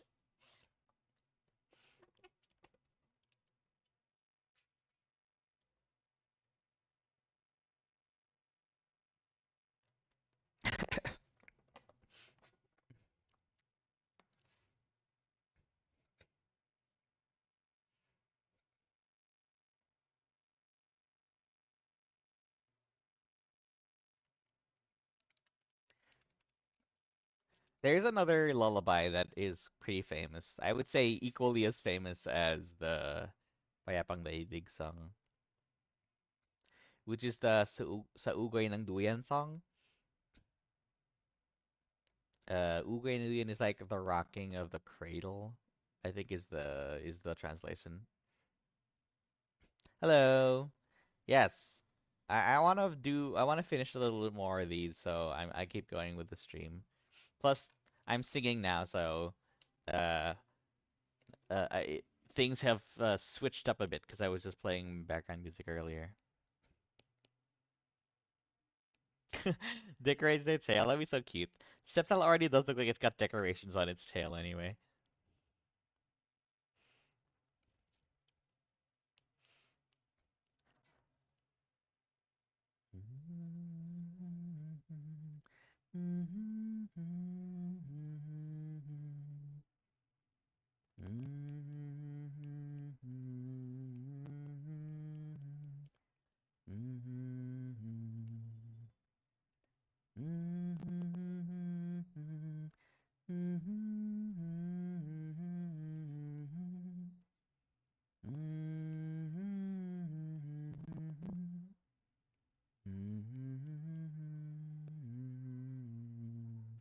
See you, Phantom. Thanks for coming. Sana'y di magmaliw ang dati kong araw ng munti pang bata sa piling ni nanay. Nais kong maulit ang awit ni inang mahal, awit ng pag-ibig habang ako'y nasa duyan. Sa aking pagtulog na labis ang himbing, ang bantay ko'y tala, ang tanod ko'y bituin. Sabi rin ni nanay, langit ang buhay. Puso kong may dusa, sabik sa ugoy ng duyan. Sana'y di magmaliw ang dati kong araw nang munti pang bata sa piling ni nanay. Nais kong maulit ang awit ni inang mahal, awit ng pag-ibig habang ako'y nasa duyan. Sa aking pagtulog na labis ang himbing, ang bantay ko'y tala, ang tanod ko'y bituin. Sabi rin ni nanay, langit ang buhay. Puso kong may dusa, sabik sa ugoy ng duyan.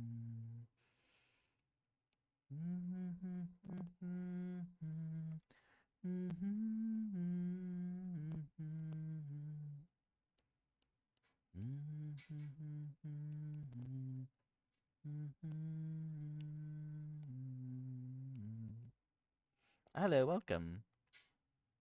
Today I'm drawing some Pokemon Mystery Dungeon stuff. Actually, I got my Pencil got a low battery warning a few minutes ago. By the time you hear this, probably be uh like 3 minutes ago. Ah, thank you. Just some Filipino folk songs.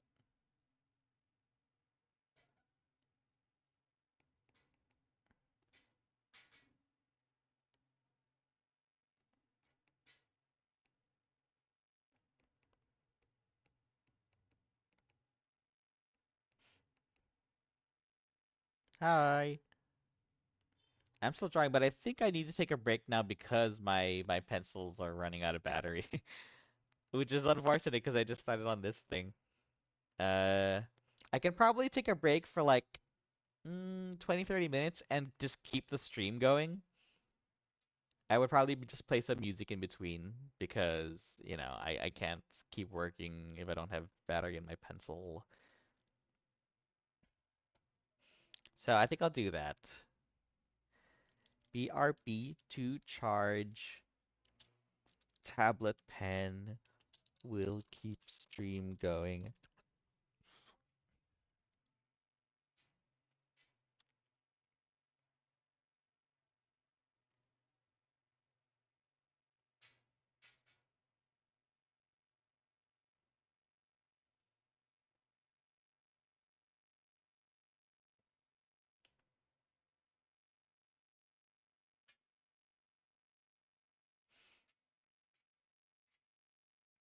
All right, thanks for coming.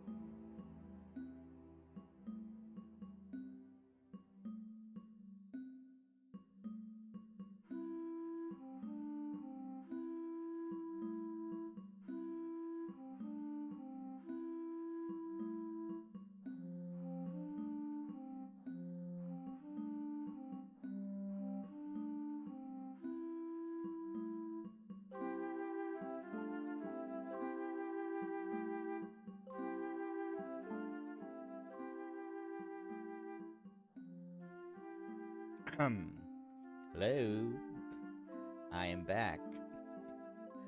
Thank you for the nice words.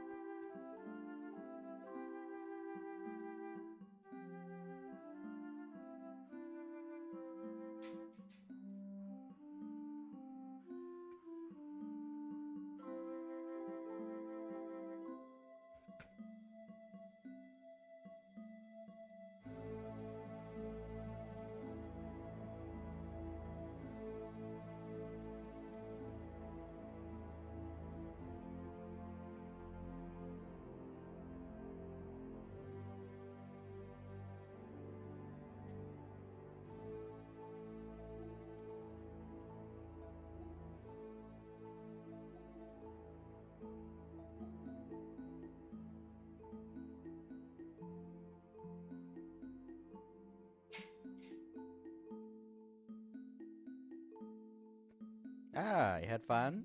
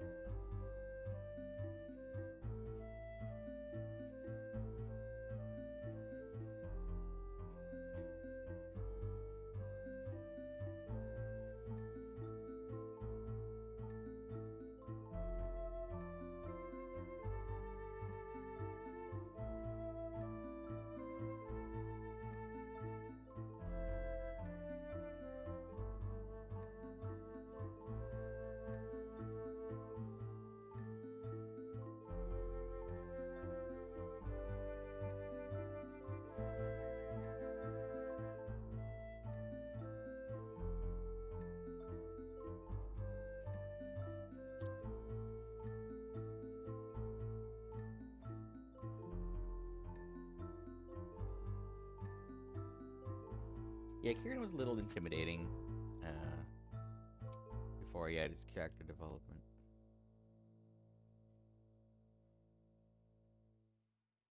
Mm.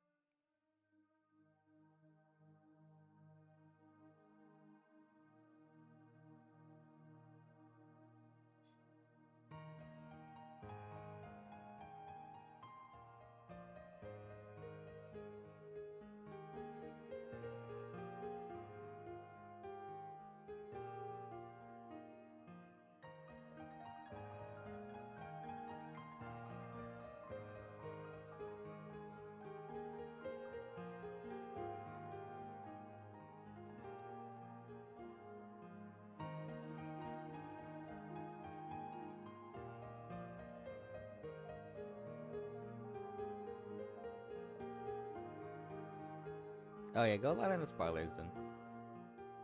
No worries, just don't give any more info.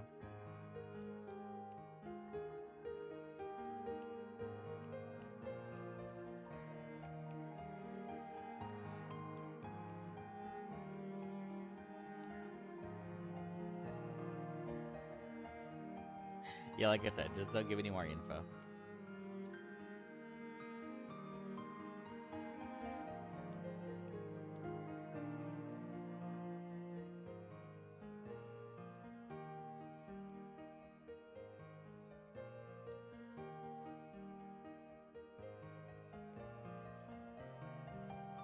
I like to do the story modes quickly because I want to get in on the memes. I want to see what people are memeing about.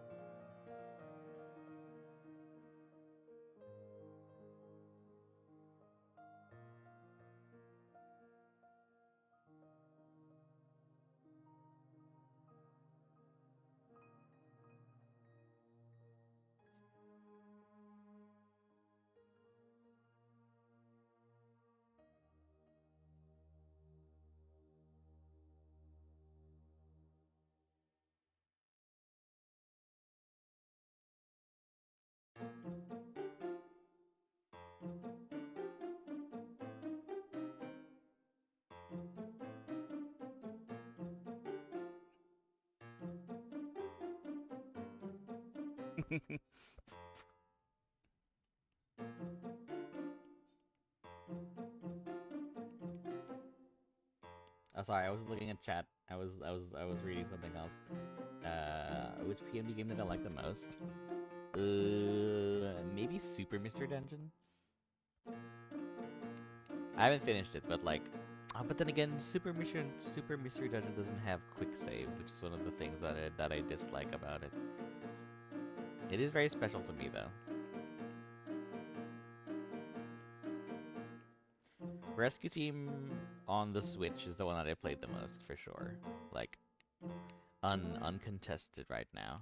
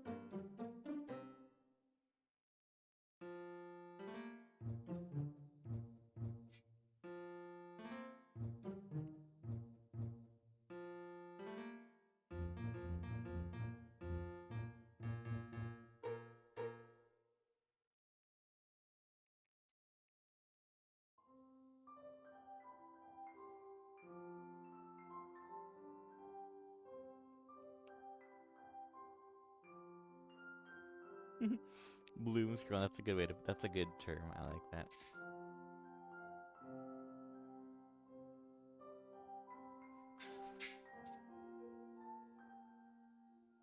Don't doom scroll. It's not good for your health. If you can avoid it, I would advise you to avoid it as much as you can. Right, you can definitely avoid it. It's a thing that is avoidable. Although social media will try to push you into scrolling more.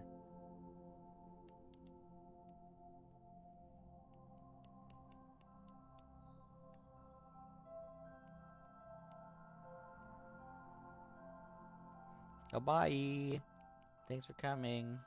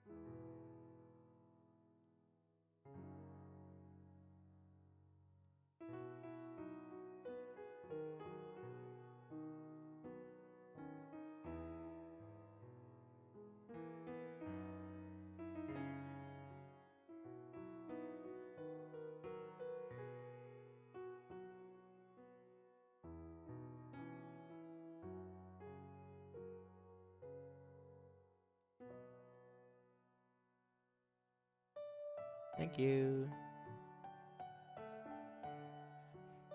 Wait, what song was played before this one?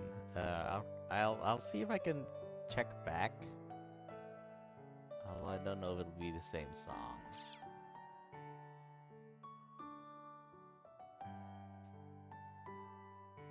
Currently, what's playing is the Pokemon. It's like a piano cover of Pokemon themes. The hometown theme from Pallet Town, New Bark Town, and Little Root Town is the one that is currently playing that I can see.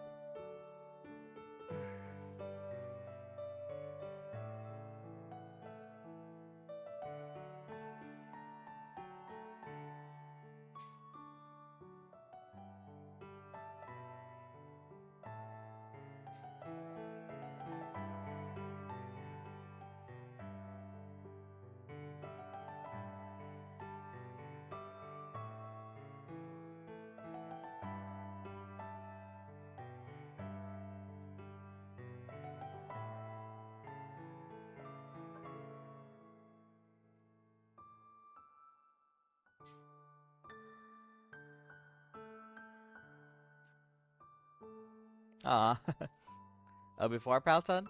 I'm not sure, but I guess I could check. Let me see if I can quickly check.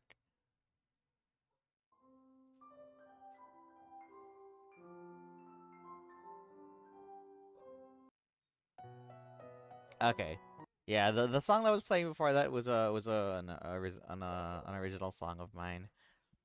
Uh, since I have your messages on Telegram, I can probably send you an MP3 of it.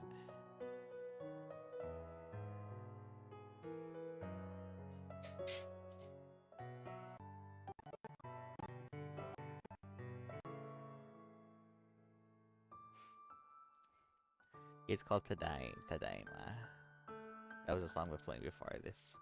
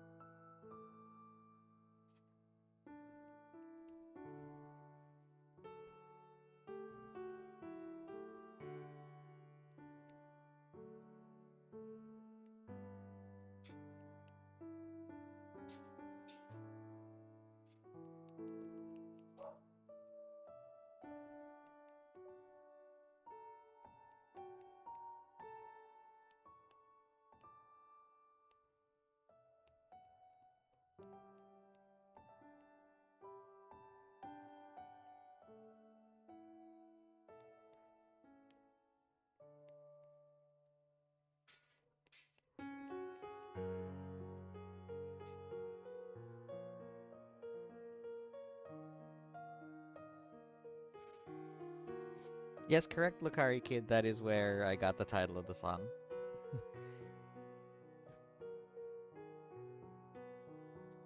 Ah, thank you.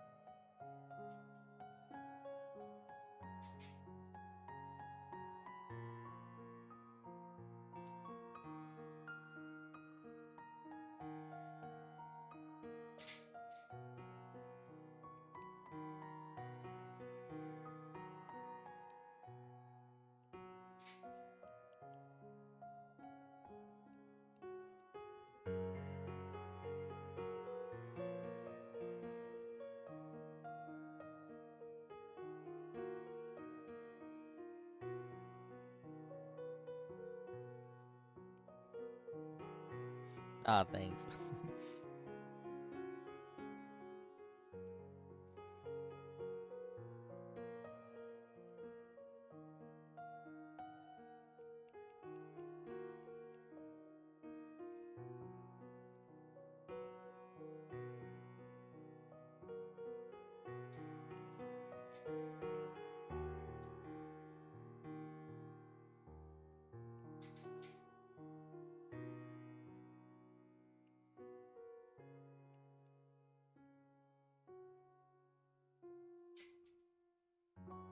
Yeah, but I took a little bit of a lunch break.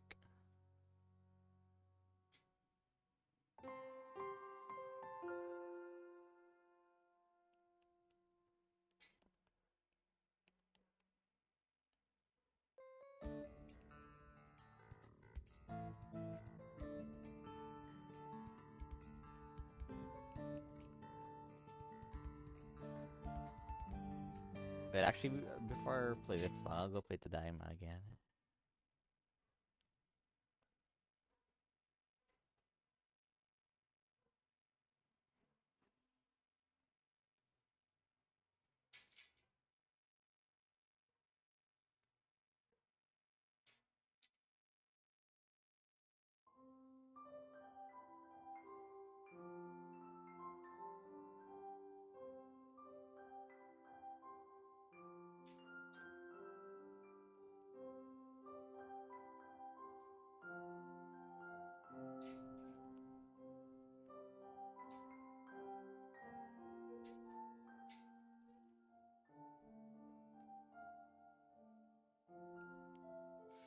Ah, thanks.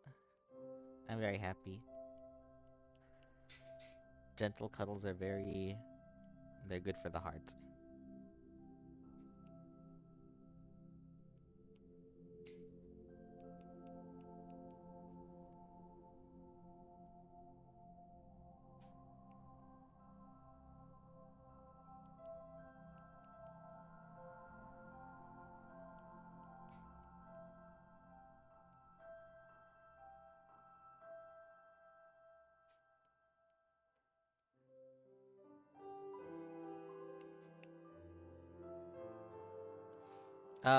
I see all of the commission forms that are submitted.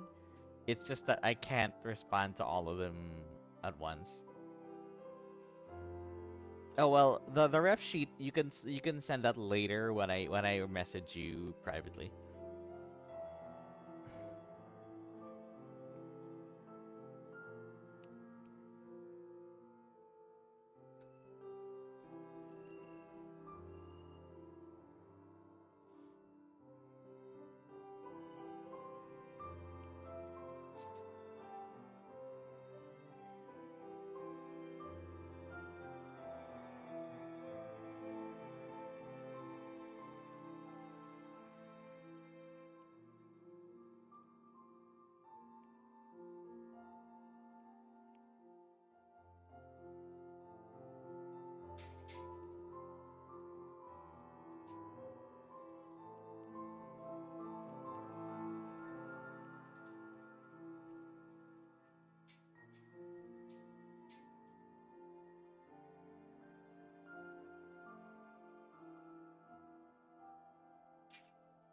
I mean, you still can't if you have like a if you have a link to the reference, you can still put like an imgur link, like an imgur link, or a stash sta dot sh link. Some people use those. But if not, then we can just talk about it when it's your turn for commission.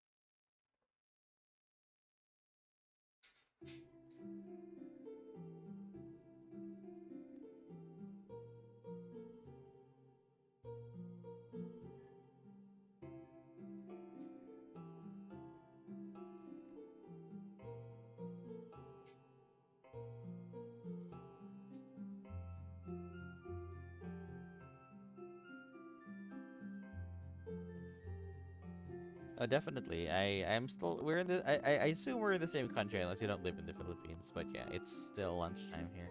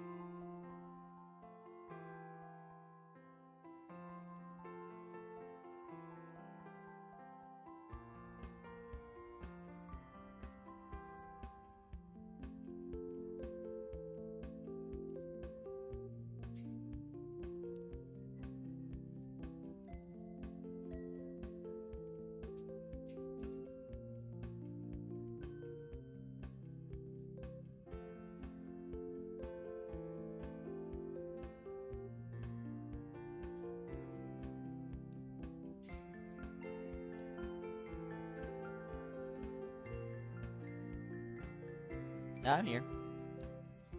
I'm in Laguna.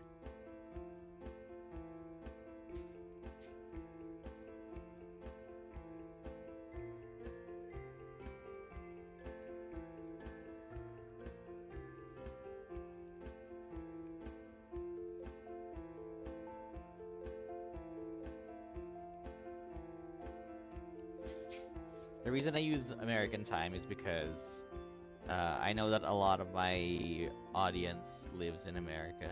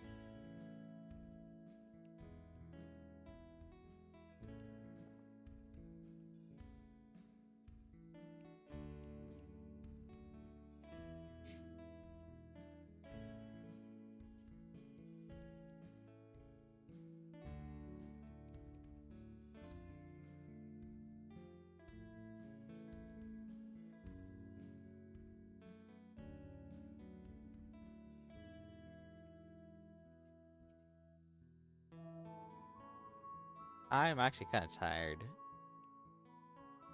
I just want to finish as much as I can of this, but then I'm gonna fall asleep.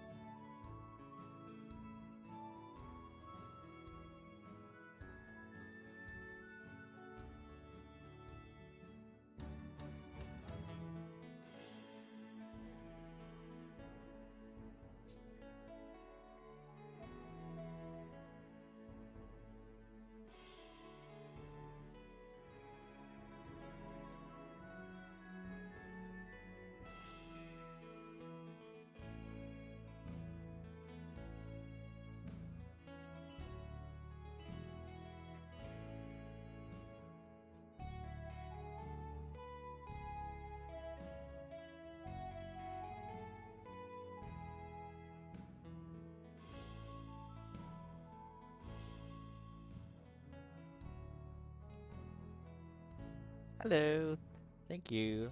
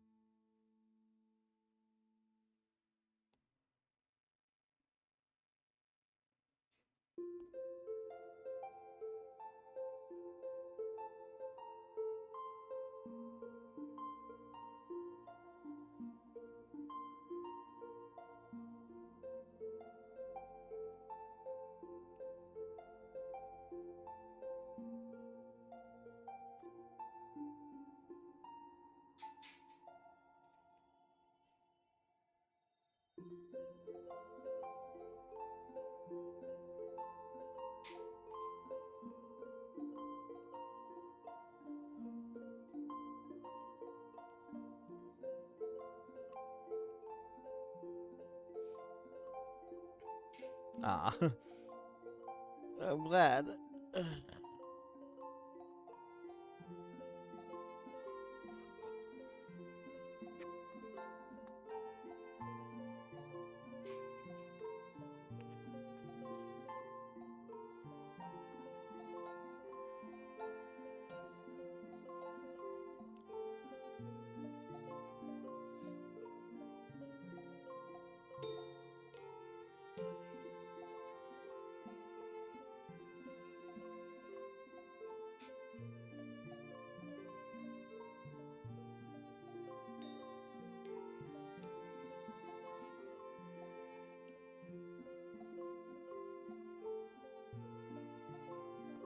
That's okay. You can just show it to them.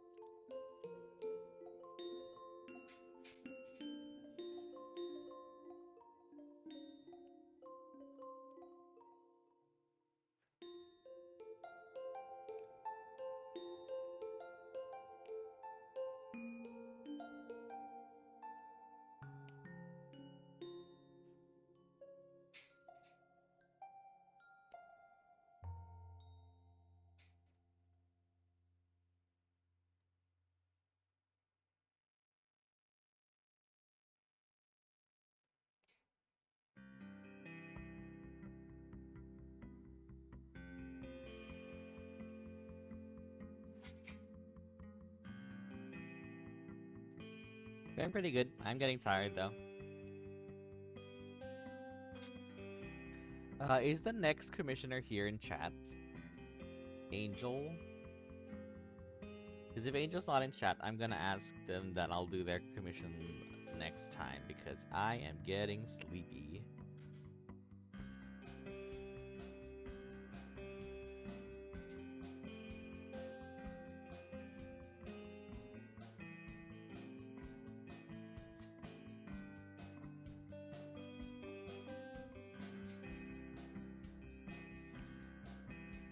If Angel's not in chat, then I can just message them.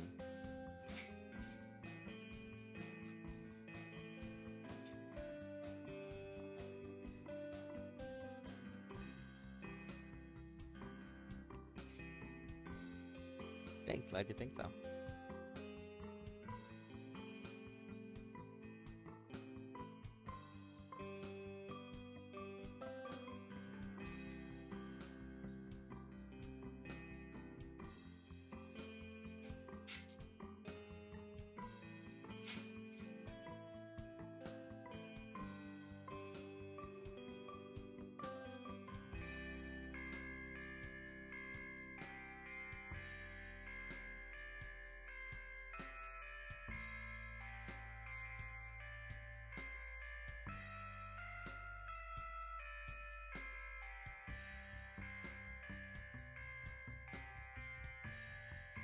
Ah, dance part is cute.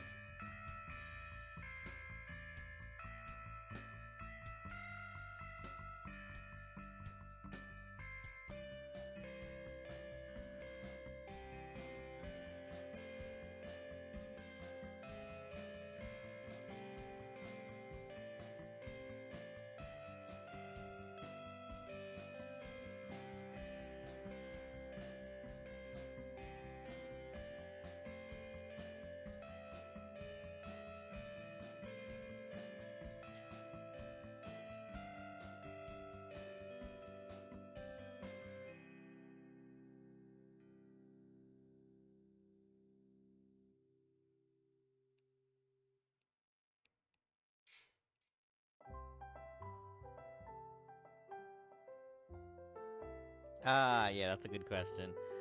If you guys have Telegram, you can join this channel. I actually haven't posted all of the what's it called commissions,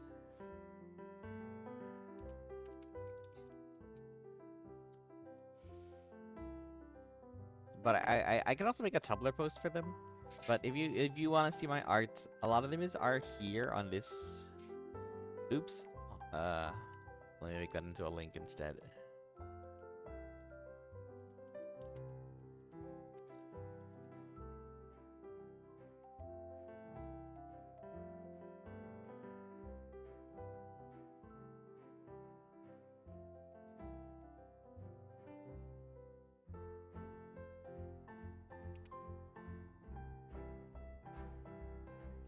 We'll try copy pasting that to make it work. Another place is probably a Tumblr.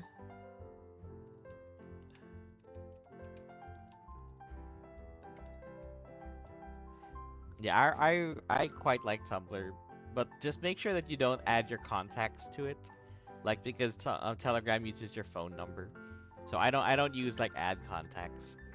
My Tumblr is also here. Uh, I will start posting more on Tumblr, because got this app that mass posts like um posts to different websites because I really need that. I, it's so hard to like make one post for every site. So having something to post on multiple sites at once is very helpful.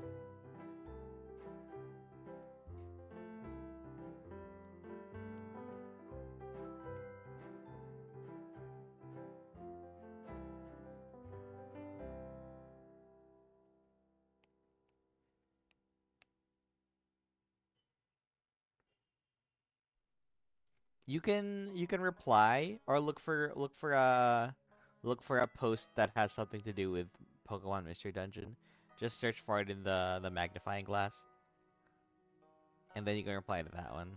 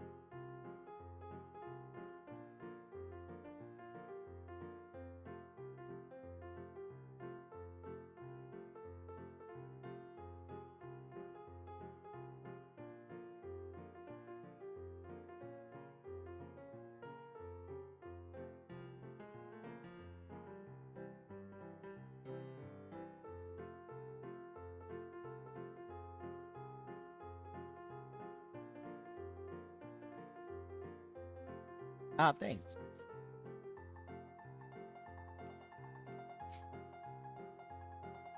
I think the more I draw certain Pokemon that I haven't drawn before, the more I think they're adorable.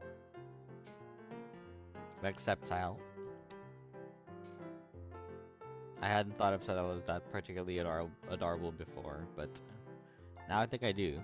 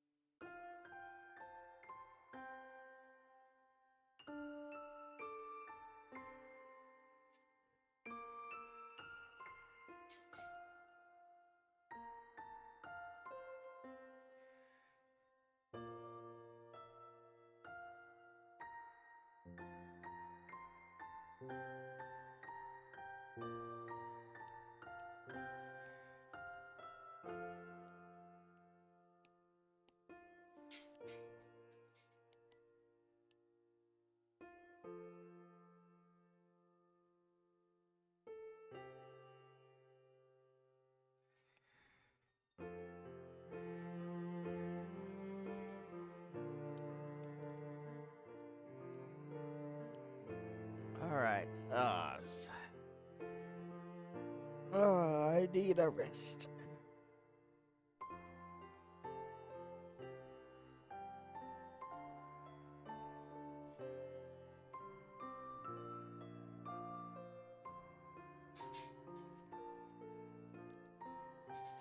Yeah, I'll tell the other commissioner that I'll have to do this later because I need to sleep.